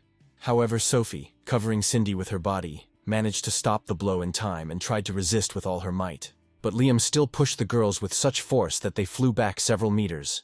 They both crashed straight into a stone wall. However, Cindy realized that the fight did not end there. The possessed son of the Taoist had no intention of stopping and again rushed to attack the girls. Cindy immediately pushed Sophie aside and ordered Catherine to protect her vital organs. At that moment, an angry Liam launched a magical blow, and the owner of the pure yin body flew aside. Sophie watched in horror as the Taoist's son advanced towards Cindy with a sword in his hand. But Cindy was able to withstand the attack and remained unharmed. Catherine reported that her vital centers were safe, but she herself was gradually depleting her spiritual energy. Cindy whispered that she wasn't cold yet, but it was getting colder, and it seemed like her meridians were reaching their limit. Then Liam approached her, towered over the traveler with a sword, and was about to kill her. He struck with all his might, and the weapon pierced the pink-haired girl through and through. After that, he grabbed her by the hair and lifted her into the air. Catherine was unable to do anything, as her spiritual energy was running out. Then Liam ominously said that he was going to take her head and began to wave his sword. Cindy was extremely worried and did not understand how she, an outstanding traveler, could be killed so easily. Gathering her last strength, she abruptly struck the Taoist son's jaw with her knee. Then, taking advantage of his confusion, she delivered another kick to his face. The obsessed young man finally lost his composure and began threatening her with death. Suddenly, Sophie's voice rang out. She was about to use the law of reverse yin spiritual power. She directed a powerful stream of ice straight at Liam. Such a powerful and all-consuming blow was completely unexpected for him. It turned out that Sophie had removed half of the seal from the body of pure yin power. She stated that now she would become his rival. Leaning on his sword, the young man hissed that he would grind them both into powder. He jumped up suddenly and screamed, surrounded by blue flames, demonstrating his power. However, Sophie wasted no time and decided to attack him from behind. Liam sensed this and managed to parry the blow, sharply placing his sword in front of him. He then launched a powerful attack, sending the girl flying back several meters. However, Liam continued to attack, not giving Sophie even a chance to get up. But at the last moment, the girl managed to keep her balance. Sophie realized that in a one-on-one fight she was no match for him, so she needed to find his weak spot. Suddenly, something strange happened. Everything around the young man turned red. He switched to the 5 Great Mountains Thunder Destruction technique. All this destructive power fell upon the white-haired girl. Cindy ordered her to run away quickly, but Sophie replied that it was not in her rules to retreat. She immediately created an ice wall in front of her, capable of stopping the flow of powerful energy. After the attack, a possessed Liam addressed all the dead and stated that it was for revenge for them. However, then he noticed something strange. He saw a protective ice dome behind which Cindy was safe. Suddenly, an icy path began to appear from her foot, which after a few seconds reached the Taoist's son and gradually covered him in ice. Taking advantage of the fact that he was trapped and could not escape, Sophie rushed to attack. Then Liam put his sword in front of him to block the blow, but in an instant it simply crumbled into small pieces in his hands. After this, Sophie delivered the finishing blow and declared that it was all over now. But then suddenly the girl, who had never felt cold, felt a wild cold inside her body. The intense cold made her shrink and shiver. It was the teacher's activated seal that could not be suppressed. The girl flew into the air, and the entire room was filled with blue magical light. A powerful stream of energy rushed straight into the sky from the Imperial Palace. The local residents of Huayang City, not understanding what was happening, looked up in amazement. 2 moons, a full one and a new one, were visible in the night sky at the same time. Meanwhile, deep within the Luo Palace, Christopher was battling an otherworldly force, surrounded by an aura of discontent, hostility, and death. Christopher asked thoughtfully if the entity's primary power lay in controlling its emotions. The evil spirit hissed that a few more fools must die, after which she would have enough power, and that she would never allow her plans to be disrupted. Then she began to call upon the catastrophe of forgotten souls. At that very moment, the remnants of the souls of all the previously deceased who wanted to take possession of the treasure began to fly out of their corpses. Christopher responded calmly, noting that she was actively absorbing all the lost souls so that they would become part of her. Calling the spirit girl stupid, he added that there was no turning back now, even if the entity's memory was erased. At that moment, the souls of the dead began to enter the girl's body and merge with her. She continued to shout that all little people were traitors and ungrateful. Having transformed into a giant monster, the spirit said that Christopher must die. Sally began to panic, but the hero reassured her that there was no need to fear the growth of this power. Noticing that the Lord was lost in thought, she asked if something serious had happened, since the evil spirit had only increased in size. Christopher explained that Sophie's first seal, which contained the body of pure yin power, was opened prematurely. Sophie can't control a power of that magnitude right now, so the extremely cold spiritual energy is affecting her. Taking the sword in his hands, Christopher noted that the hatred of the artifact's soul was so deep that it was close to the soul of a ghost, filled with resentment. He emphasized that Sophie was the most important thing now, and there was no other choice but to destroy the artifact and then recreate it. Looking at the pseudo-divine weapon, Sally noted that this was the first time she had seen its owner need the help of magical objects. The hero explained that this was not his sword, but a magical weapon left to him by an old, now-deceased friend, the sage Fumo. Sally exclaimed in amazement that this was indeed the famous elder who was famous for destroying countless demons in heaven. Christopher confirmed that it was his sword, and now he wanted to borrow its power by summoning the weapon. Suddenly, a bright glow illuminated the entire room. The terrifying spirit girl couldn't understand what it was. A small spirit that looked like a girl was released from the sword. It was his spirit. Her name was Trinity. She was a miniature girl with the antlers of a fawn. Sally was surprised at how tiny the entity looked, to which Christopher explained that the sword's spiritual power was independent of its size and shape. Then Trinity greeted the Lord, and Christopher said that there was no time for conversation. The soul of the palace artifact was in front of them. She voluntarily merged with the souls of the dead and evil spirits.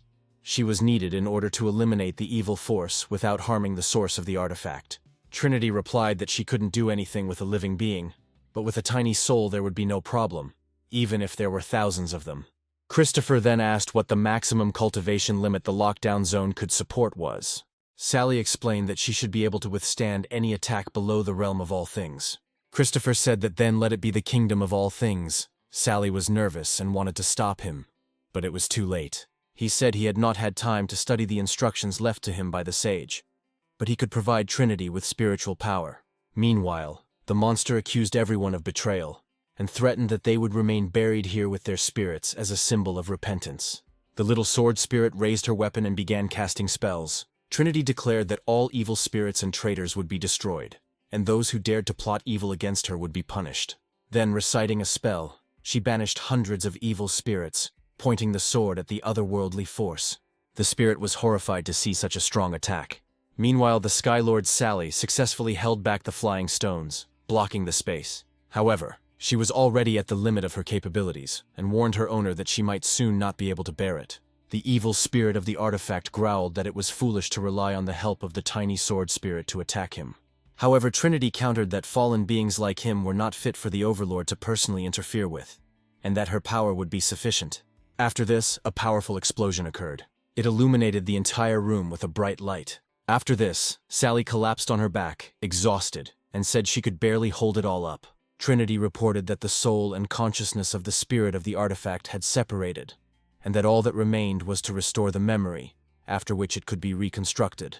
Christopher then thanked her for a job well done, to which the sword spirit replied that the Lord was too kind. She promised to find a suitable owner for her as soon as possible. After successfully completing the task, Trinity returned to the sword.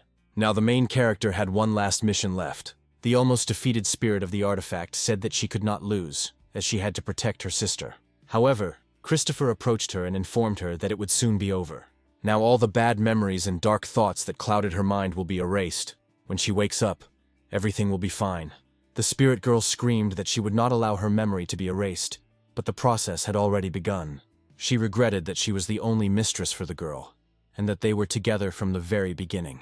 Suddenly Sally screamed that it looked like the palace was about to explode, but Christopher thought that the spirit would rather destroy itself than lose its memories.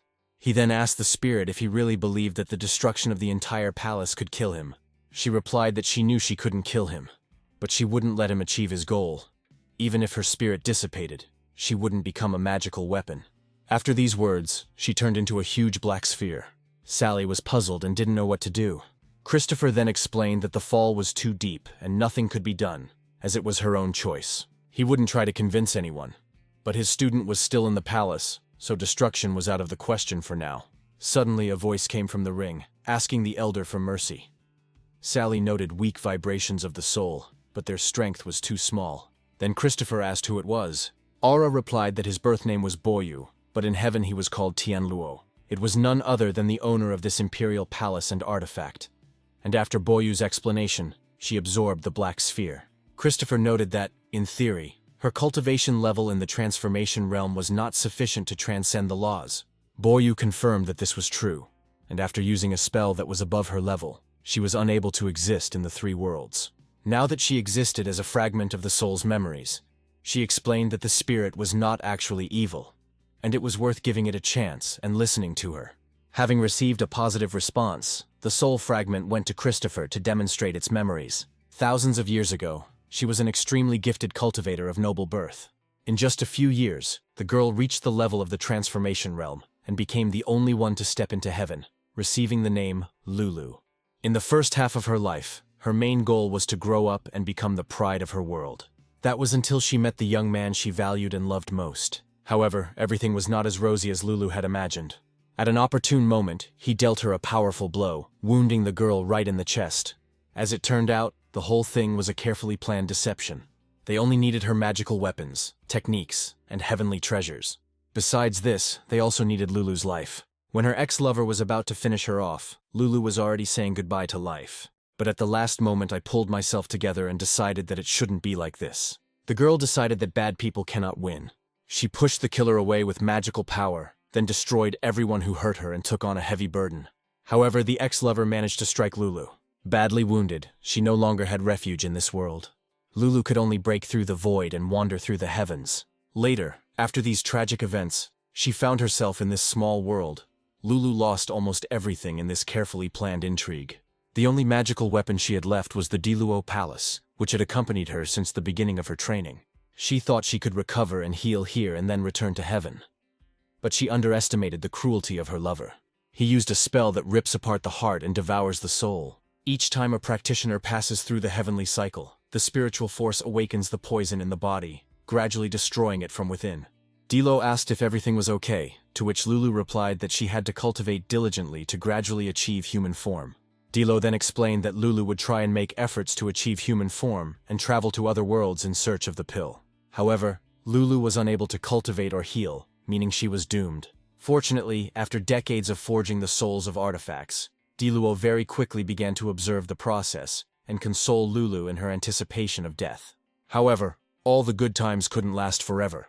That man became the founder of the Union of Three Small Worlds and invaded here. He wanted to destroy the girl along with her world. A brutal, bloody battle began. The location experienced something it should not have experienced.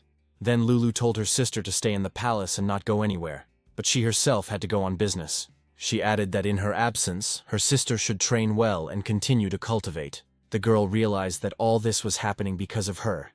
This innocent world should not have been involved, and she decided to put an end to the disaster herself.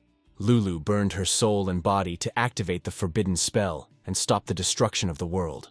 As a result, Sophie left Diluo alone in the Tianluo world, which was the cause of her deep obsession. The girl noted that it was all her fault, and that Luo was not a bad child, so the Lord should give her a chance. The hero explained that after a spell that tore apart the heart and soul, it was no wonder Lulu used it to forge weapons. Christopher said that was enough and began to retrieve the Chuanfeng divine weapon from the storage portal. He then explained that he would give her a chance. Christopher began to draw magical symbols in the air. After some time, the symbols enveloped the girl, and in an instant she again took on her former human form. The hero added that he did not want to interfere with life and death, so he used only memories as a basis for restoring her soul. In this way, she will be able to enter the cycle of reincarnation and be reborn as a human. Lulu immediately thanked him for his recovery and said that she would never forget his act. But Christopher replied that it would be better to forget about it, since it was unknown whether she would be able to become a servant after reincarnation. However, Lulu replied that she would not dare to forget his kindness and asked him to leave all the problems with Diluo to her. She then walked up to the black ball of energy and announced that it was time to awaken. Lulu reached out to the sphere, and it began to change dramatically. Suddenly the sphere burst and a girl appeared from it, looking extremely worried. She looked at Lulu for a moment with a blank expression on her face. Then the girl smiled and asked if he really didn't recognize her.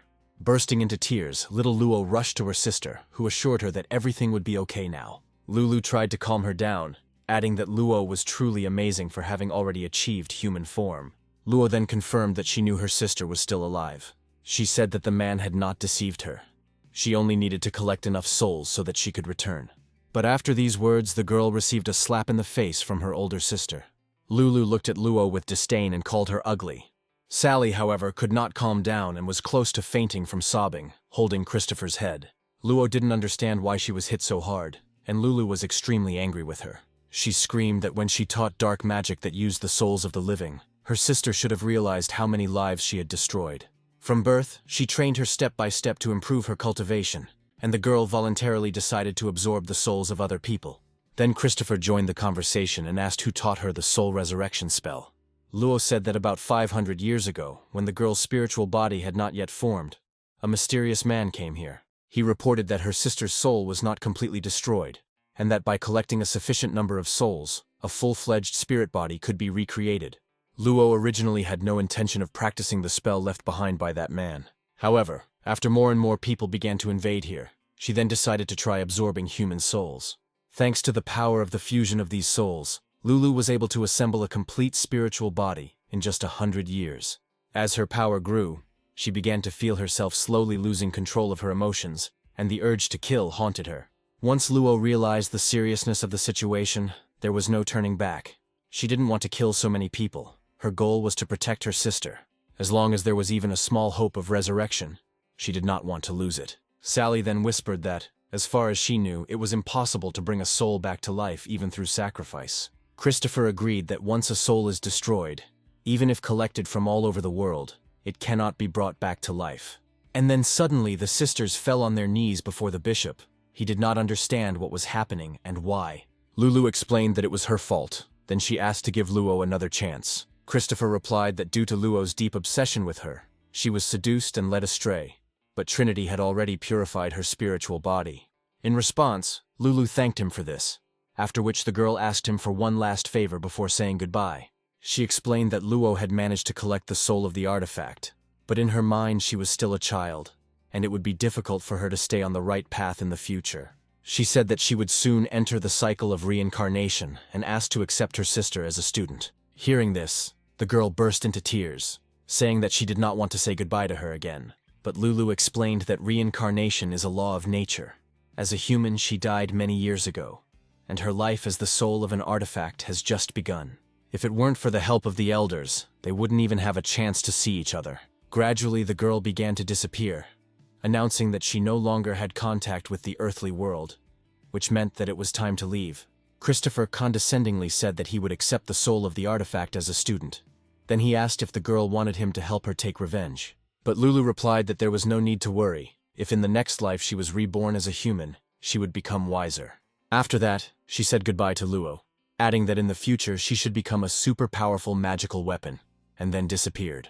Meanwhile, Cindy lay unconscious, completely covered in ice. Catherine noted that the icy yin power emitted by the white-haired girl froze even the soul. She understood that if she left things as they were, both she and Cindy would die, but one death was better than two.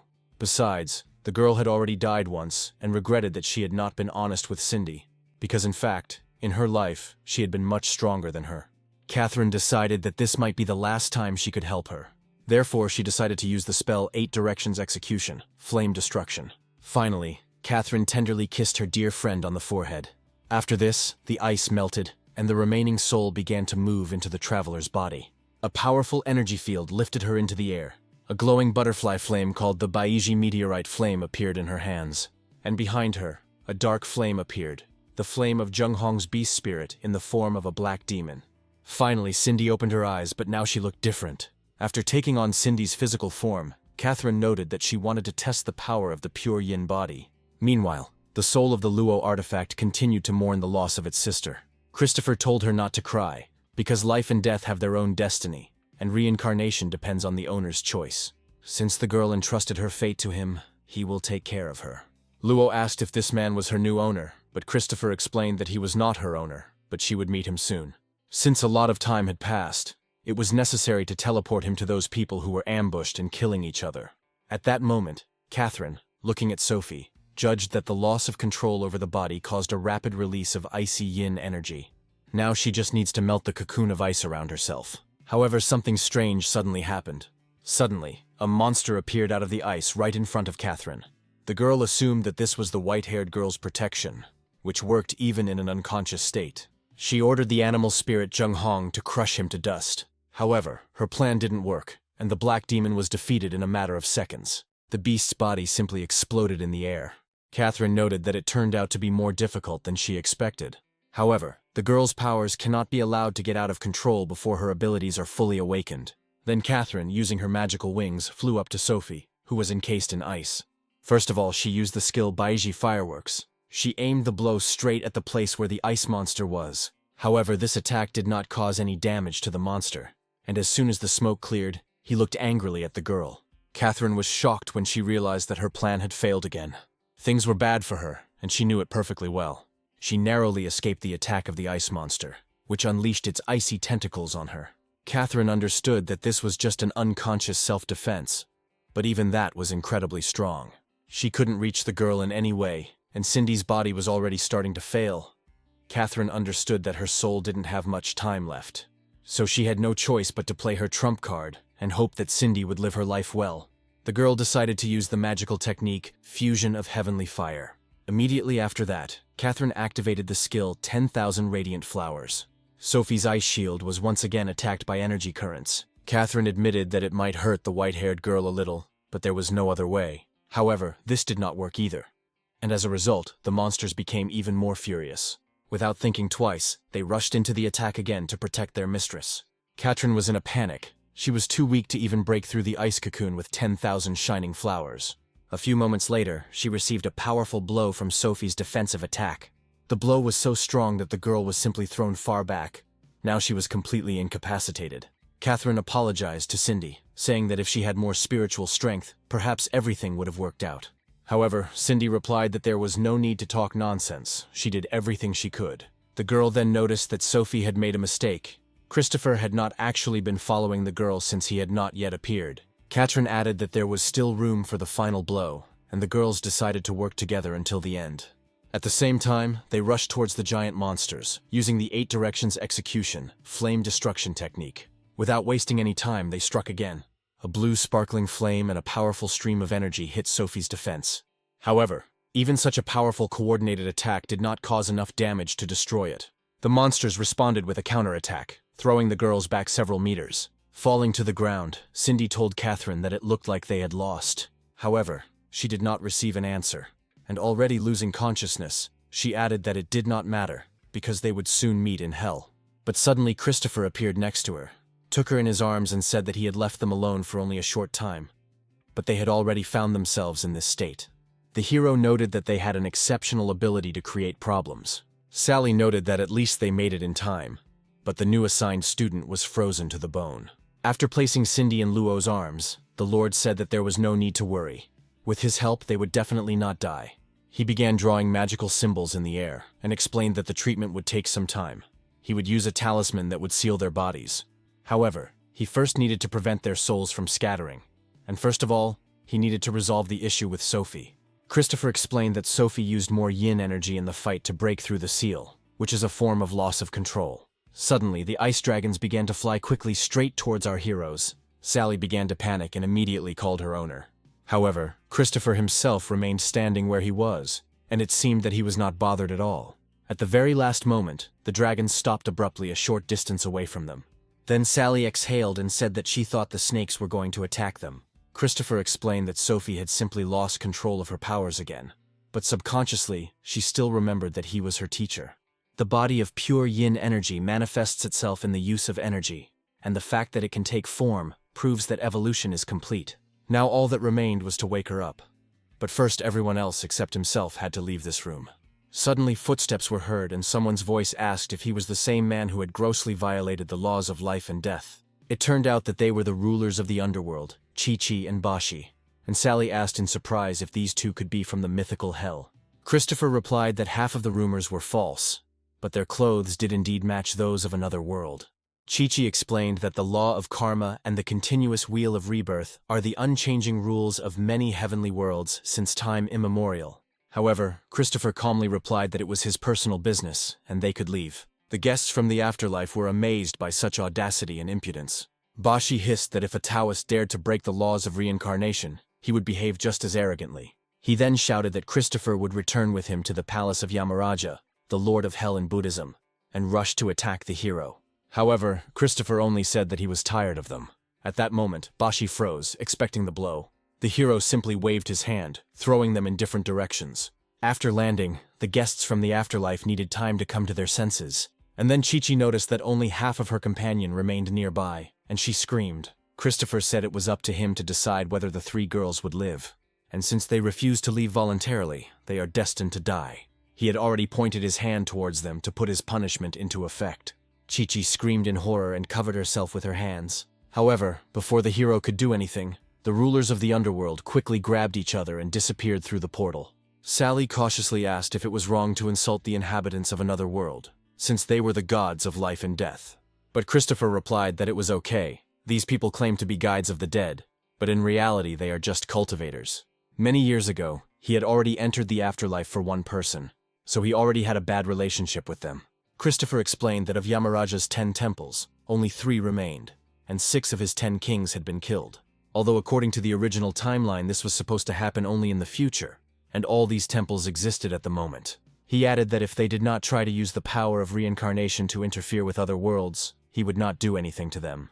But if they dare to touch his students again, he will not mind repeating history. After these words, Christopher destroyed the ice protection around Sophie. Meanwhile, near the palace, a battle was taking place between 2 heavenly beings. The Night Queen, a celestial being from the abyssal demon region, confronted another celestial being, the Beast Lord. They attacked each other relentlessly, unwilling to give in. Then the queen shouted to her rival that he was really going to fight her for everything. The Beast Lord replied that he didn't care, because the most amazing treasures go to those who know how to get them. Suddenly the voice of Buddha Bodhisattva was heard, who said that they had not even seen these treasures yet, and there was no point in starting a battle before entering the palace. He then added that since the 4 Tien heavenly beings of the world had gathered together, why shouldn't they unite and enter the palace together? After these words, the Buddha turned to another man and asked how he felt about such a proposal. The Holy Sword of the Southern Sea replied that he agreed to enter together. As for the rare treasure, it would go to whoever could grab it. Meanwhile, Cindy finally opened her eyes. After a couple of seconds, she finally gathered her strength and rose from the bed. However, when Cindy came to, she felt a severe headache. However, this was a positive sign. The pain meant that she was still alive. Then Cindy noticed that there was no ring on her finger. The girl immediately thought with grief that Catherine had died. But suddenly a female voice was heard nearby, which said that she had recovered quite quickly and was in good physical shape. Cindy looked up in shock and stared at the woman. She decided that it was the astral body of her friend Catherine, so she immediately rushed to hug her, saying that she was terribly afraid that she had died. However, upon touching the woman, Cindy realized that Catherine was a spirit, and touching her did not feel like touching a living body. It turned out that it was a divine magical weapon, the soul of Skylar's artifact, who asked how she dared to touch her body. Cindy immediately apologized, saying that she had simply confused her with someone else. She then bowed and thanked the elder for saving her life. But Skylar replied that she was the Tao Lord's magical weapon. Therefore, there is no need to thank her. If it were not for his order, she would not have spent her spiritual energy to save the 2 girls. After this, she threw the ring to Cindy, and added that the ring and the spirit inside it had been restored, and in a few days, she would wake up and return. Cindy thought to herself that since the spirit of the artifact was in front of her, It meant that the Lord she spoke of was Sophie's teacher and saved them. She decided to clarify this issue with Skylar. Tiamat calmly replied that it was indeed him, and that Christopher was currently healing the wounds of his dear student. After completing some manipulations, Christopher reported that her body had become a source of yin energy. As its cultivation level increases, it will be able to evolve again in the future. With the 2 seals she received from her teacher, Sophie shouldn't lose control the next time she advances to a new level. At this time, Sally lamented that the baby almost died because of her own strength. Sally noted that with such a dangerous innate body, it was no wonder that in many heavenly worlds, people with a pure yin body had never been heard of. Then Sophie gently pulled the teacher's sleeve. Christopher turned his head in her direction and asked what happened. Sophie explained that her inability to control her body nearly led to tragedy, so she deserved to be punished. But Christopher only gently stroked her hair and explained that the path of cultivation was contrary to the will of heaven. He noted that there are not many so-called shortcuts in this world, so it is natural to encounter failures. He added that the body of a yin energy source allows one to go further than others, but the slightest carelessness can lead to death. This time they would get away with it, but Sophie had to train hard, and Sophie firmly declared that she would not let the teacher down in the future. Sally noted that the baby's condition showed that 99% of the evil was gone from her, but it was unclear what happened to the remaining percent.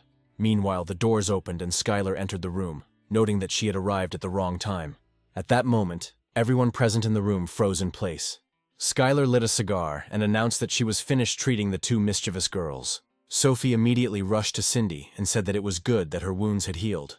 In turn, Cindy was surprised that the white-haired girl was okay. However, Sophie suddenly noticed something. Out of the corner of her eye, she saw a woman she didn't know quickly walk towards her teacher. Skylar pressed herself against the Overlord and noted that she had done her job and now he owed her a reward. But Christopher tried to push her away. All the girls present were puzzled and angry at such impudent behavior. Skylar listed that there were 2 girls behind her, plus the one whose soul was destroyed earlier, and according to the agreement, Christopher owed her 3 rewards.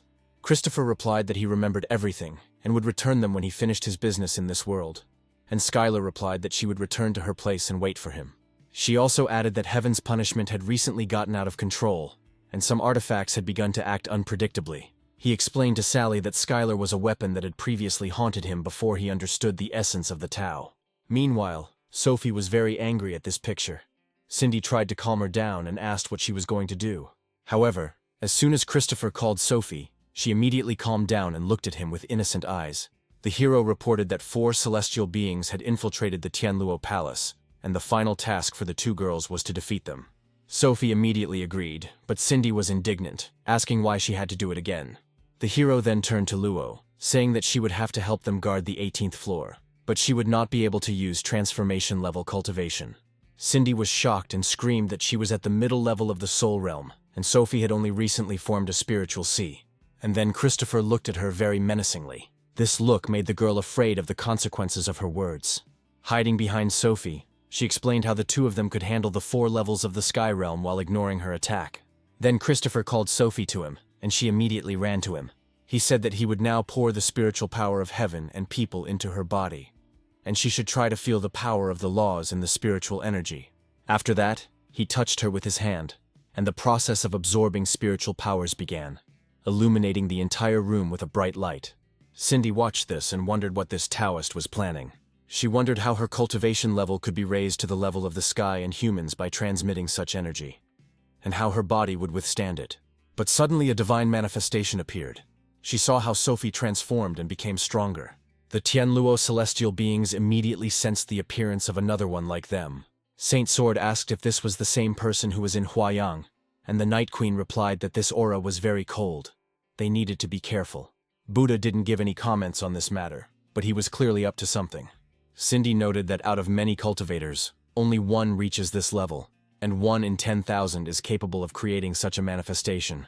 Christopher explained that it is a manifestation created through the understanding of power, and each person's form is determined by their understanding of power. For Madeline, it was the comprehension of the royal path, and for Sophie, it was the path of destruction. Now he understood how she was able to destroy hundreds of worlds. In response, Sally said that she was now very interested in what her master's divine manifestation looked like. Then Christopher asked if she really wanted to see it, but Sally again refused, claiming that she was just thinking out loud.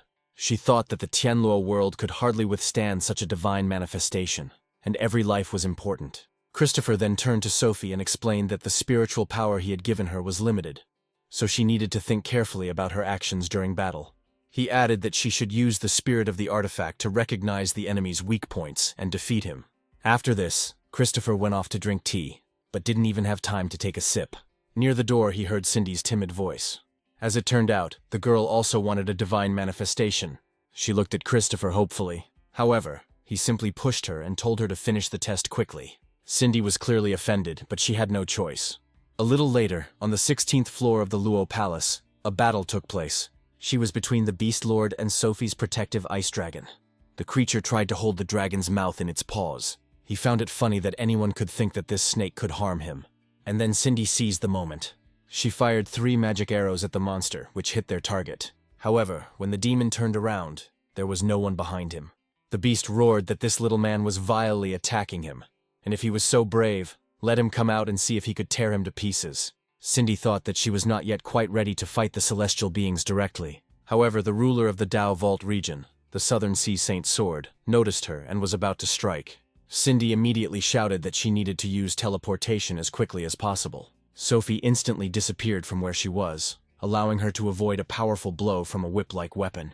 She tried to catch her breath and noted that even with the ice dragon covering her, the situation was still too tense. Luo then pointed out that it was too dangerous to fight them at her soul realm level. But Cindy replied that Sophie needed more time. Meanwhile, the Queen of the Night was in a panic, fighting with the ice dragon and screaming that there was no end in sight. Suddenly, Cindy flew past with a knife in her hands and said that the queen would be the third. The woman got angry and shouted, asking the girl how she dared to deceive her. She violently struck the place where Cindy was with her wands, but it turned out that it was just an illusion that dissipated. However, the knife remained sticking out of her shoulder, where Cindy had managed to stick it in without her noticing. The girls were glad that everything went smoothly, but Luo noted that her attack didn't seem to do much damage. However, Sophie replied that this was enough. They only needed an effect that these people would ignore. Then her gaze moved to the monk, and she noted that there was one problem.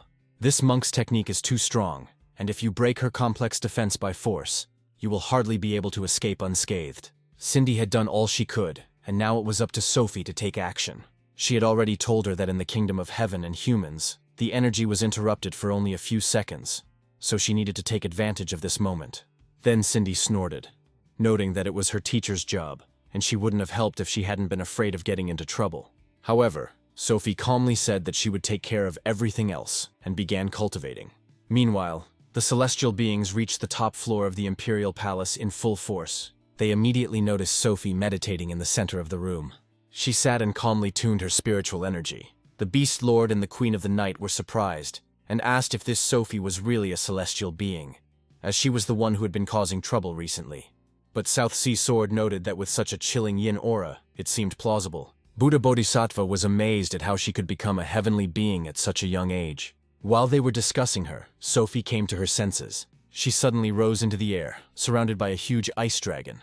In the blink of an eye, the creature rushed to attack the celestial inhabitants of the abyssal demon region. South Sea Sword immediately grabbed his weapon to use his technique. Using the skill Ocean Slice, he began to rapidly strike Sophie's ice defense, shattering it into small pieces. He thought everything had worked out, but suddenly he noticed something strange. Meanwhile, Sophie appeared behind the Queen of the Night, as if from nowhere, shouting that she was first. After that, Sophie swung her sword. However, the woman arrogantly declared that she had decided to tickle her again. She tried to wrap the sword in thorny stems, but it didn't work. Sophie's sharp weapon ended up stabbing her in the shoulder. And then the Beast Lord used the mountain-crushing fist technique, and at the same time the Southern Sea Sword joined in with the ocean-cutting technique. Although the girl noticed the attack, she did not run away or dodge.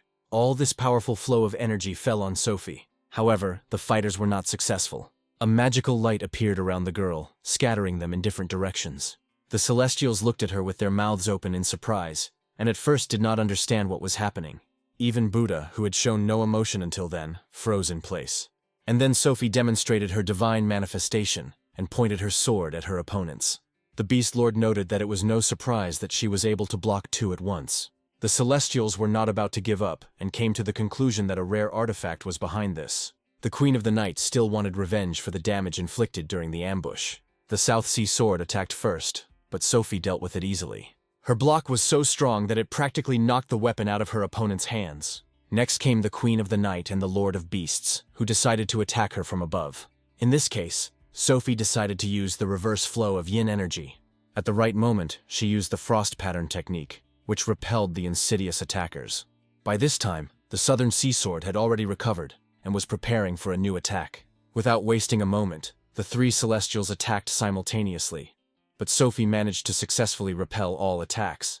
Sally, watching the battle, admired Sophie's strength, comparing her to the final boss in the game.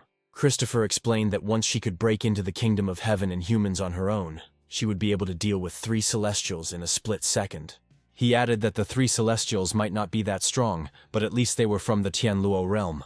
However, the monk Buddha made him wary, saying that he had a strange aura, and that he was not from this world. Christopher explained that something else was bothering him, but it didn't matter now. First he needed to see what Sophie would demonstrate. He reported that Sophie's battle would soon be over, and Sally exclaimed that her spiritual energy was indeed depleting, and she might lose without it.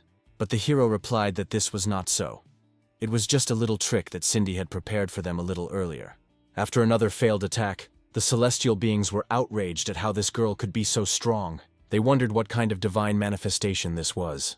They came to the conclusion that this celestial being was clearly not simple, and they could no longer restrain themselves. The Queen of the Night shouted that her mind was fully focused and ordered that her body be taken under control, after which she immediately grew huge wings. The Beast Lord exclaimed that his own form was now manifesting, and a gigantic clone of himself appeared behind him. The Southern Sea Sword shouted the name of the ocean fusion technique and was enveloped in blue flames. However, immediately after the transformation they felt unwell. They started bleeding from the mouth, and their spiritual energy began to leave them. The Celestials had absolutely no idea what was happening. At that moment, Luo and Cindy entered the room, mockingly noting that her unique remedy had begun to work. Cindy then turned to Sophie and urged her to take advantage of the moment to completely destroy them. The Queen of the Night turned to Bodhisattva Buddha, asking how much longer he would simply watch. Perhaps it was time to help. However, instead the Celestial only grinned. Suddenly, a huge projection of the monk's hand appeared above the other 3 Celestials. A few moments later, she simply dropped down, striking her seemingly allies with all her might. Sophie was puzzled by what was happening and immediately tensed up. Cindy also didn't understand what kind of hand it was. The Beast Lord was outraged that they had agreed to work together to find valuable items, and then were betrayed. But Buddha turned to the trio and informed them that a rare artifact was right in front of them, and they didn't even realize it. He noted that from the moment he crossed the threshold of the palace, he felt that there were no rare treasures here, and Sophie is the one who caused the change of heaven and earth when the 2 moons shone together. She awakened her body to pure yin energy. He then turned to her and said that if she joined their sect, there would be a place for her in heaven in the future. He said that he is now only an incarnation of Buddha, but despite this, his level of cultivation is the kingdom of all beings.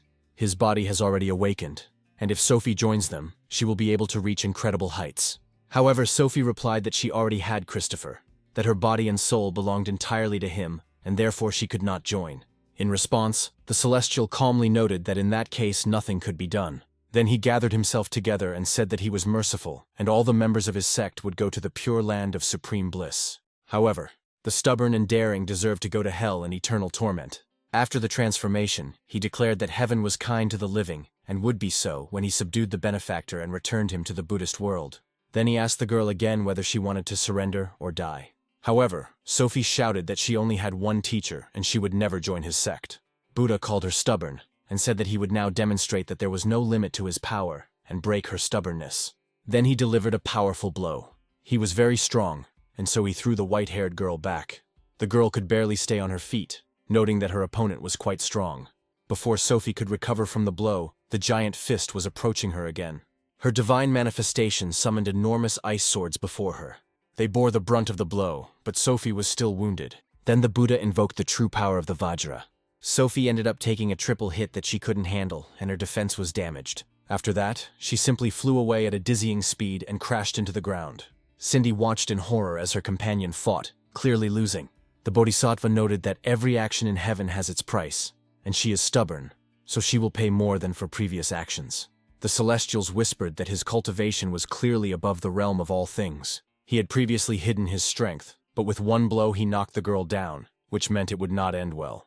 But Cindy couldn't just sit and watch anymore. because if this continued, the monk would simply kill Sophie. But suddenly Luo interfered with her plans. Before she could take a step, the girl found herself sealed in a sphere. She turned to Luo and indignantly asked why she was stopping her. She explained that one of them was in the kingdom of all things, the other was at the level of the kingdom of heaven and people, and she herself was only in the kingdom of the soul. Cindy asked Luo to intervene, but she replied that the gentleman said that she could only give advice and could not interfere directly. She added that there was no need to worry, it was just a test, and if uncontrollable circumstances really arose, he would intervene. Cindy calmed down and noted that it was true because they still had Christopher, and she shouldn't care how he raised the students. Buddha then declared that if Sophie were to directly encounter his fist, even with the protection of the divine manifestation, she would be wounded and immobilized. He will bring her back to the Buddhist world and train her properly in the future. However, when he looked at the place where Sophie should have been, the Bodhisattva did not see her and was very surprised where she had gone. Suddenly Sophie was right behind him, sword in hand. She used the skill reverse law of the great yin force, and then delivered a powerful blow. This time Buddha did not have time to catch her with his own hands. A wound appeared on his neck from which blood flowed, which angered the monk. But Sophie noted that the spiritual energy that her teacher had put into her had already been exhausted. The Bodhisattva was clearly furious that this stubborn girl had attacked him so vilely. He exclaimed, asking her if she really believed she could defeat him with some trick. Transforming into his highest form, he said that he was giving her one last chance to bow down and submit to the Buddhist world. But Sophie, looking Buddha straight in the eyes, declared that she would never obey him. And then the celestial being again menacingly demanded that she kneel. But Sophie nevertheless stood her ground and said that this would never happen. Sally, who was watching all this, noted that the situation was bad. The spiritual energy given to Sophie was exhausted, and if this continued, this monk would kill her. Not hearing an answer, Sally turned around and did not see the owner. It seemed that he had disappeared. Meanwhile, the demon declared that a body of pure yin energy is an extremely rare gift from heaven. But since it cannot be used in the Buddhist world, he is going to destroy it. He then swung his arm to deliver a powerful blow to Sophie with all his strength. However, something suddenly happened that stunned everyone present. Nobody could understand how this was possible. All the Celestials looked at what was happening with their jaws hanging open. Christopher suddenly appeared in front of Sophie, stopping the monk's fist with one finger. He noted that he was just an evil demon from a tiny world, and yet he dared to call himself a Buddha. Moreover, he tried to force the disciple of the Lord of Heaven to kneel, but he is not worthy of such a thing. After this, Christopher launched a magical discharge at the demon's hand. In an instant, a huge divine force began to destroy the Buddha's body, and he could do nothing about it. He began to scream convulsively, but the energy spread further and further.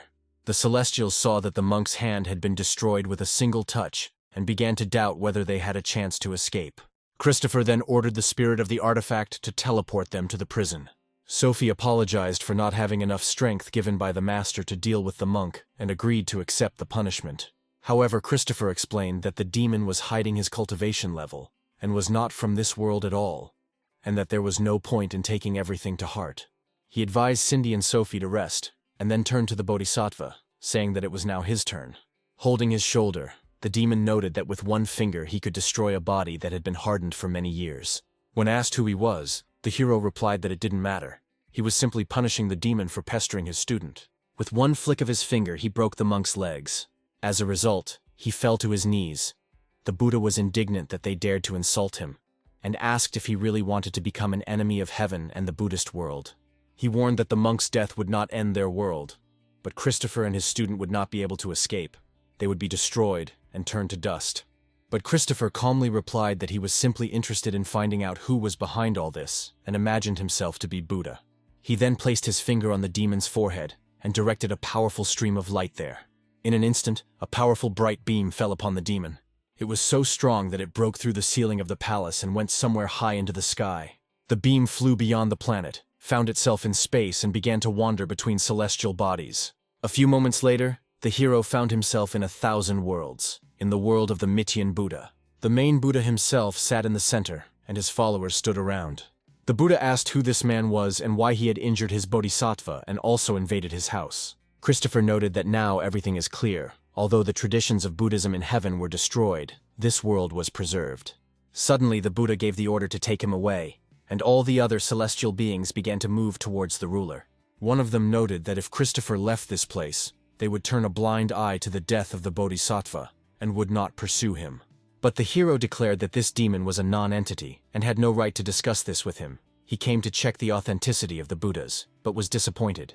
One of them emphasized that they were true orthodox Buddhists and asked if he wanted to provoke a war between Buddhism and Taoism. Christopher noted that this had nothing to do with Taoism, but everyone present here was just a dove that had taken over someone else's nest. He added that if they really considered themselves Buddhas, let them see the real Buddha.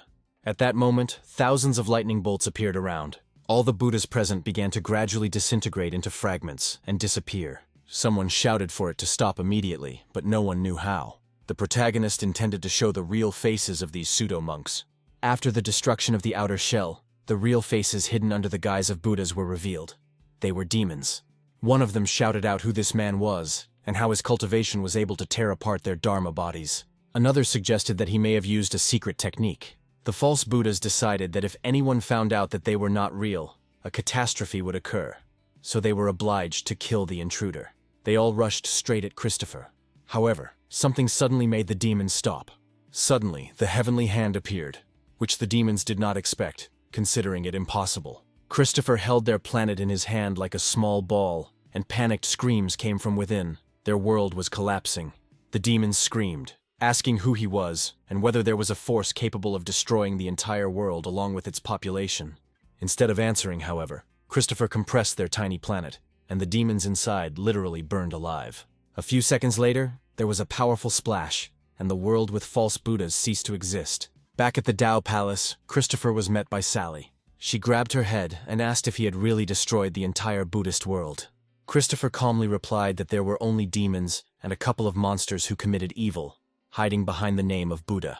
Sally noted that if the planet was destroyed, the legacy of the Buddhist sect in heaven would disappear in the future. But the hero explained that its origins were not in this world. In the future, a catastrophe will fall upon the heavens. The gods will try to prevent the destruction, and as a result, Buddhism and Taoism will be destroyed. Sally didn't understand. They had traveled through time and were now in the past, 100,000 years ago. But gods like Madeline and Sophie were still alive.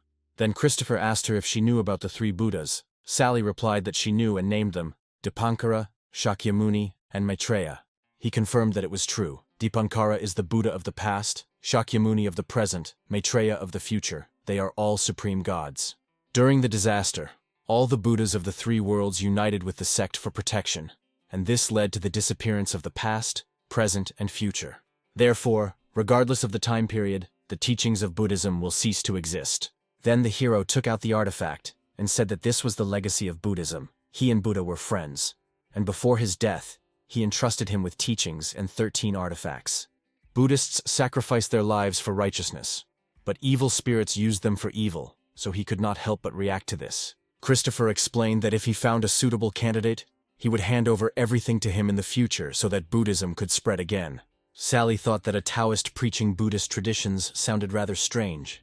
The hero then addressed the soul of the artifact, calling it Sky, and told it to tell Sophie and the other two to wait for him in the main hall. Sky asked what he had just called her, and Sally explained that since the master had given her that name, that was what she would be called from now on.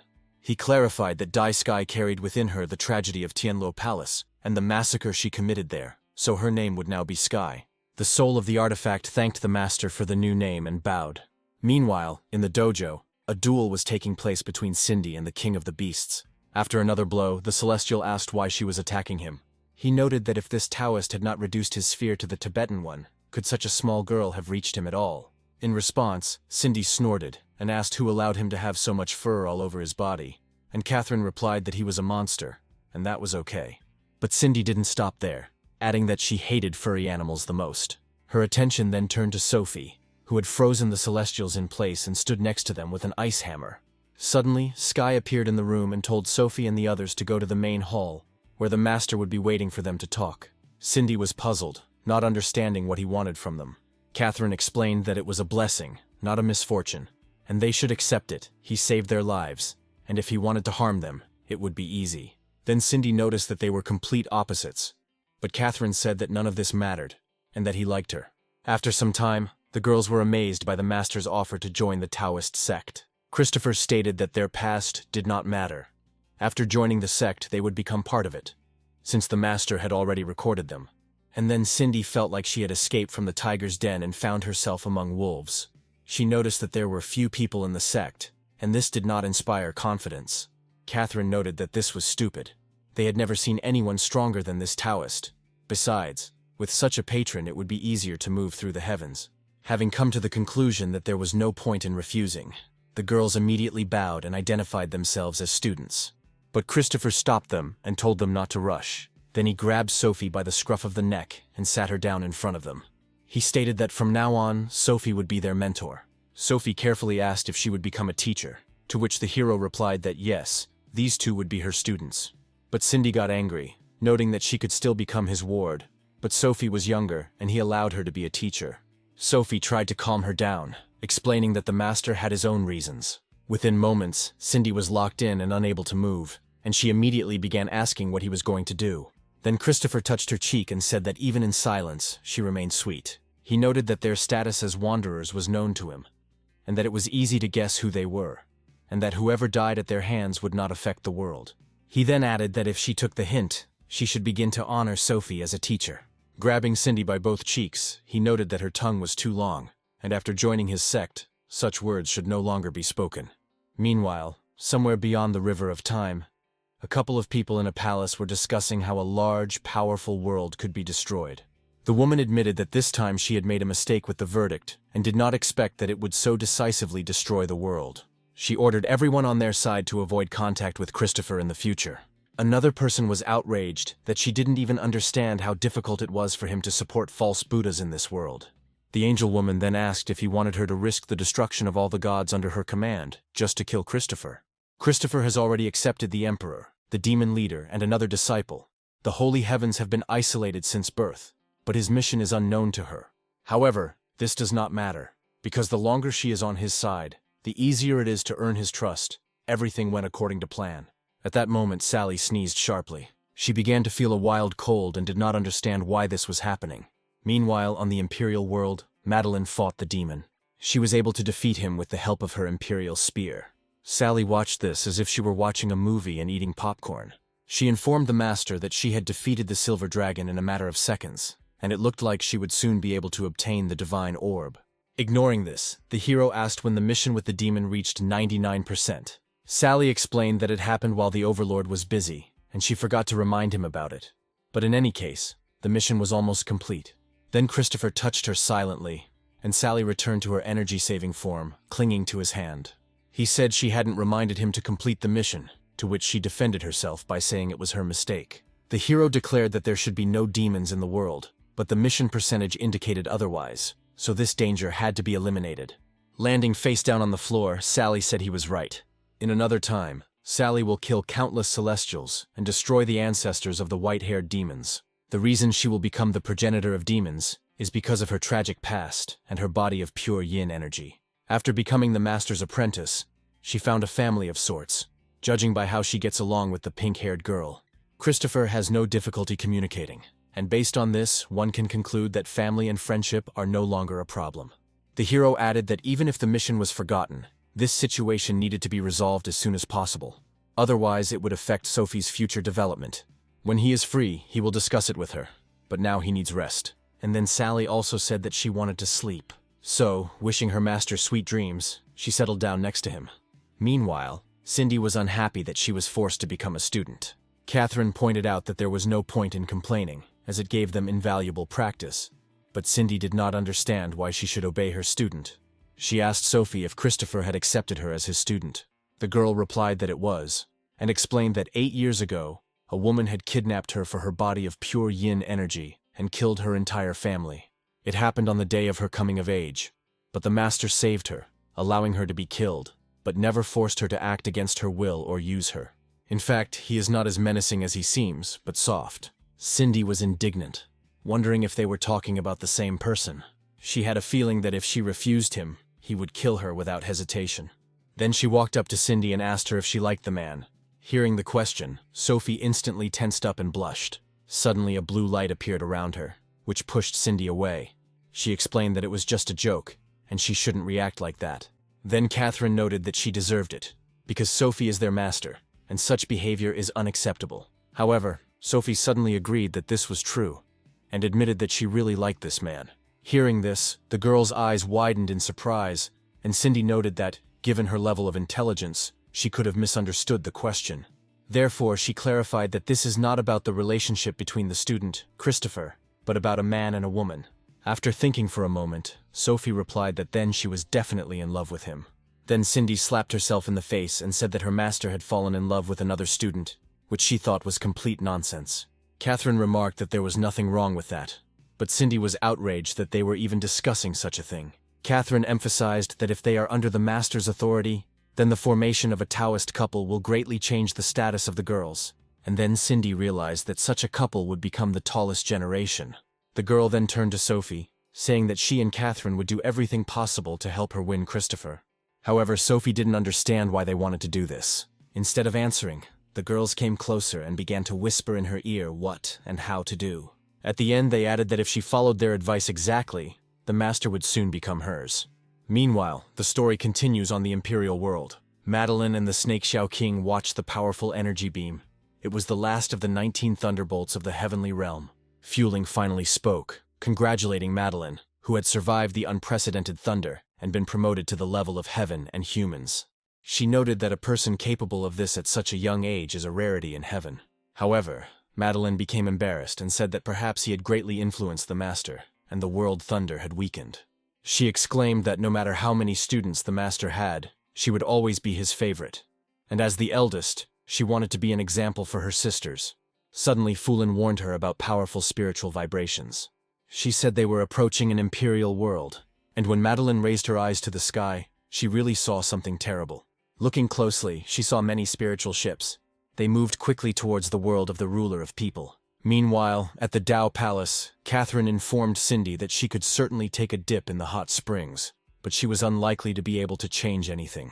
Cindy noted that the rooms appeared out of nowhere, so she decided that the palace could transform, since even the weather had changed dramatically. While talking with Sophie, Christopher decided it was time to put his plan into action, and said he wanted to go to the hot springs. The girl replied that it was good, because you need to be able to balance between work and rest. But Cindy did not expect that he would agree so easily. Cindy and Catherine also noticed that the water was unusual. It contained a lot of spiritual energy, reminiscent of liquid earth spirit, but with a cleansing effect. Bathing in this priceless spiritual liquid, Cindy felt her soul being cleansed and wondered why they didn't live here permanently.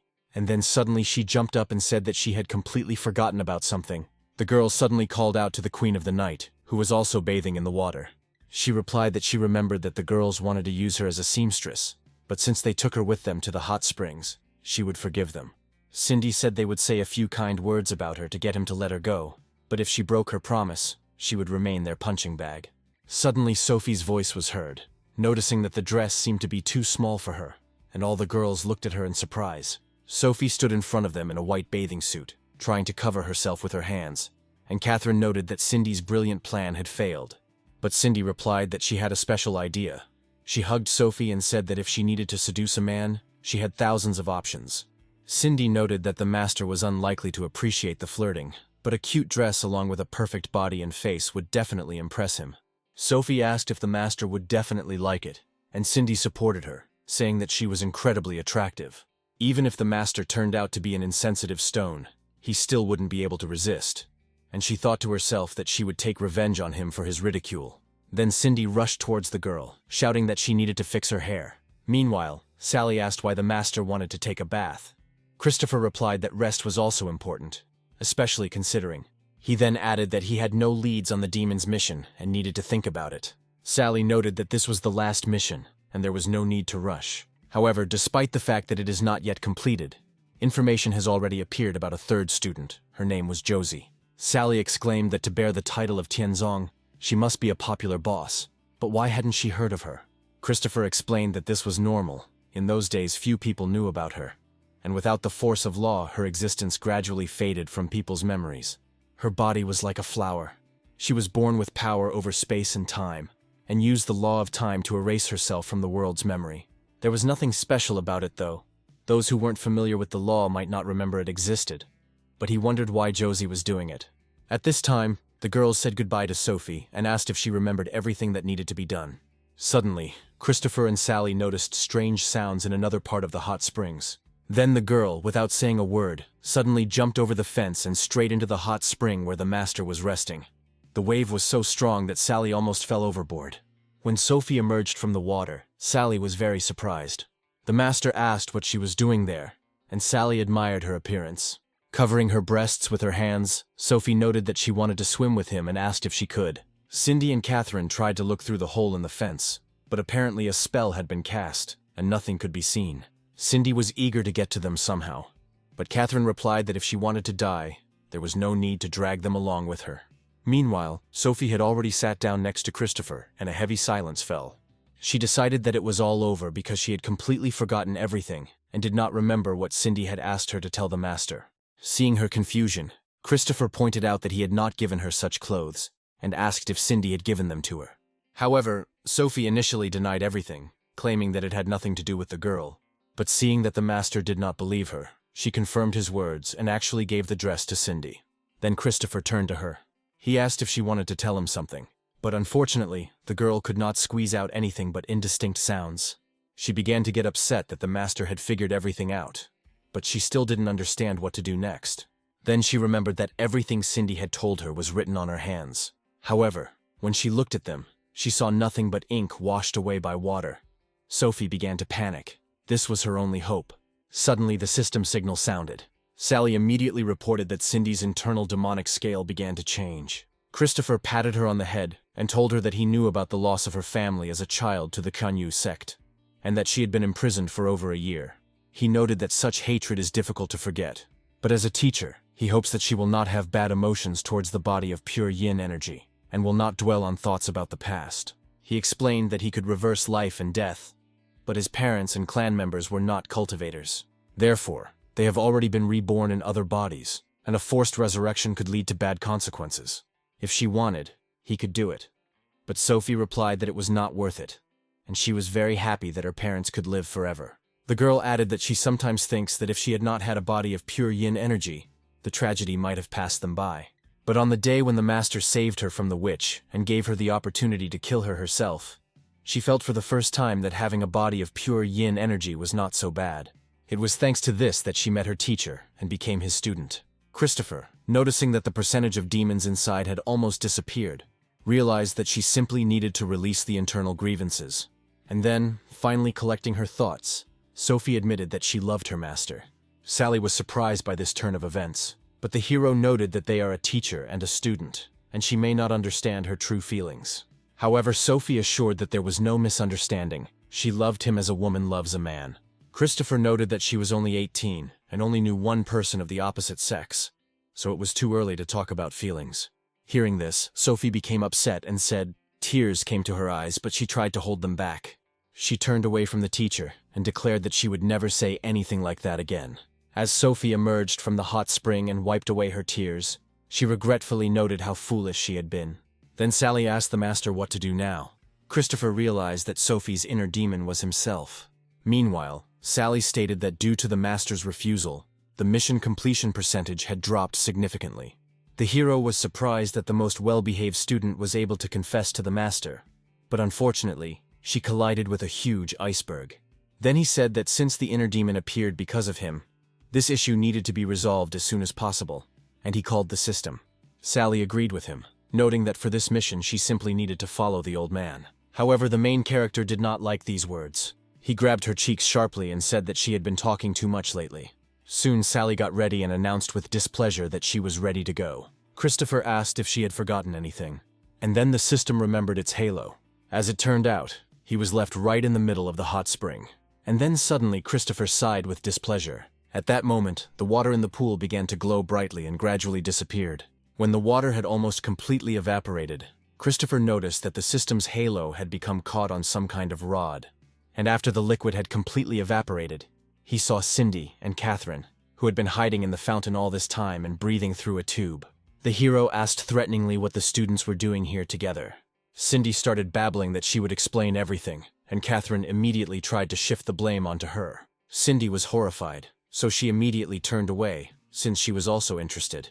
And Catherine replied that she just needed to admit guilt. Christopher, getting closer, noted that, Despite the fact that they had only recently started their studies, they did not know about simple rules of decency. He then extended his hand to flick them and said that he would now teach them manners.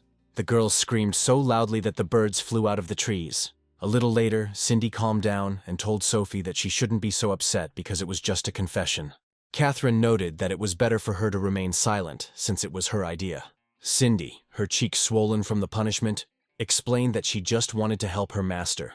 However, Catherine snorted, noticing that she spoke as if she understood something about love. And then Cindy reminded that when people were driven from the very top to the very bottom of the mountain, she had to push away a dozen annoying guys. Catherine commented that that was why they didn't talk about such things. And Cindy shouted that she didn't remember her ever dating anyone.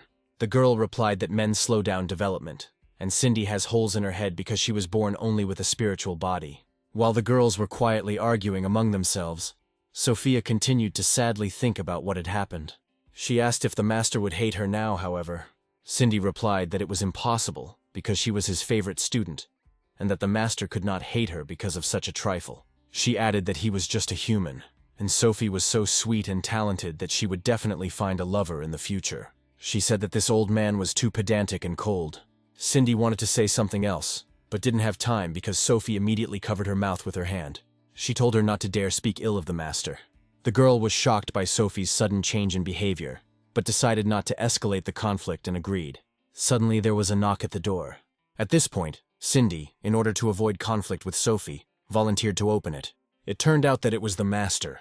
The girls immediately stated that they would not bother him or interfere, and Christopher replied that he hoped so. Sitting by the door, Cindy noted that the master had not just come to talk to Sophie, which meant that her technique was working, but Catherine told her to speak more quietly.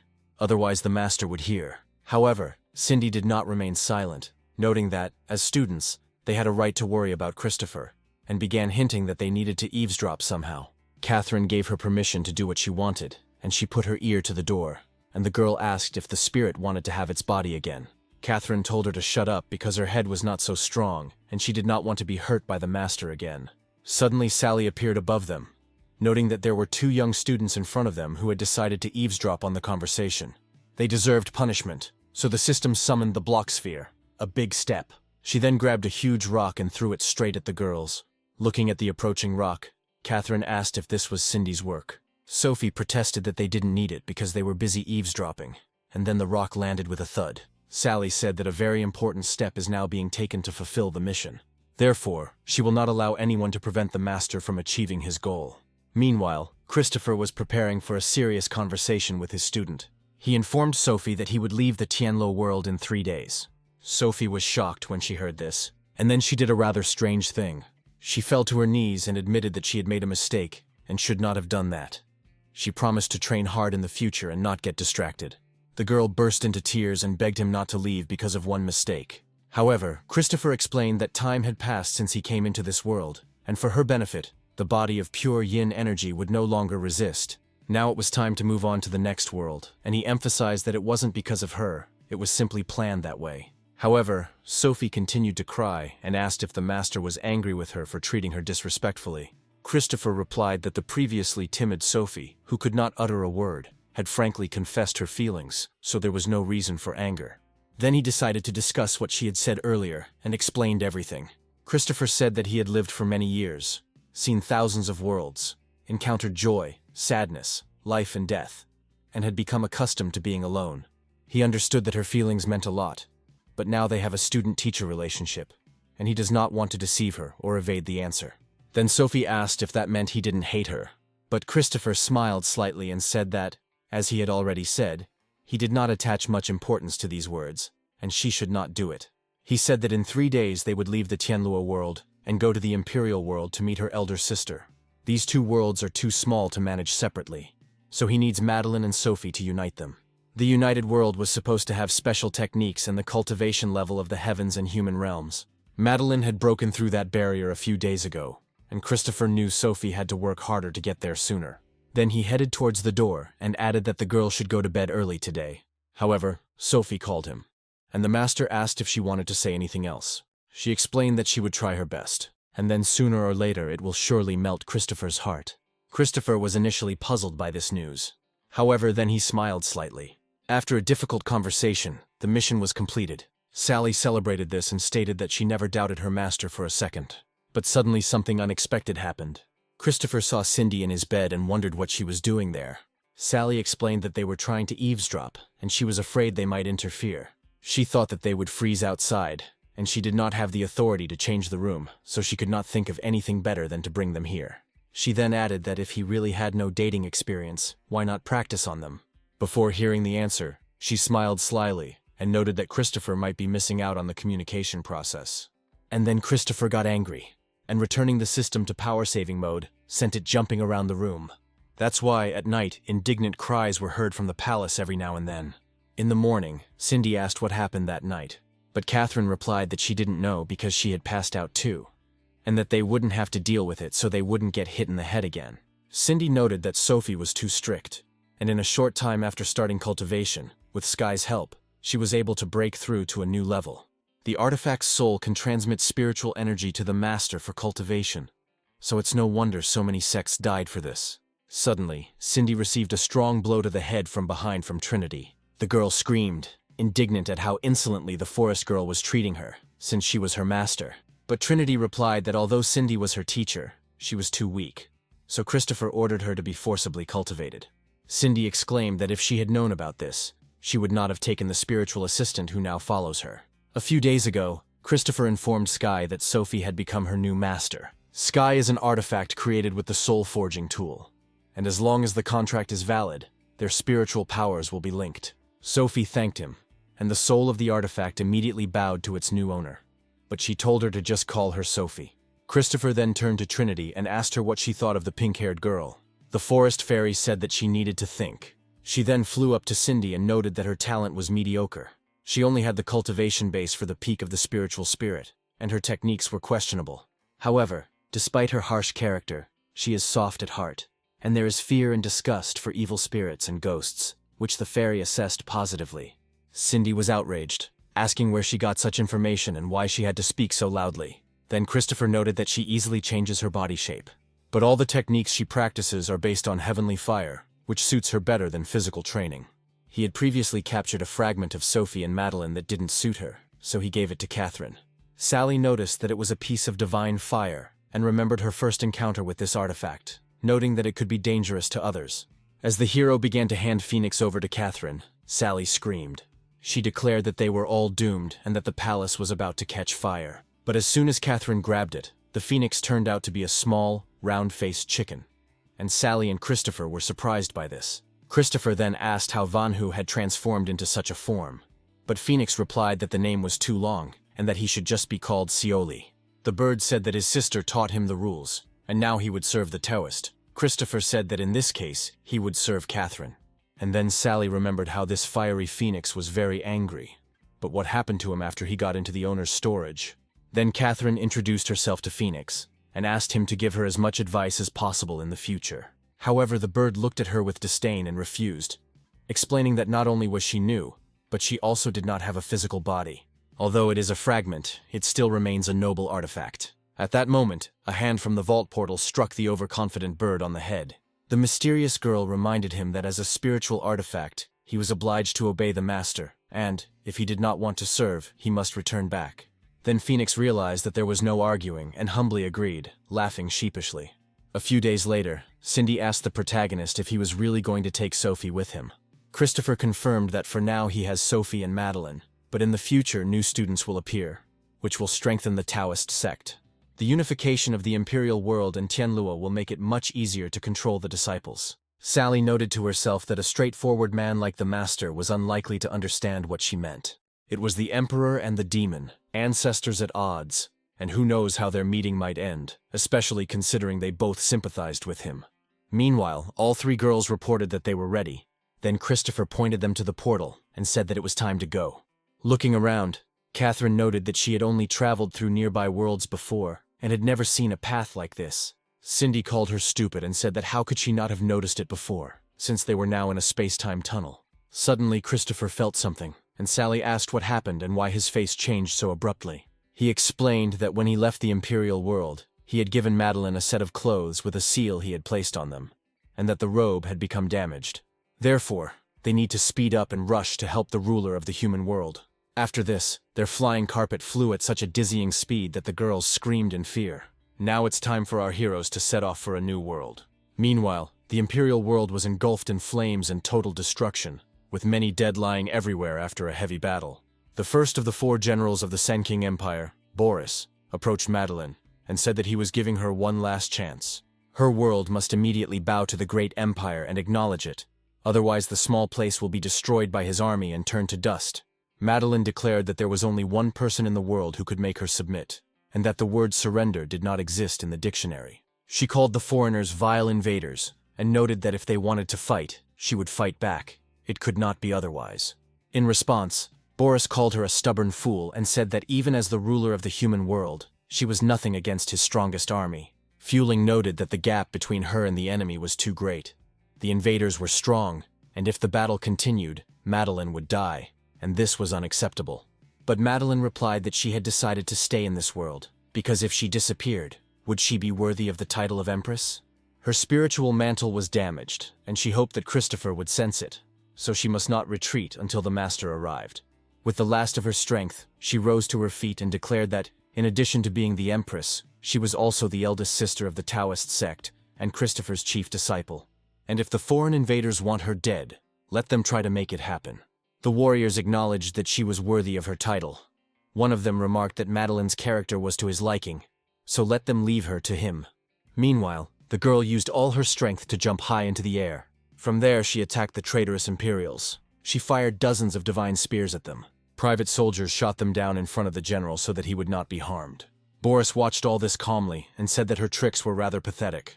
However, Madeline suddenly broke through the retinue of one of the commanders and shouted that he would be the first. The general became angry at the girl's stubbornness and said that if she did not want to give up, let her die. Then he swung the weapon at her from behind. However, the Empress was able to block such a powerful blow with her strength. The warriors were puzzled, because only the level of heaven and the human kingdom could withstand Boris's attack. He explained that the death of his subordinates earlier was not accidental. She was not an ordinary celestial. If it weren't for the enemies, he would have had the opportunity to have an interesting conversation with her. But it was a pity that she had become an enemy of the Xiangqing Empire. And now, there was only one way. Suddenly, the general's divine spear began to crack under the onslaught of the weapon. He said that his fate was very similar to Madeline's. Eventually, the spear broke into pieces. Following this, a powerful force fell upon the girl, but she managed to dodge at the last moment. Boris noted that although she had managed to survive this time, she would not be able to cope with his next blow. But suddenly he was attacked by a cold energy force, which the man barely managed to fight off. He didn't understand what was happening. Turning around, the Lord saw a huge phoenix that suddenly appeared out of nowhere. Cindy asked the Empress if she was okay, and Madeline explained that her spiritual strength was almost exhausted. Then it dawned on her that she had been called by name, and she asked the girl what her name was. Then Cindy asked if she was the teacher's sister or if there had been a mistake. Catherine explained that they were both students of Master Sophie, and Madeline was her older sister, making her also senior to them. Then they began to lead the girl to a safe place. Meanwhile, Sophie continued to confront Boris. The general asked in surprise who she was, and then Sophie, with the help of Trinity and Sky, announced that she was the second disciple of the Taoist sect. The girl proudly declared that her name was Sophie. The next moment, powerful bursts of energy began to appear in the sky. They were destroying Boris's army every second. His retinue was ready to engage in battle. However, the general stopped them with a gesture and ordered them not to interfere with his battle. The warriors had no choice but to obey. Boris noted that this girl's body radiated coldness, although her cultivation base was weak, which was very suspicious. During the battle, he was infected with this strange cold energy several times, which he had to neutralize with his spiritual power. Sophie only had the Tibetan sphere. The main danger came from others. The phoenix flame had no temperature, but could easily burn the soul, and the sword spirit that had awakened his desire to surrender caused virtually no harm. The bird noted that the master had little energy, and then Trinity replied that she would take on the general, and the rest should be held back until the arrival of Tao. Energy bursts began to spark across the battlefield, destroying spaceships. Observing this, Madeline asked what exactly her youngest student possessed. Catherine replied that she had reached the Tibetan level 2 days ago, so together with Phoenix and Trinity, she could easily deal with the invaders. Looking around, Cindy noticed many bodies around the sky level in the human realm, and she asked if Madeline had really killed them herself. She explained that 3 days ago, invaders had invaded her world, At that time she knew nothing about them, and ordered all sects to evacuate. However, she underestimated the enemy's army. It had reached the Tibetan level, and had hundreds of generals of the heavenly and human realm levels. If it weren't for them, Sophie would have already died. After which all the elders decided to retreat. Then Madeline wearily asked where Christopher was now. Not understanding which master was being referred to, Cindy pointed up and said that he seemed to be the center of attention. Catherine didn't understand what she was talking about, and Cindy was indignant, because the ancestor was dealing with spiritual ships, and no one was paying attention to it. However, their attention was drawn to Madeline, and they asked what she was going to do, as she was seriously injured and her spiritual strength was depleted.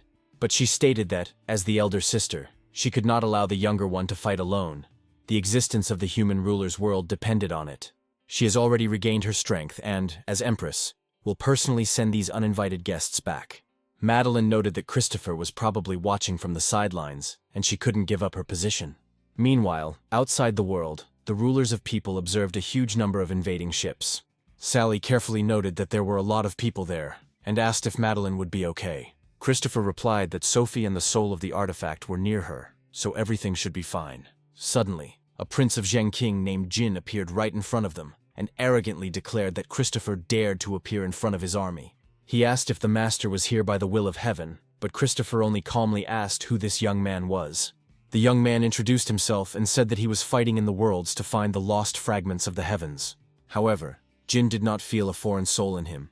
It had the same spiritual power.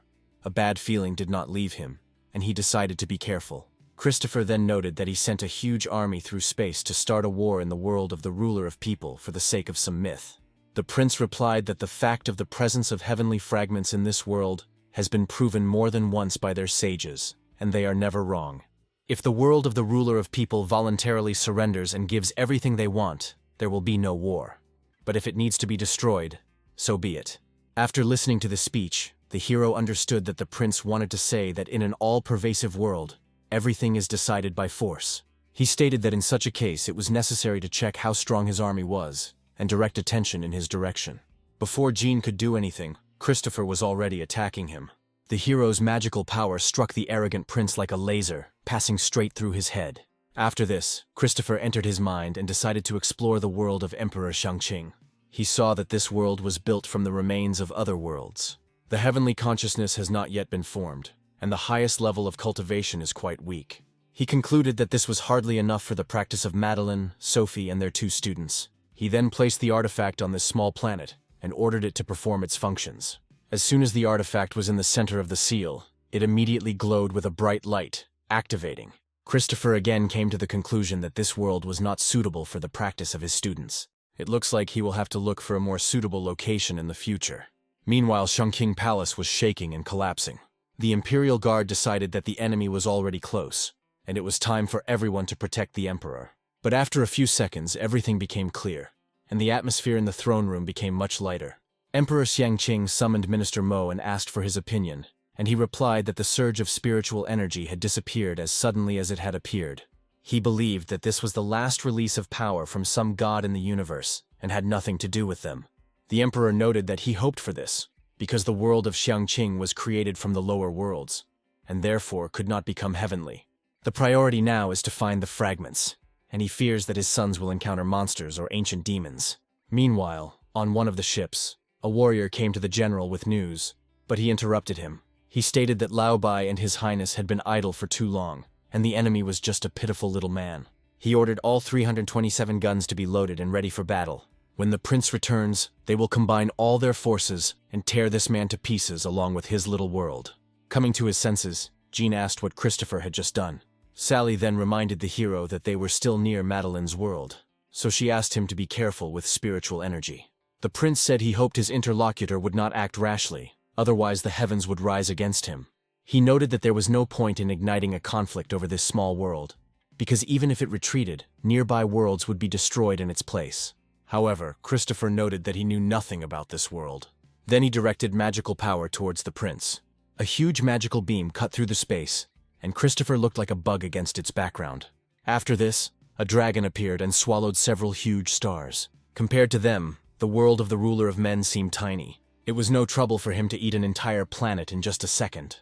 Then Christopher simply combined the stars into one small sphere and held them in his hands. Jin was horrified by what he saw and did not understand how it was possible to control a cosmic body so easily. Christopher turned to the young man and said that if the world of the ruler of men was insignificant to him, then he had something to say. In that case, in his opinion, the prince's world is no more than an insect. After this, he took the newly created sphere and threw it at the impudent youth.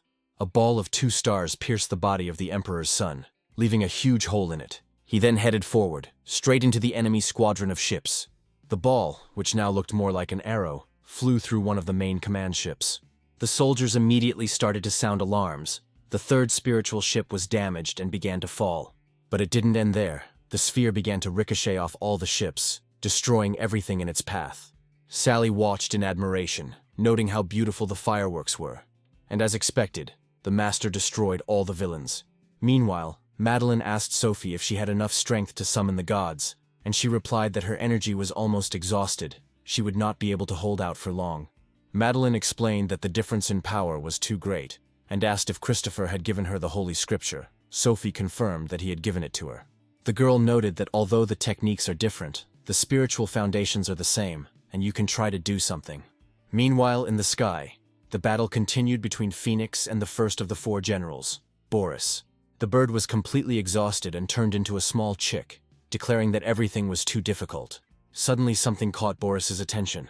An aura of fire and ice powers appeared in the sky behind him, hovering, and the warrior couldn't figure out what kind of spell it was. He thought that the aura was growing too fast, so he needed to act quickly. Then Boris used the dragon-slaying blade. Then he struck the strange magical force with all his might. But to his surprise, nothing happened. The powerful attack had no effect. Moreover, the recoil force from the blow simply threw him back. Boris thought that he had wandered through the heavens for more than 1,000 years. He took part in many battles between large and small worlds.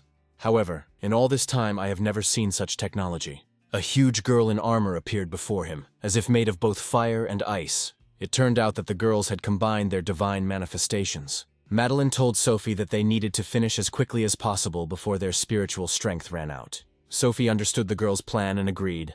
Meanwhile, the general was not going to calm down and declared that he would not miss the opportunity to fight them. So he called on his troops to prepare and fight with all their might. The surviving soldiers screamed that they needed to leave as quickly as possible if they wanted to survive, as the commander displayed an aura. When everything was ready, Boris began his transformation. Boris's divine manifestation looked terrifying and resembled a huge monster. The sisters were amazed, not expecting such a maneuver. Boris noted that they really thought they were the only ones with such a trick. But the gap in power was too great, and even their fusion wouldn't help. After this battle, he decided that in order to restore respect for his army, he would destroy all living things on this planet and bury them along with them. However, the girls did not waste time and also launched an attack, and since their strength was running out, they struck the first blow. The general admitted that this was not bad, but their end was still near, no matter how hard they tried. Madeline then informed Sophie that she no longer had spiritual energy, so this blow would be the last. Gathering all their remaining strength, the girls made a final push. The 2 giants clashed in battle, and it was unclear which of them was stronger. Suddenly, at the site of their battle, an explosion of incredible proportions thundered, similar to a nuclear one. As a result, the girls inflicted heavy damage on the enemy. However, after this, they, completely exhausted, collapsed to the ground unconscious. They fell with such force that their bodies pierced the rocky surface of the planet. Boris then admitted that for the younger generation this was quite good. He even felt a little sorry that the fusion of 2 divine auras could not withstand his destructive power. Suddenly, the general heard loud explosions behind him and did not understand what it could be. Turning around, Boris saw how all his ships, one after another, were struck by an unknown force. His subordinates were either thrown out of them by the blast wave or jumped themselves in the hope of saving themselves. Boris did not understand how this happened and why there was no warning from the fleet, so he assumed that trouble had happened to the second prince. Suddenly, a voice came from behind, declaring that one who increases his power through the death of others can be called a god. Christopher added that one should not expect mercy for his dark energy and arrogant behavior. He bound Boris with magical bonds, noting that there was nothing special about him. Within seconds, his shackles began to destroy the general's divine aura, and blood began to flow from his mouth. The girls were delighted to see their master and looked at him with admiration. The amazed Boris asked the man who he really was, but Christopher replied that it was not necessary to know this, since the general would soon die. Boris wanted to say something in reply to the hero, but he no longer had the strength. After these words, the general was struck by a powerful flow of energy. Now he understood for sure that his end had come. After some time, the boys gathered near the Dao Palace. There, Phoenix informed Shao King, who was sitting on his head, that he would now be his elder. Moreover, if he has any problems, you should contact him. In the building itself, Cindy received a powerful electric shock. The girl jumped up from her seat, noting that she almost got burned. She said that she needed to go somewhere else because everything here had become unbearable. But Catherine advised her to be patient, as the elder had regained her strength, and they did not stop competing in cultivation. Cindy was outraged that they were forcing a conversation about cultivation on her, since she did not want to risk her life by being near them. She thought that during the battle with the invaders they acted so harmoniously, but now they acted as if they had quarreled. Madeleine thought that according to the teacher, Sophie had been held captive until she came of age, and then had reached a level of enlightenment within a few months. But Sophie was thinking about the fact that Madeleine was 2 whole years younger than her, but had already reached the level of heaven and people, and had become the ruler of this world. Both girls came to the conclusion that they needed to put in maximum effort, and so they trained almost continuously. Cindy, however, didn't understand how it was possible to cultivate without stopping, and asked if anyone had seen anything like this in recent days. She asked what the point of such training as punishment was, and Catherine explained that anything could happen to the master's character. Meanwhile, Sally was thinking that the Lord could have fixed fueling with just one flick of his finger. But he was fiddling with it for so long. He seemed to hear her thoughts, and explained that the doll consists of 30,000 parts, but has a special structure. It combines a soul and artificial intelligence. Recreating the fuel and body is easy, but the difficulty was in improving the motherboard without deforming the original structure.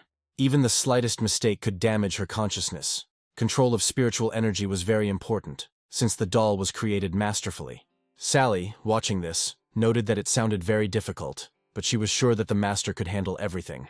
After some time, Christopher reported that he had finally completed the repair of her core and restored the functionality of her body. He also changed the settings of the techniques and engraved the Tao Sutras on her, which removes the restrictions from her body, allowing her to develop faster. Now it can be distinguished from a living creature only by its body structure. If she increases her cultivation level, she will be able to transcend the doll's body and become a human, or continue using the body for improvements. However, Foulin replied that she was very grateful to the master for the opportunity provided. After that, Christopher is with Sally and Foulin. When the hero entered the room where the girls were training, he asked what was going on there. Madeleine and Sophie's energy swirled around them, and Cindy, together with Catherine, climbed, frightened, onto the pole that was about to collapse. Seeing the teacher, the girls threw themselves at his feet, sobbing and screaming that they had been waiting for him for so long, but he still had not come. His 2 students were also incredibly happy to see Christopher after a long separation. Madeleine praised herself for training hard all this time, and Sophie also noted that she tried her best. And then Madeleine asked why his hair had turned white and whether he had been injured. Perhaps they should call a doctor. But Christopher replied that there was nothing to worry about, and his hair returned to its original color. He explained that he changed his appearance during his journey to the Tianluo world. The hero added that this was due to Sophie's white hair. The girl was touched to learn that he did it just for her. But Vry Madeleine, on the contrary, was unhappy with this, and did not understand how the master could change the appearance exclusively for one girl. The girl immediately decided to act. She pressed herself against the teacher, saying that she missed him very much. Christopher praised her for her good work in managing the human overlord's world and repelling the Shangqing invasion. The girl replied that all this was thanks to the fact that she was his student, although she thought to herself that even though Christopher spent more time with the youngest, she still remained his first ward. However, his other student, Sophie, wasted no time. She also pressed herself against the master, noting that she too had taken part in liberating the world from the invaders. Hearing this, Christopher immediately let go of Madeleine. He began to stroke Sophie's head, noting that she had good control over her divine aura. The Empress was irritated by his closeness to the younger one, as she considered herself the first student. The hero then turned to the girls and noted that they were both his students, but practiced different techniques, and asked what they thought about exchanging experiences. The girls looked at each other and were confused, not knowing what to answer. After a while, they were already near the arena. Cindy was glad that everything would begin soon, and noted that the master had literally created an entire world in seconds. Seeing the girl eating nuts, Catherine asked where she got them from, and she replied that the day before yesterday, there was a feast in honor of the victory, and she took the nuts from there. Catherine was indignant that she didn't get anything, to which the girl replied that she didn't ask for anything. Meanwhile, in the arena, two students were preparing for a duel, and Fooling announced that she would be the judge in this duel. Since they are both disciples of the master, they must fight with all their might.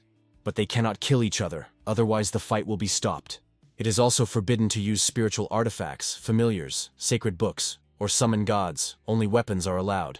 Looking at the podium, she added that outsiders should not interfere either. Cindy noted that the master allowed them to come and observe to gain experience, and Catherine realized that they could simply ignore it. Foolin explained all the rules and said that the girls could start at any time. Looking at her sister, who had no weapon in her hands, Sophie asked Madeline where her weapon had gone.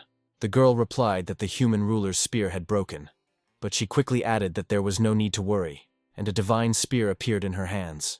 After that, she announced that since she was the junior in the enlightenment level, she would lower her level for an equal fight.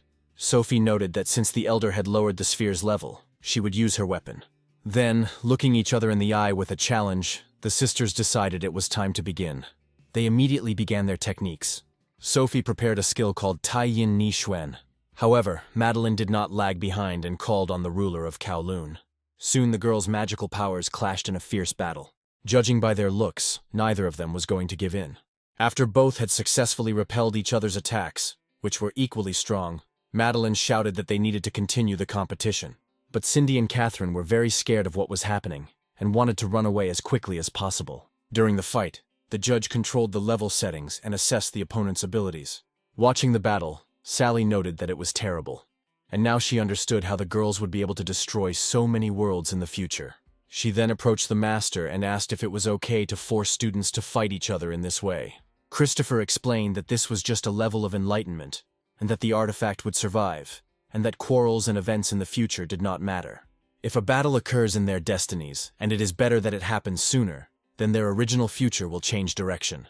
After explaining, he said that he wanted to play the lottery, which greatly surprised the system. Sally immediately started digging into the system and said that nothing had been updated here for a long time. She then noticed that a new version of the Wheel of Fortune had been released, and the Taoist had been awarded 70,000 points. Since he had a lot of points, he was awarded a lottery bonus, a red ball, which is a new reward available only in the updated version. To activate it, you need to use the regular lottery 10 times. The owner had only 6 regular attempts and 2 improved ones. Then Christopher decided to start with the improved ones, and immediately Sally reached for the button and said that they were starting to play the lottery. However, the hero suddenly turned on the power-saving mode. Holding her in his arms, Christopher noted that she was already a fully conscious system, but still did not understand what he meant. Then they turned their gaze to the lottery wheel. Suddenly the arrow stopped in front of the double red artifact. Sally noted that the chance of getting the 2 special rewards had now been significantly increased, and as always, the master's luck was at its best. After thinking for a moment, the hero pointed to the red ball that he had not received. To Sally's silent question, he replied that he needed a new suitable tool for Madeline. A spear would be perfect. Not understanding why Sally was hesitating, Christopher asked if he could get it himself.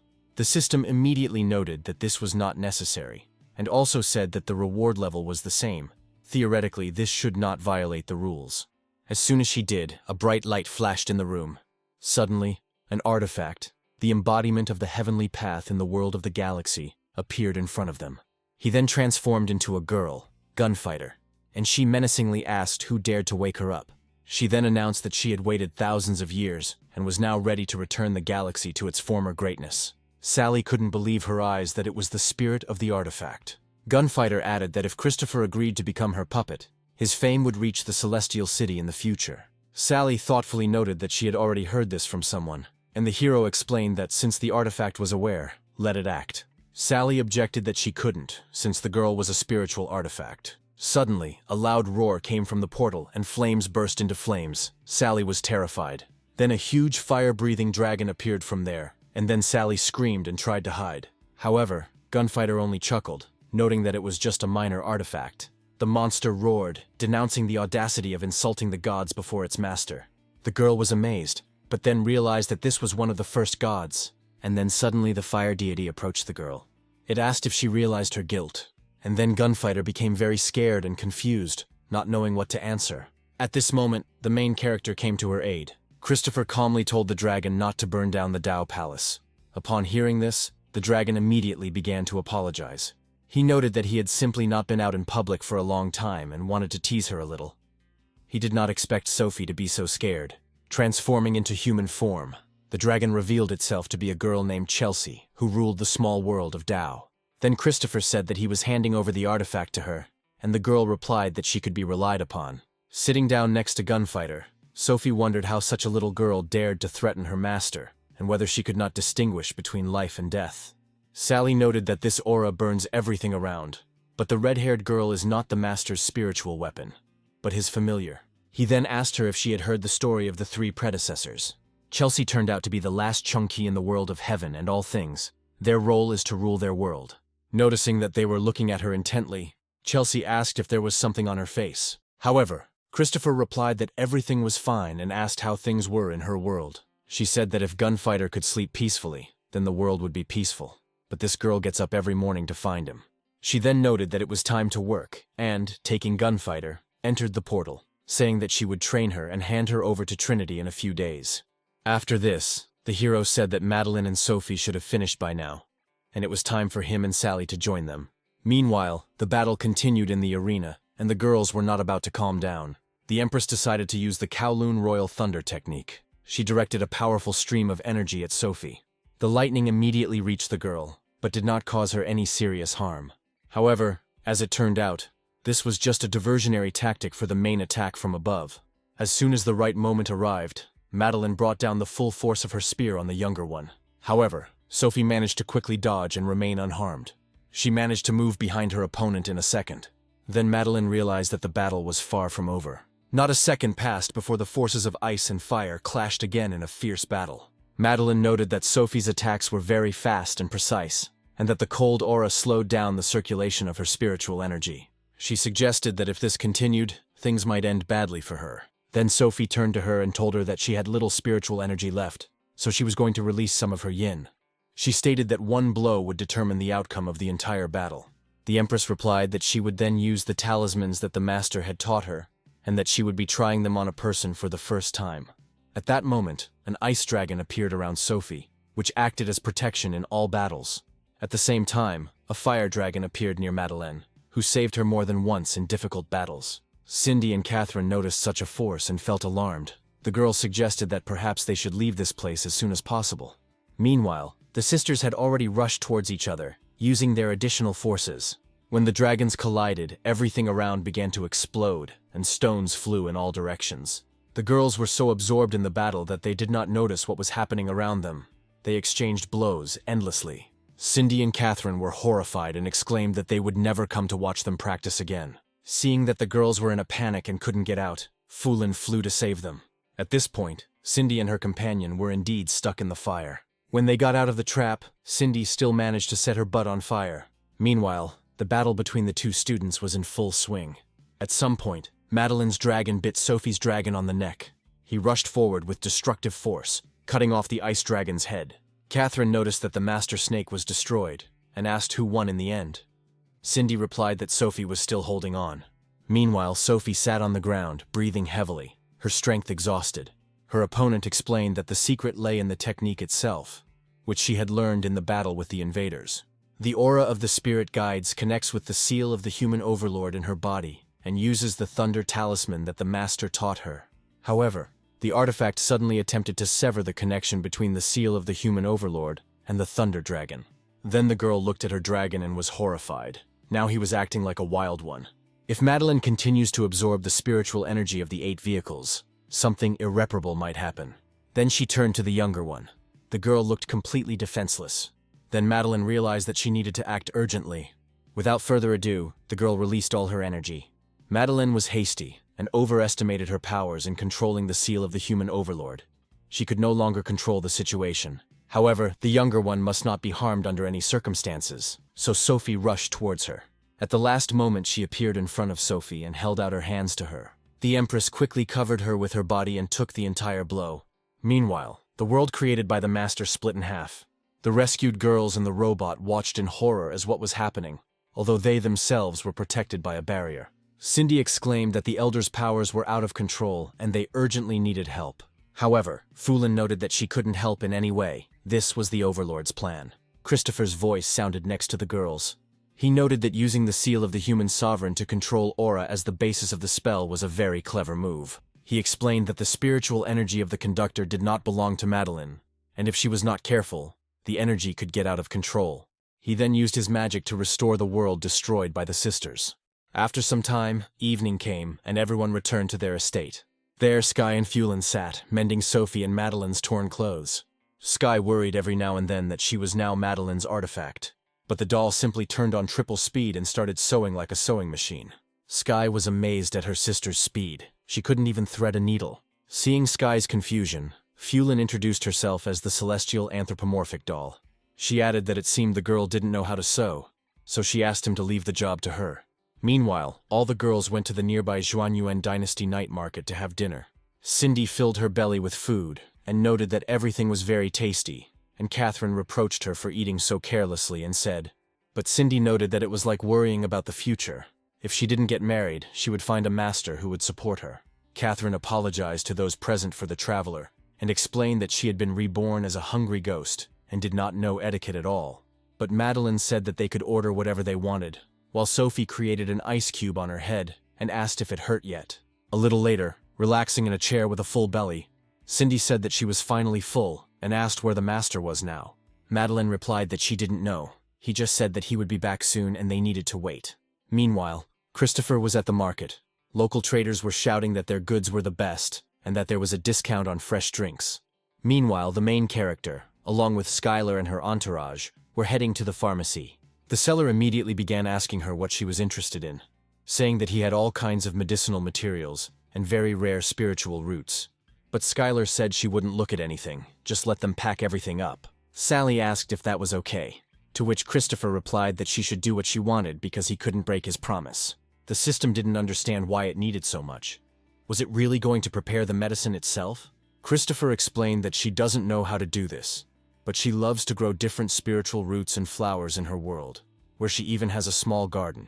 When the hero paid the pharmacist, Skylar took him by the hand and said that now they needed to go to the next store.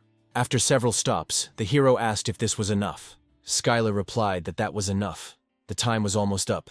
His precious students were waiting for the master, and it was time to return. After she sighed heavily, Christopher asked if everything was okay. Skylar explained that she just felt how he had changed. Before, he wouldn't have wasted time shopping and sending his purchases out into the little world. However, he has now become soft, and all this is thanks to his little students. But Christopher objected that all this was for the sake of completing the task. Then Skylar suddenly stopped in front of him, hugged him and told him that he could fool anyone, but not her. After that incident, he closed his heart and never opened up to anyone again. He was indifferent to the changes in the world. Those who had been around him for hundreds of years understood perfectly well that this was not at all what he would have wanted. Skylar added that now he no longer had to worry because he could now protect them, after which she disappeared. After this, the master hero went to the girls' restaurant. They were very happy to see him. Sophie immediately asked where he had been, and Madeline noted that all the food had already gone cold, so she asked the host to set a new table.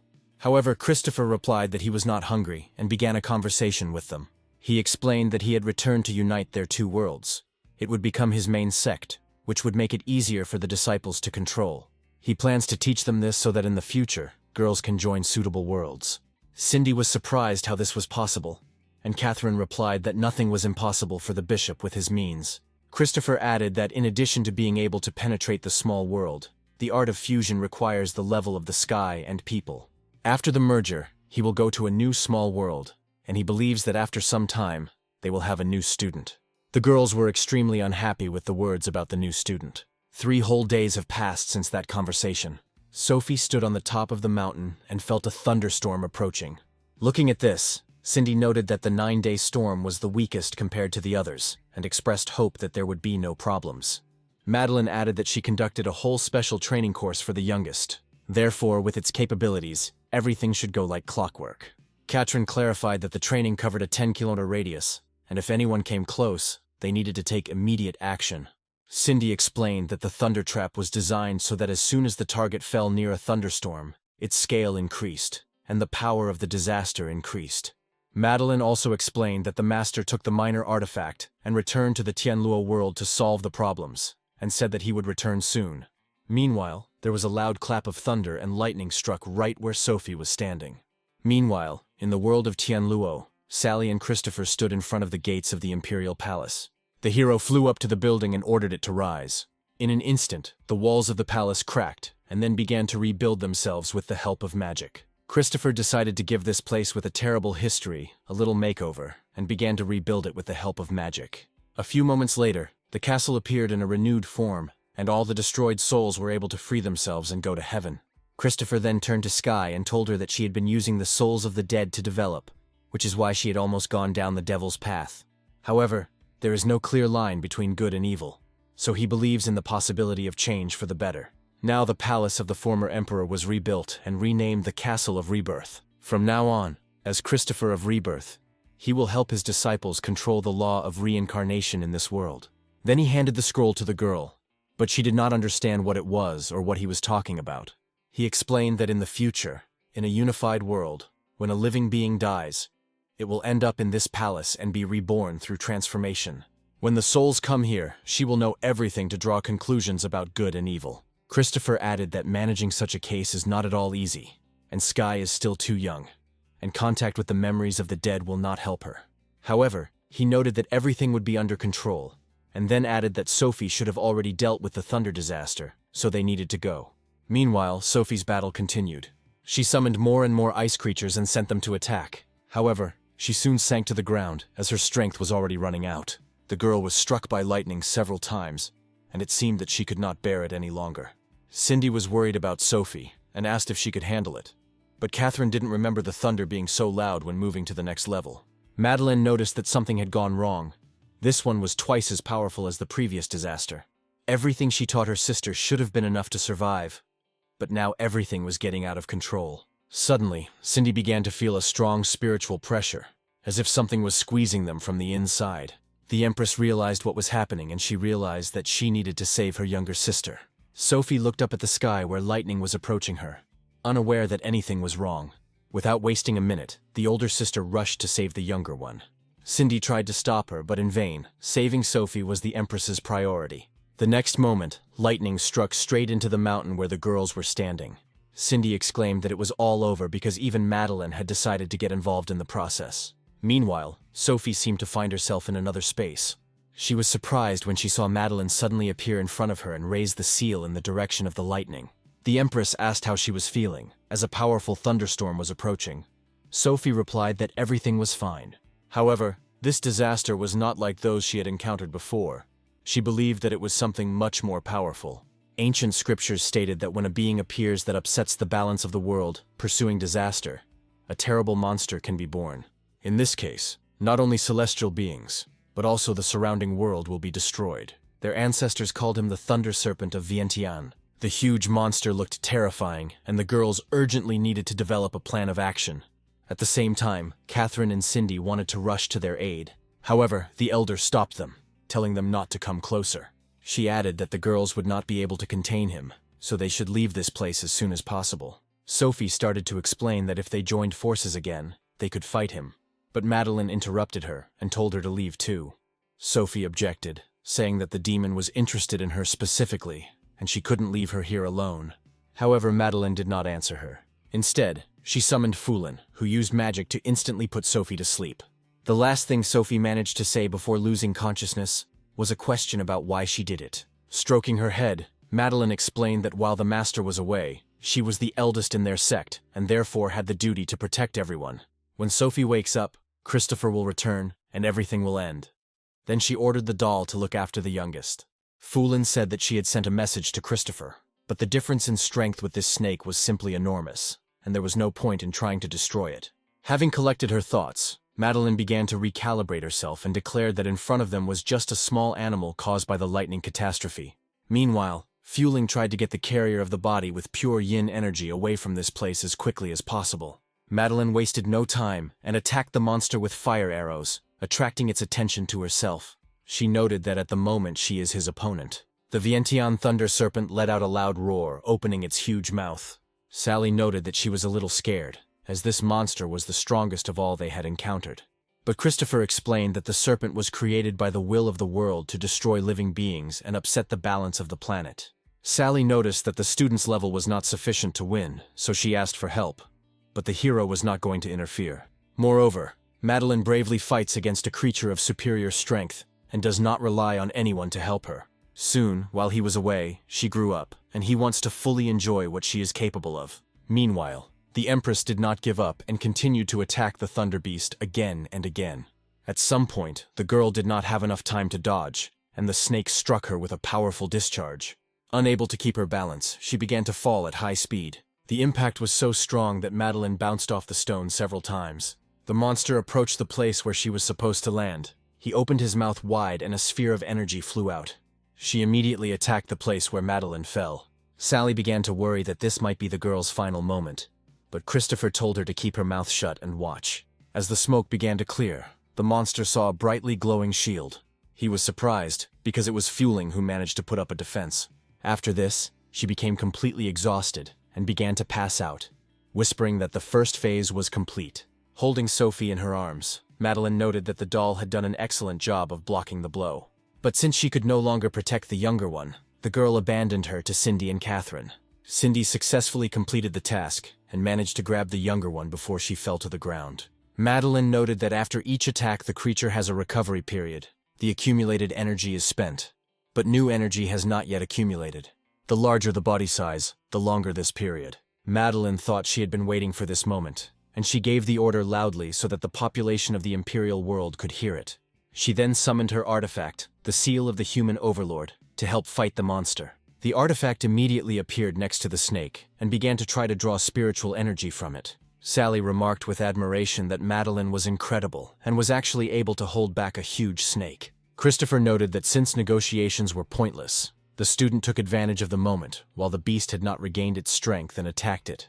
The Seal of the Human Ruler can control the fate of the human world, but its compatibility with the monster is minimal, and it will not last long.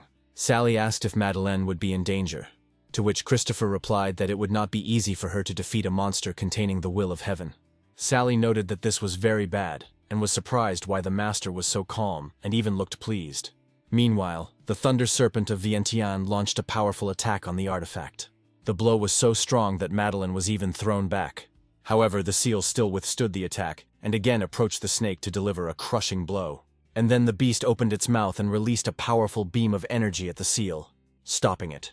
Madeline desperately tried to use the divine spear in time. However, the seal of the Lord of People could not withstand such a blow, and cracked, crumbling into many fragments. Then the girl realized that relying on the Empress's seal was foolish. As expected, she couldn't withstand such a blow. Cindy and Catherine, who were watching the battle, were horrified by what was happening, but could not do anything to help.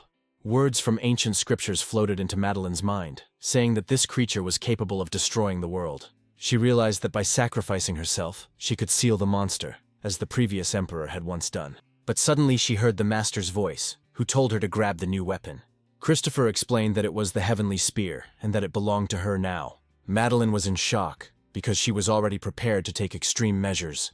Meanwhile, the snake managed to recover and attacked the girl again. Sophie finally came to her senses, and could not calmly watch this. But the girls tried to hold her back, saying that she was too weak. Suddenly the girls saw that the beam did not reach Madeline. It was blocked by some kind of golden barrier. Cindy noticed that the elder was able to stop the enemy's energy flow, and told the others to watch it. A protective sphere appeared around the Empress, which successfully withstood the powerful blow. Having guessed the moment when the snake did not have time to recover its strength, Madeline successfully counterattacked by transforming. Suddenly the entire battlefield was illuminated by an incredibly bright light. Madeline, now clad in armor, declared that anyone who dared to attack her world and her sect must die. Now the girl felt equal in strength to this monster. So without hesitation she rushed into the attack. The demon tried to stop her with a counterattack. However, it seemed that the girl was no longer so vulnerable. She managed to avoid all attacks and got very close to the monster. Madeline, completely enveloped in a bright glow, appeared right next to the monster's face and declared that the end had come for him. After this, a divine manifestation appeared behind her, which helped her in the battle, transforming into a huge fiery spear. Madeline launched a powerful attack at close range. The snake was unable to resist, and the weapon hit him right in the head, tearing it into small pieces. Then a powerful explosion occurred on the battlefield, and Thundercrash was successfully defeated. Several days have passed since then.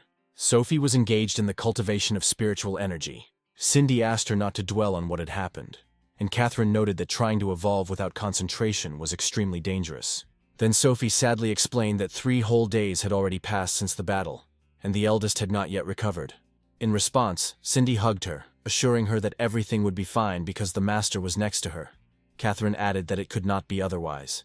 Meanwhile, Madeline was unconscious and delirious, her entire body covered in traces of lightning discharges. Christopher kept a constant watch on her and her condition. But Sally wasn't sure that Sophie would be able to get out. She was in a dangerous situation. But Christopher explained that 2 heavenly wills were fighting within her body, causing the flesh to be destroyed. Over the past few days, he had been providing her with spiritual nourishment, and her body had been able to adapt to the will of the heavenly Tao. Now all that was left was to wait. He had previously taught her how to use the amulet of 1,000 deadly lightning, and killing the thunder serpent helped her understand the power of heavenly laws.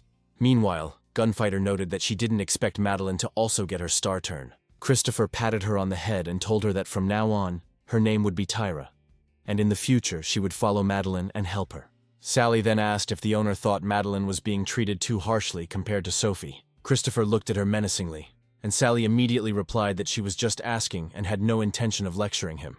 But Christopher confirmed that she was right. He still preferred the Empress. However, Sally did not understand why this was so, and said that from the outside it seemed as if he loved the white-haired girl more. Christopher explained that Sophie would not follow the demonic path and would surpass the demon ancestor when she reached the top while her mind was clear. Madeline was the weakest among the strongest in heaven from the very beginning, and the fact that she managed to become the Lord of Humans was incredible. Her life story has long since become commonplace. She is destined to conquer the heavens and resist them. Then Sally realized that he was actually caring for the Empress, and not the other way around, and that he had most likely summoned the snake himself. Christopher said that now they should think about whether the girls would quarrel in the future after such an incident. Sally asked if this was to improve their relationship, but the hero dodged the question and said that it was time to prepare for the merging of the 2 worlds. Suddenly he felt someone tugging at his clothes. Turning around, he saw Madeline, who had regained consciousness and was calling out to him weakly. Christopher sat down next to her and asked how she was feeling. Madeline replied that everything was fine, nothing hurt, but she couldn't move. Christopher then explained that she had already passed 2 tests of the will of heaven, so her body would need time to adjust. In response, Madeline said that her pillow was too hard and uncomfortable, but Christopher's legs were a different matter, and she laid her head on them. Then the hero asked if she blamed him for what was happening, but the girl exclaimed that no, because he had done nothing wrong. He clarified that when she met the Thunder Serpent, she should have felt his presence. Madeline confirmed that she felt it, but hadn't had time to think about it. But she did ask if there was a reason if he decided not to help. Christopher asked if she had noticed that he was stricter and more demanding with her than with Sophie, and if she knew why that was so. The Empress suggested that it was because he loved young girls, but Christopher immediately pulled her cheeks in different directions and asked how such a thing could even occur to her. He explained that it was because she was the main disciple and a member of his sect. He hoped that in the future, she would be able to make her name famous.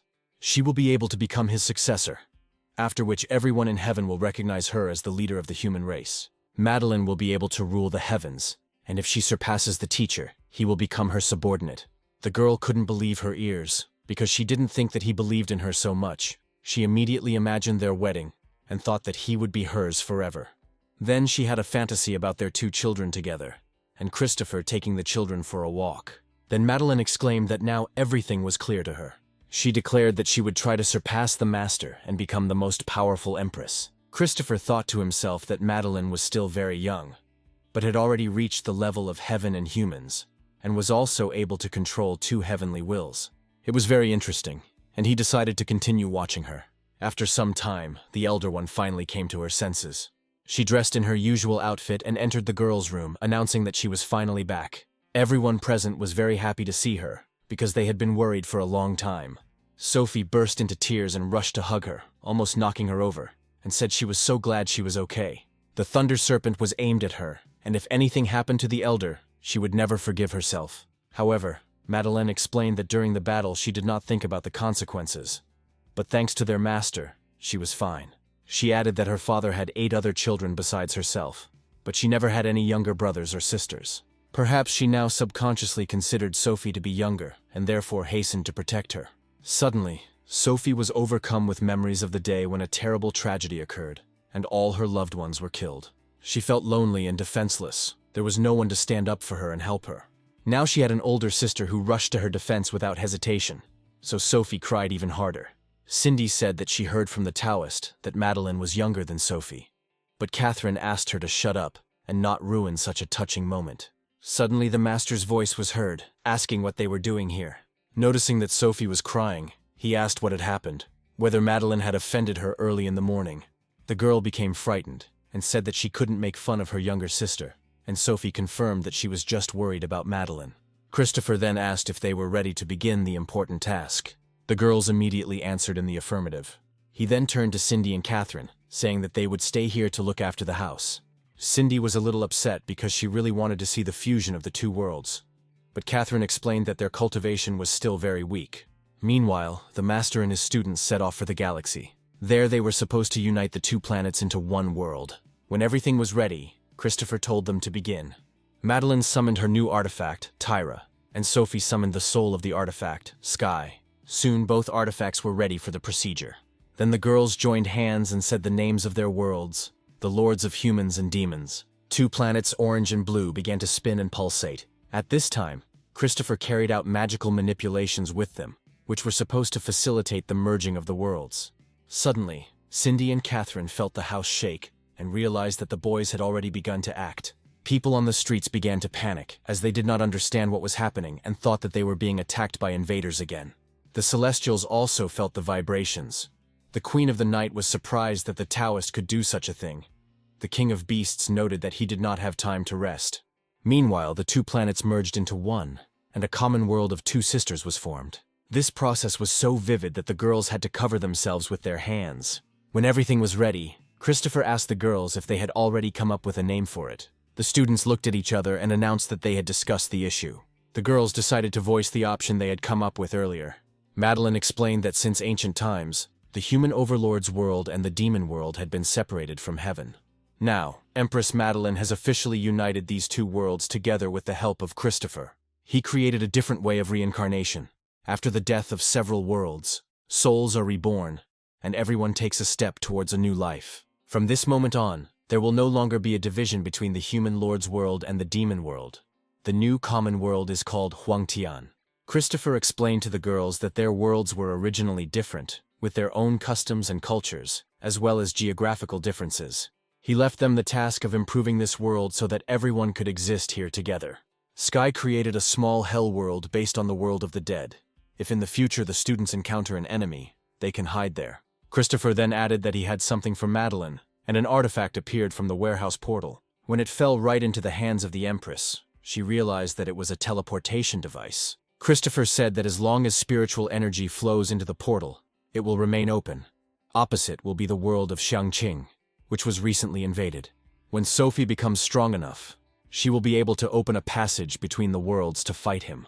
Then Sophie asked, upset, how long the master would be absent. Christopher explained that he didn't know, but the situation with her future little sister was quite special. Sophie rushed to hug him and said that she would miss him very much, but he noted that relying too much on the master would only worsen the cultivation process. There are things he can do for them, but the path to the future is a road they must walk on their own. But Madeline was upset that the master had returned less than a month ago, and now it was time to say goodbye again. She asked where he was going and if she needed someone to go with him, but Christopher replied that he would go alone. This answer made the girl even sadder and said that it was a pity that everything was happening this way. Then Christopher hugged her and said that during his absence, the entire sect would be under her control, so she should not neglect cultivation. The girl replied that there was no need to worry. Everything would be under her complete control. She will not harm her younger sisters, nor will she harm the Lord's world when it returns to them again. She will become much stronger than she is now. Catherine noted that she also wanted to hug the master, and Cindy was indignant that this was a teacher's farewell to the students, and she was brazenly interfering. But Catherine still hugged the hero and wished him all the best, and Christopher said that she needed to be careful during practice. Cindy just snorted, noting that she was acting like a child and should be ashamed of such behavior. She warned in advance that she was not at all envious, because there was nothing to envy here.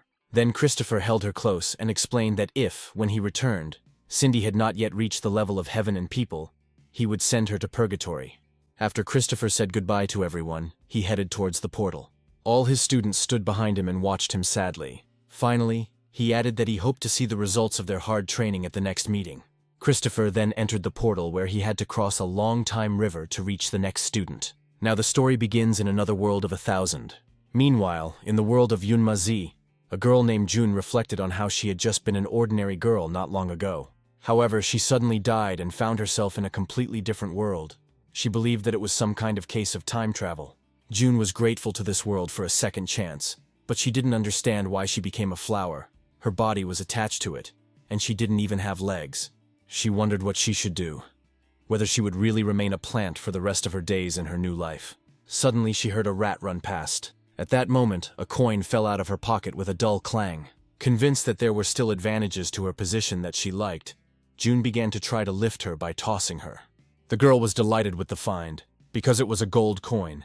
But suddenly she heard a strange sound and became wary. She heard a noise from the sky and saw something falling down. She decided it was a meteorite. The space object fell to the ground with a crash, and the flower girl still had no idea that it was actually her teacher who had arrived.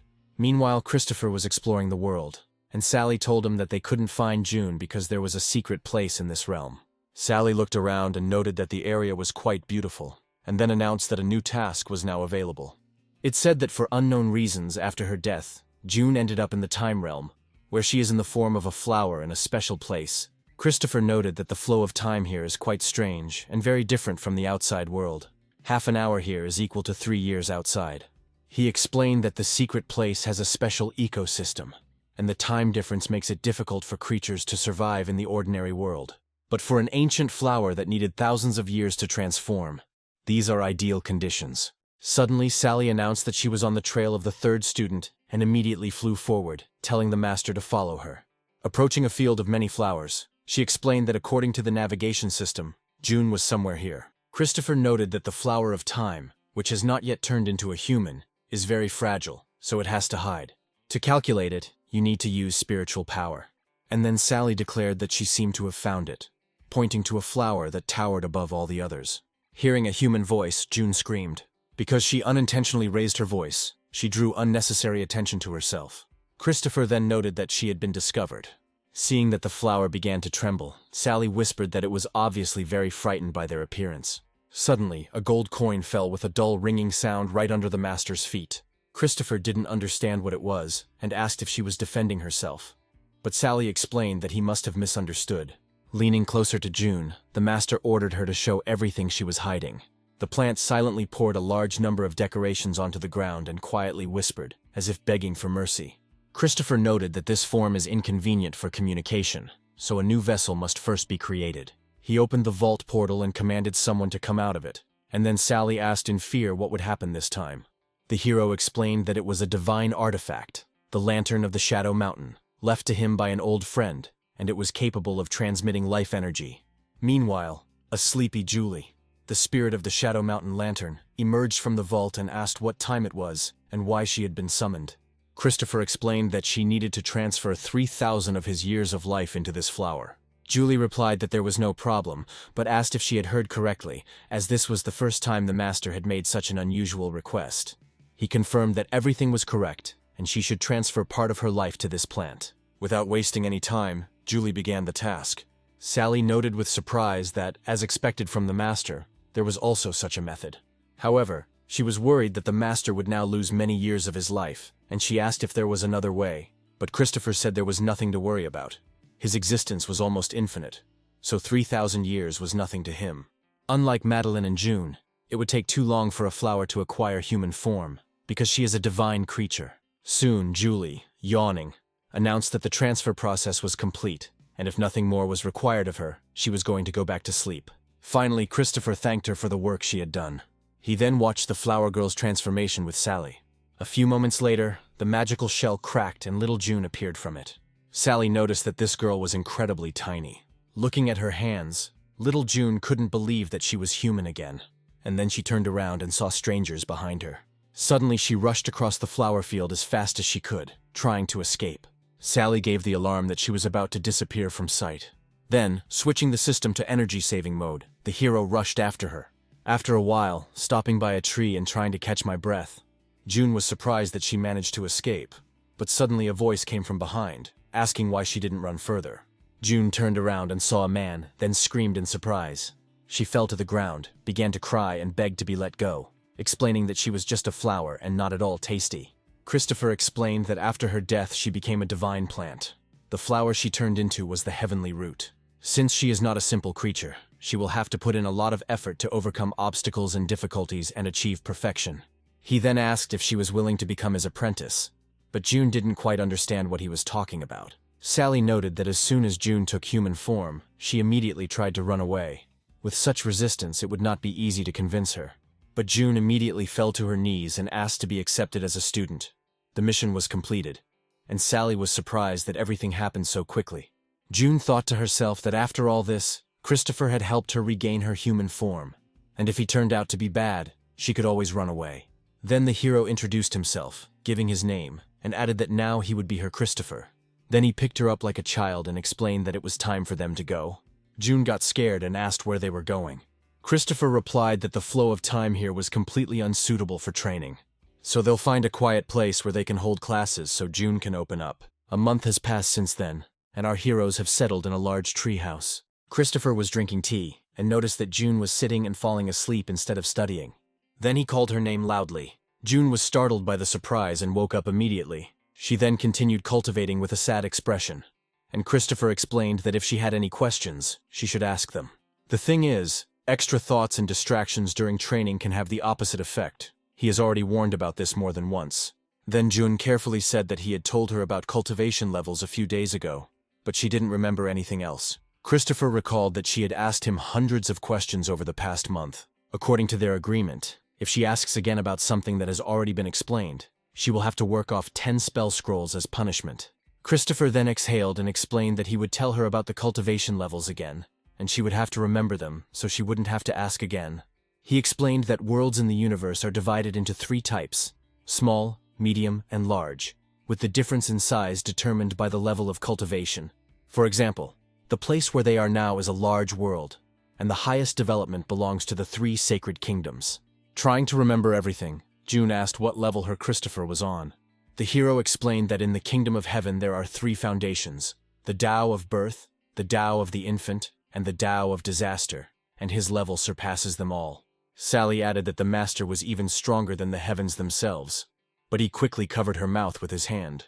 June was shocked to learn that her teacher was practically the strongest in existence. However, Christopher noted that after restoring the material body, he should give her a cultivation task. Over the course of 3 months, she will have to form the spiritual sea, enter the created kingdom, and allow the flowers of time to bloom. Then June exclaimed that it was impossible in such a short time, as her cultivation speed was too slow. Ignoring her objections, Christopher added that in addition to practicing, she had to master all the information he had given her that month. June realized how much work lay ahead of her and became upset, but humbly said that she understood everything. Then Sally whispered in the owner's ear that, compared to Sophie and Madeline, this June seemed a little unusual. Sally explained that the previous students were more obedient, although they had their own interests in some situations. So they had their own training program, and the 3rd student looked like a whiny raccoon who couldn't concentrate. But Christopher replied that she was not as weak as she seemed. The time flower was not aggressive, but if you touched it, it could change your age. Until the path of time is understood, June's abilities will not blossom. In terms of talent, this girl is stronger than a body of pure yin energy. So Christopher didn't understand where this feeling of inferiority came from. The assignment noted that her character could become a problem over time, and she needed to be careful. Suddenly, Christopher began teleporting without warning, and Sally had no idea where they were going. Arriving at Yunmengzi, Sally asked why there were so many ships here, since last time only birds lived here. Christopher explained that this place was called the Endless Sea, and these 9 spiritual ships were the main forces. Sally noted with surprise that these were indeed the descendants of the great heavenly sages. Christopher added that as long as June isn't involved, it doesn't matter to him, so he just needs to watch. Thousands of years ago, there were many powerful people in this world who fought for power, and due to endless wars, many people were forced to move. But after some time, 9 great heroes appeared, who saved the world, and then disappeared as quickly as they appeared. They were later called the 9 Heavens of Light. Suddenly, the system beeped, and Sally noted that it seemed like the owner had accidentally started a new task. It stated that June had attracted the attention of other sects, and due to the large number of applicants, this could lead to her destruction. However, the punishment for failure to comply was the death of the student. But Sally immediately noted that the punishment had not yet been entered into the system. But Christopher noted that if the mission failed, he would be very interested to see how Sally would dare to destroy the third student in front of him. The system responded in fear that it would not dare, and if something happened, it would definitely cancel the punishment. The owner could trust it. Meanwhile, the story moves back to the treehouse. There, June crawled all over the house and surrounding area in search of her teacher, not understanding where he could have gone. Unable to find him, June decided that he had abandoned her because she was not training enough, and her cultivation speed was very slow. June burst into tears and became hysterical, screaming about how he could leave her completely alone. However, soon the technician and the system returned to the house, and in the meantime, a heavy rain began. Moreover, they did not find June in the house. Christopher was puzzled by how June was able to get through his protective barrier. Without saying a word, he headed off somewhere, completely forgetting about Sally, who was shouting at him to follow her. Meanwhile, June, frightened, tried to run away from someone as quickly as possible. She was being pursued by a huge flock of various demons, practically nipping at her heels. Out of fear, the girl forgot to look under her feet and slipped on the wet ground. Looking back, she began to apologize and say that she did not want to invade their territory. However, the brightly glowing red eyes from the darkness only growled as June begged for mercy. The girl covered her face with her hands and screamed for them not to come any closer, but the monsters were already rushing towards her. But suddenly the monsters were struck by an unknown force. She literally cut them into pieces. Opening her eyes, June saw the master in front of her, who managed to come to her aid at the last moment. He put up a protective barrier in front of himself and the girl, and now no one could harm them. Christopher then asked the student if she was okay. Crying again, June rushed to him, asking where he had been all this time, because she had been looking for him for several days. Sally thought that they had been gone for much less time. The hero explained that the flow of time between this world and the outside world is different. However, June continued to scream, claiming that she thought she was going to be eaten. Then Christopher stroked her head and took her home. He said that as soon as they returned, they would need to talk. Meanwhile, the evil spirit watched them from a high tree and noticed the flower of time. Having healed the girl's legs, Christopher asked where the pain still remained. However, June replied that she was already fine, and then Christopher asked why she went through his barrier. June explained that the master had been absent for a long time, and she simply went to look for him. Along the way, she accidentally turned a demonic beast into a small animal, causing all these monsters to chase after her. After she had run some distance, June realized that, among other things, she had forgotten her way home, and she was lucky that Christopher had found her. Christopher himself just grabbed his face, not knowing what to answer. Then Sally explained that June was a goddess, and there were many creatures around that wanted to kill her, so she had to be careful. After this, June quietly began to tear the bud from her head. Sally asked what she was doing. The girl explained that this was an offshoot of her abilities, which she realized during cultivation. If something happens to the current vessel, it can be restored with the help of this bud. She hoped that Christopher would take it with him, and the next time he disappeared, June would be able to sense him through the flower. Taking the bud in his hands, the hero agreed and said that he would always keep it with him. Christopher then patted her on the head and noted that she had spent too much spiritual energy and could now go and rest. After this, the girl thanked the teacher and he left the room. Left alone, the student thought that everything should be fine. Going outside, the main character poured himself some wine. Sally noted that he wouldn't mind having a drink, which he usually declined at this time, and she asked if he was up to something.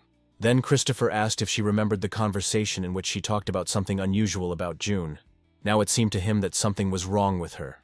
The system explained that these were just thoughts out loud. There was nothing special about her, except that she was very naive and had memory problems. The hero clarified that her last memories were of being trapped in a tomb and then turning into a time flower, nothing more. Sally then noted that it was normal for such a young girl to not remember events before the transformation, although it still seemed strange. Christopher added that, for example, Cindy and Catherine were also reincarnated, but they remember their past lives perfectly well. The soul always leaves an imprint. Sally then asked if he was implying that June was lying about not being a traveler, but the hero replied that he was not, because then she would not have been able to develop the spirit. He suggested that most likely her soul and memories were replaced by someone during the reincarnation. Sally asked what the master was going to do in this case. He replied that nothing yet, as it was just an assumption. Approaching the sleeping girl, Christopher said that all this could only be found out by looking into her soul. So that's exactly what he did. There he saw an exhausted June in torn clothes, among many dying people. Some woman took her hand. She led the girl away from the burning place. However, she then placed June in a cage. The stranger said that she would sacrifice the girl to the deity. The dark force immediately attacked the unfortunate child and began to destroy him.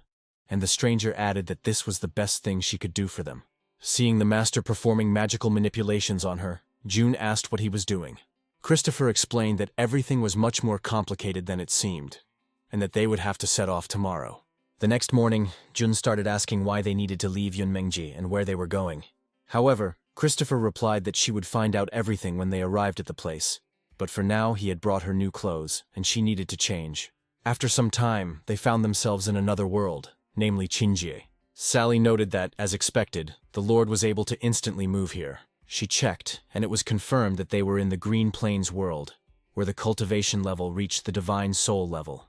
Sally then turned to the hero and asked if he was sure that the person they needed was really in this low-level place. Christopher said that he was hiding, so he suppressed his cultivation, not showing his true level. Meanwhile, little June sat on the ground, clutching Christopher's leg and crying quietly. Christopher sat down next to her and asked what happened to her. The girl replied that she suddenly felt sad, and tears started flowing down her cheeks. Suddenly, the heroes heard the sound of an axe falling. They turned around immediately at the sharp sound. It turned out to be a villager who was so surprised at the sight of them that he dropped his axe. The man introduced himself as Erhu and said he was lucky to have met a Taoist practitioner, although he was unsure whether the monk belonged to the sect. Christopher explained that he was an unknown Taoist, but that he had come here today with his student, and having seen the beauty of the mountains and waters, he had stayed here for a short time. Erhu exclaimed that it was extremely rare for him to meet cultivators in the Green Plains, and therefore he wanted to invite them over so they could rest. Christopher replied that he didn't mind at all, and Sally quietly noted that the locals here were very friendly and hospitable. After this, Erhu asked the guests to follow him. After some time, the heroes, together with their new acquaintance, reached the settlement. Erhu pointed into the distance and said that his house was a little further away, almost at the end of the street. Then Sally whispered in Christopher's ear that something was wrong here, and that there was a sense of danger. She advised him to look around and look the locals in the eyes. June got scared, groaned pitifully, and pressed herself against the teacher. However, Christopher calmly picked her up and sat her in his arms. She told her not to be afraid, because he was nearby. Out of the corner of his eye, the hero noticed that something interesting seemed to be brewing.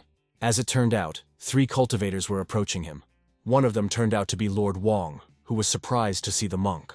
The woodcutter explained that he had met them while collecting firewood, and that the man must be an immortal monk, so he decided to show hospitality. After hearing the explanation, Lord Wong invited the hero, since he was a like-minded person from distant lands, to the temple for joint training. However, Christopher replied that he already had an appointment with Erhu and it would be inconvenient. But the man exclaimed that it was wrong to refuse, because the Fudo sect was always hospitable and would welcome him with joy next time. Wong remarked that he would like to invite him to the mountains and honor his guest, and Christopher replied that since they were so kind, there was no point in refusing. The sect was located high among the mountain peaks and was therefore called the Soaring Sky Sect. Upon seeing the guests, the sect master expressed joy at the new faces and asked them to stay for at least a couple of days to arrange a feast for them. Christopher noted that this was generous, so they wouldn't bother him for the next couple of days. The master explained that there were very few cultivators in the Qingji world, and only a few sects, so they should take care of each other. He then ordered the servants to provide the guests with the best rooms, clothes, and food, and added that if they needed anything, they should not hesitate. However, after the guests left, the master's mood changed dramatically, and he asked the elders whether they had thoroughly studied the Taoist. They replied that he had an early-stage divine-level aura, and his disciple had reached the mortal level, a teacher and disciple from a small sect. Then the man said that a sacrifice was about to take place, and they were missing one person. One of them could take that place. Then he turned to the messenger of God, asking what he thought about this. He replied that if the Taoist was hiding his power, he would take care of it, and in the evening asked the camp gods to prepare everything necessary for the sacrifice. The clan representatives bowed to the man, and assured him that everything would be done in the best possible way. A little later, at night, the heroes could not sleep. Then June quietly asked Christopher if he was asleep. The hero replied that no, and asked what was bothering her. However, instead of answering, the girl suddenly began to fidget. Suddenly she crawled into bed with him. She said shyly that she was afraid, so she wanted to sleep here. Then Christopher sighed heavily and told her to do what was best for her. Wrapping herself in a blanket, June asked if the master wanted to sleep, but he replied that he was waiting.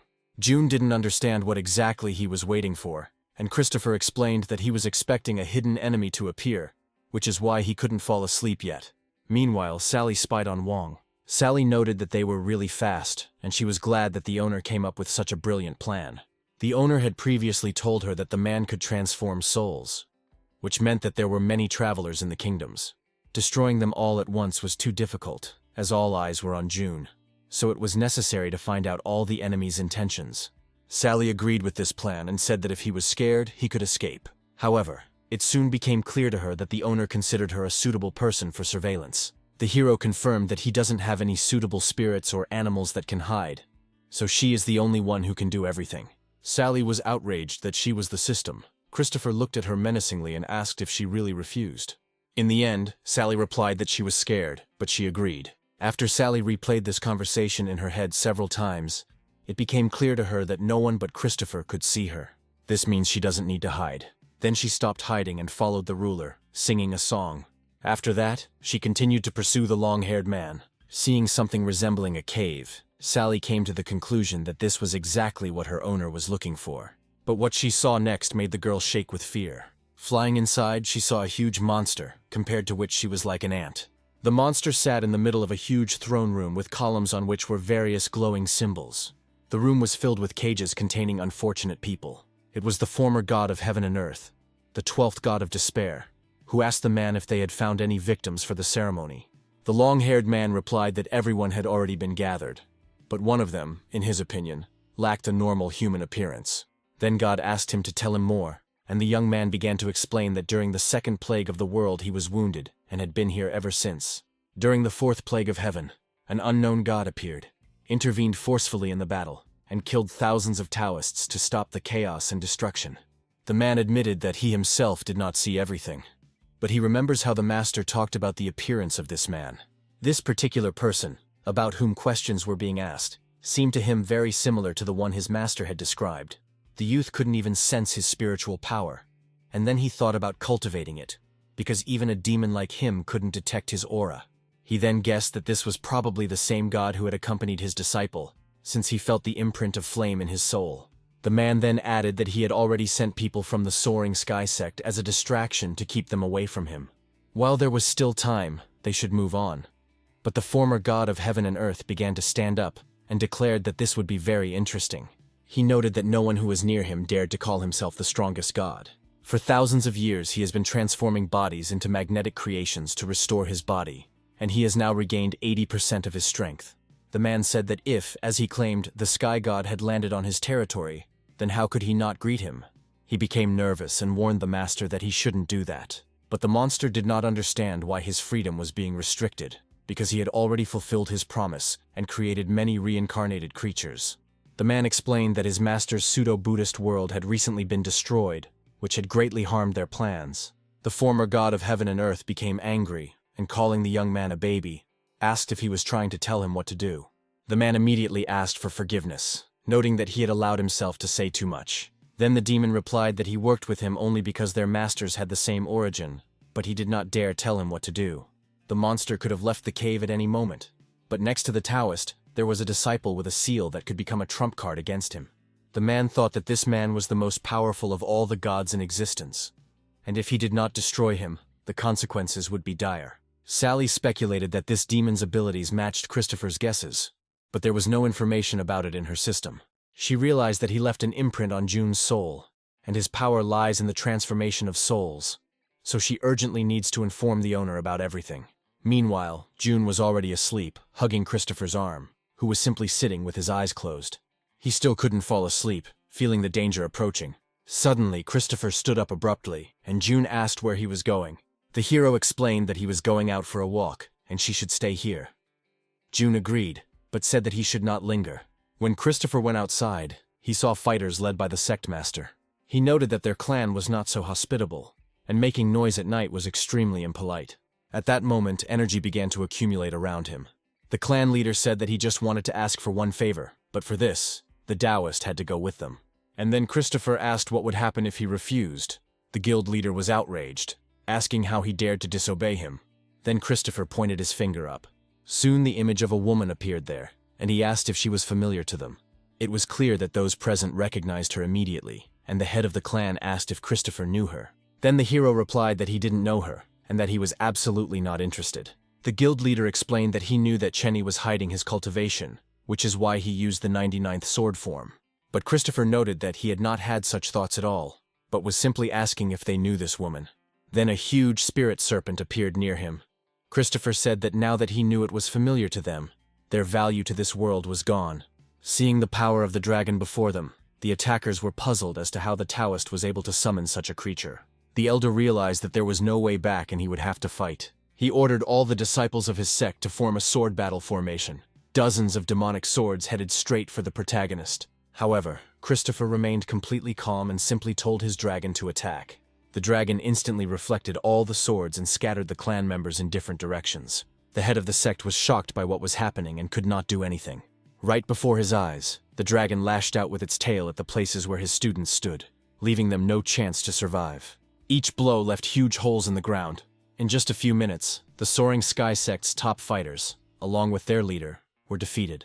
The main character just calmly looked around the battlefield and his defeated opponents. And then suddenly something bright flashed in the sky. After a while, Sally's voice was heard, saying that she had returned.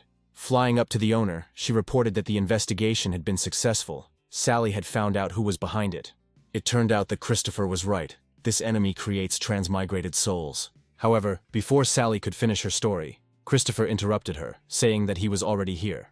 Immediately after this, a powerful attack came from the sky on the building where the heroes were located.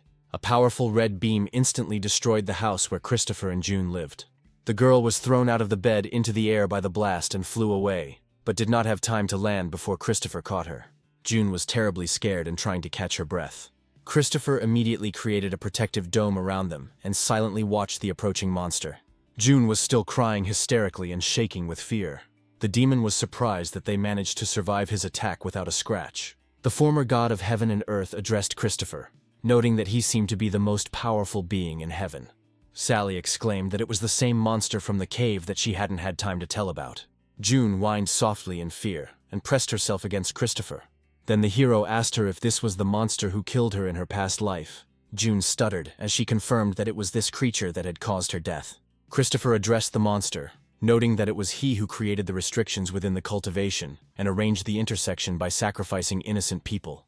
The creature replied that he knew almost everything about him, but he was the god of despair, also called Lord Kami.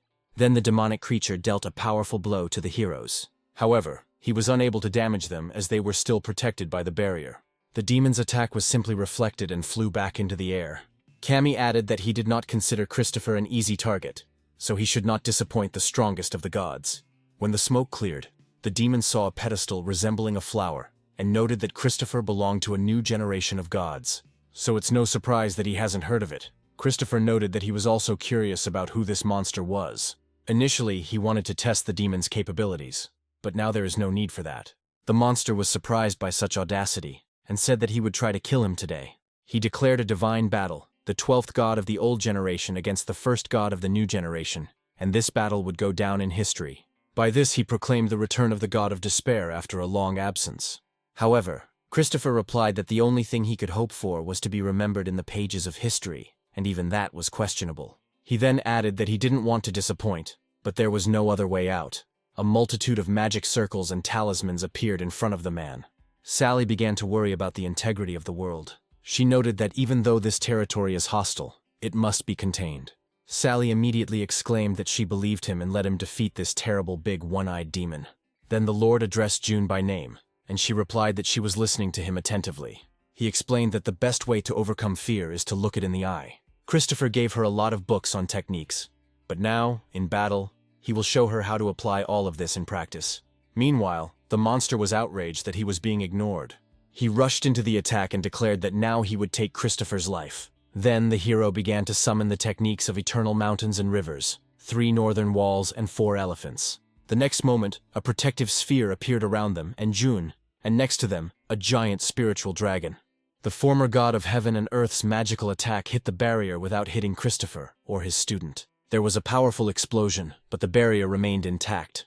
The monster began to think that the more powerful the technique, the more complex its structure, and accordingly, a lot of time is spent on summoning. This meant that Christopher, having spent so much spiritual energy on the protective sphere, should be exhausted. Thus, he can be considered a loser. After this, a demonic form even larger than the god of despair himself emerged from the monster. But Christopher was not afraid and began to use the seal of the gods and the taming of demons. He then used the 3 lives Dao seal. The body of the former god of heaven and earth was instantly captured by magical chains. He was amazed that this was indeed a divine stage. He didn't understand how another divine technique could form so quickly, but with a completely different power. Lord Kami noted that he shouldn't think that he won simply by blocking his divine form. Christopher then stated that if the monster hadn't realized it yet, his death warrant had been signed the moment he manifested. After this, the monster was attacked by numerous divine techniques of incredible power. Several powerful attacks flew straight into his face. The demonic creature was shocked and screamed, and its appearance gradually began to return to its previous state. June watched what was happening with great interest and admired the strength of her teacher. Looking at the thick smoke, Christopher noted that the monster shouldn't pretend to know it wasn't dead. When the former god of heaven and earth emerged from the smoke, he noticed that Christopher's spiritual power seemed endless and unstoppable. Even with the help of technology, it is impossible to reach the level of a true Taoist. The hero explained that his name was Christopher, and his divine name was Dao Zun. This means that he is the most powerful god of heaven and earth. Lord Kami laughed confidently when he heard this. He then admitted that he was no match for the Lord of Heaven, but only because he had not yet fully recovered.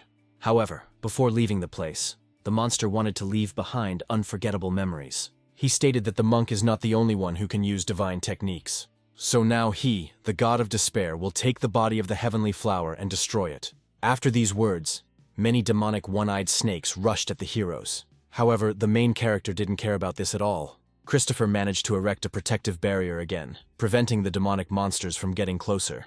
The monster then added that the Taoist could resist as much as he wanted. However, his student will still remain his.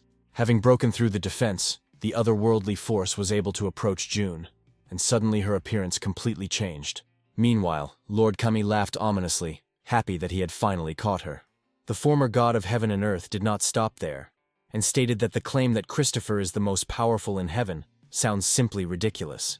He then noted that there are thousands of time and space travelers in all worlds and universes. He suggested to the Taoist that if he was brave enough, he should try to find him among them.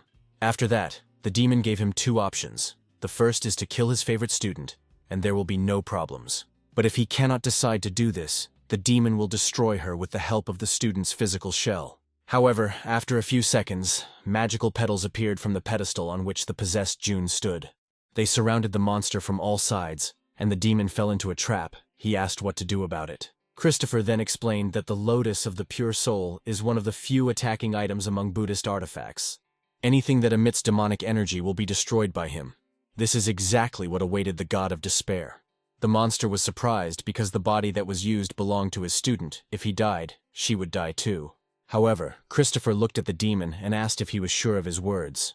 He then asked how long the student would hide in her master's chest. Sally stuck her head out, took a deep breath, and asked if he had known about this all along. Christopher noted that she had given him the true time stream body as a backup for such occasions. The sect that persecuted her had already been destroyed, and now she has gained control of the lotus of pure soul, so she must deal with the god of despair on her own. When June stood in front of the demon, he stated that she was just a time traveler. She is his creation, a toy scattered across different worlds and universes. All he had to do was break the seal, and her life would end. However, June suddenly responded threateningly that she was no longer afraid of him. As she began to destroy the seal, the demon screamed at her to stop, as her rebirth was his doing. He threatened to leave a divine mark on her if she let him go now, but June was adamant and stated that her power was given by the master. The girl then commanded the evil demonic force to perish. With the last of his strength, Lord Kami begged June to stop. Before his death, he cried out that he died for the great deeds he had been doing for thousands of years. The messenger of God, who observed everything, concluded that the demon himself was to blame.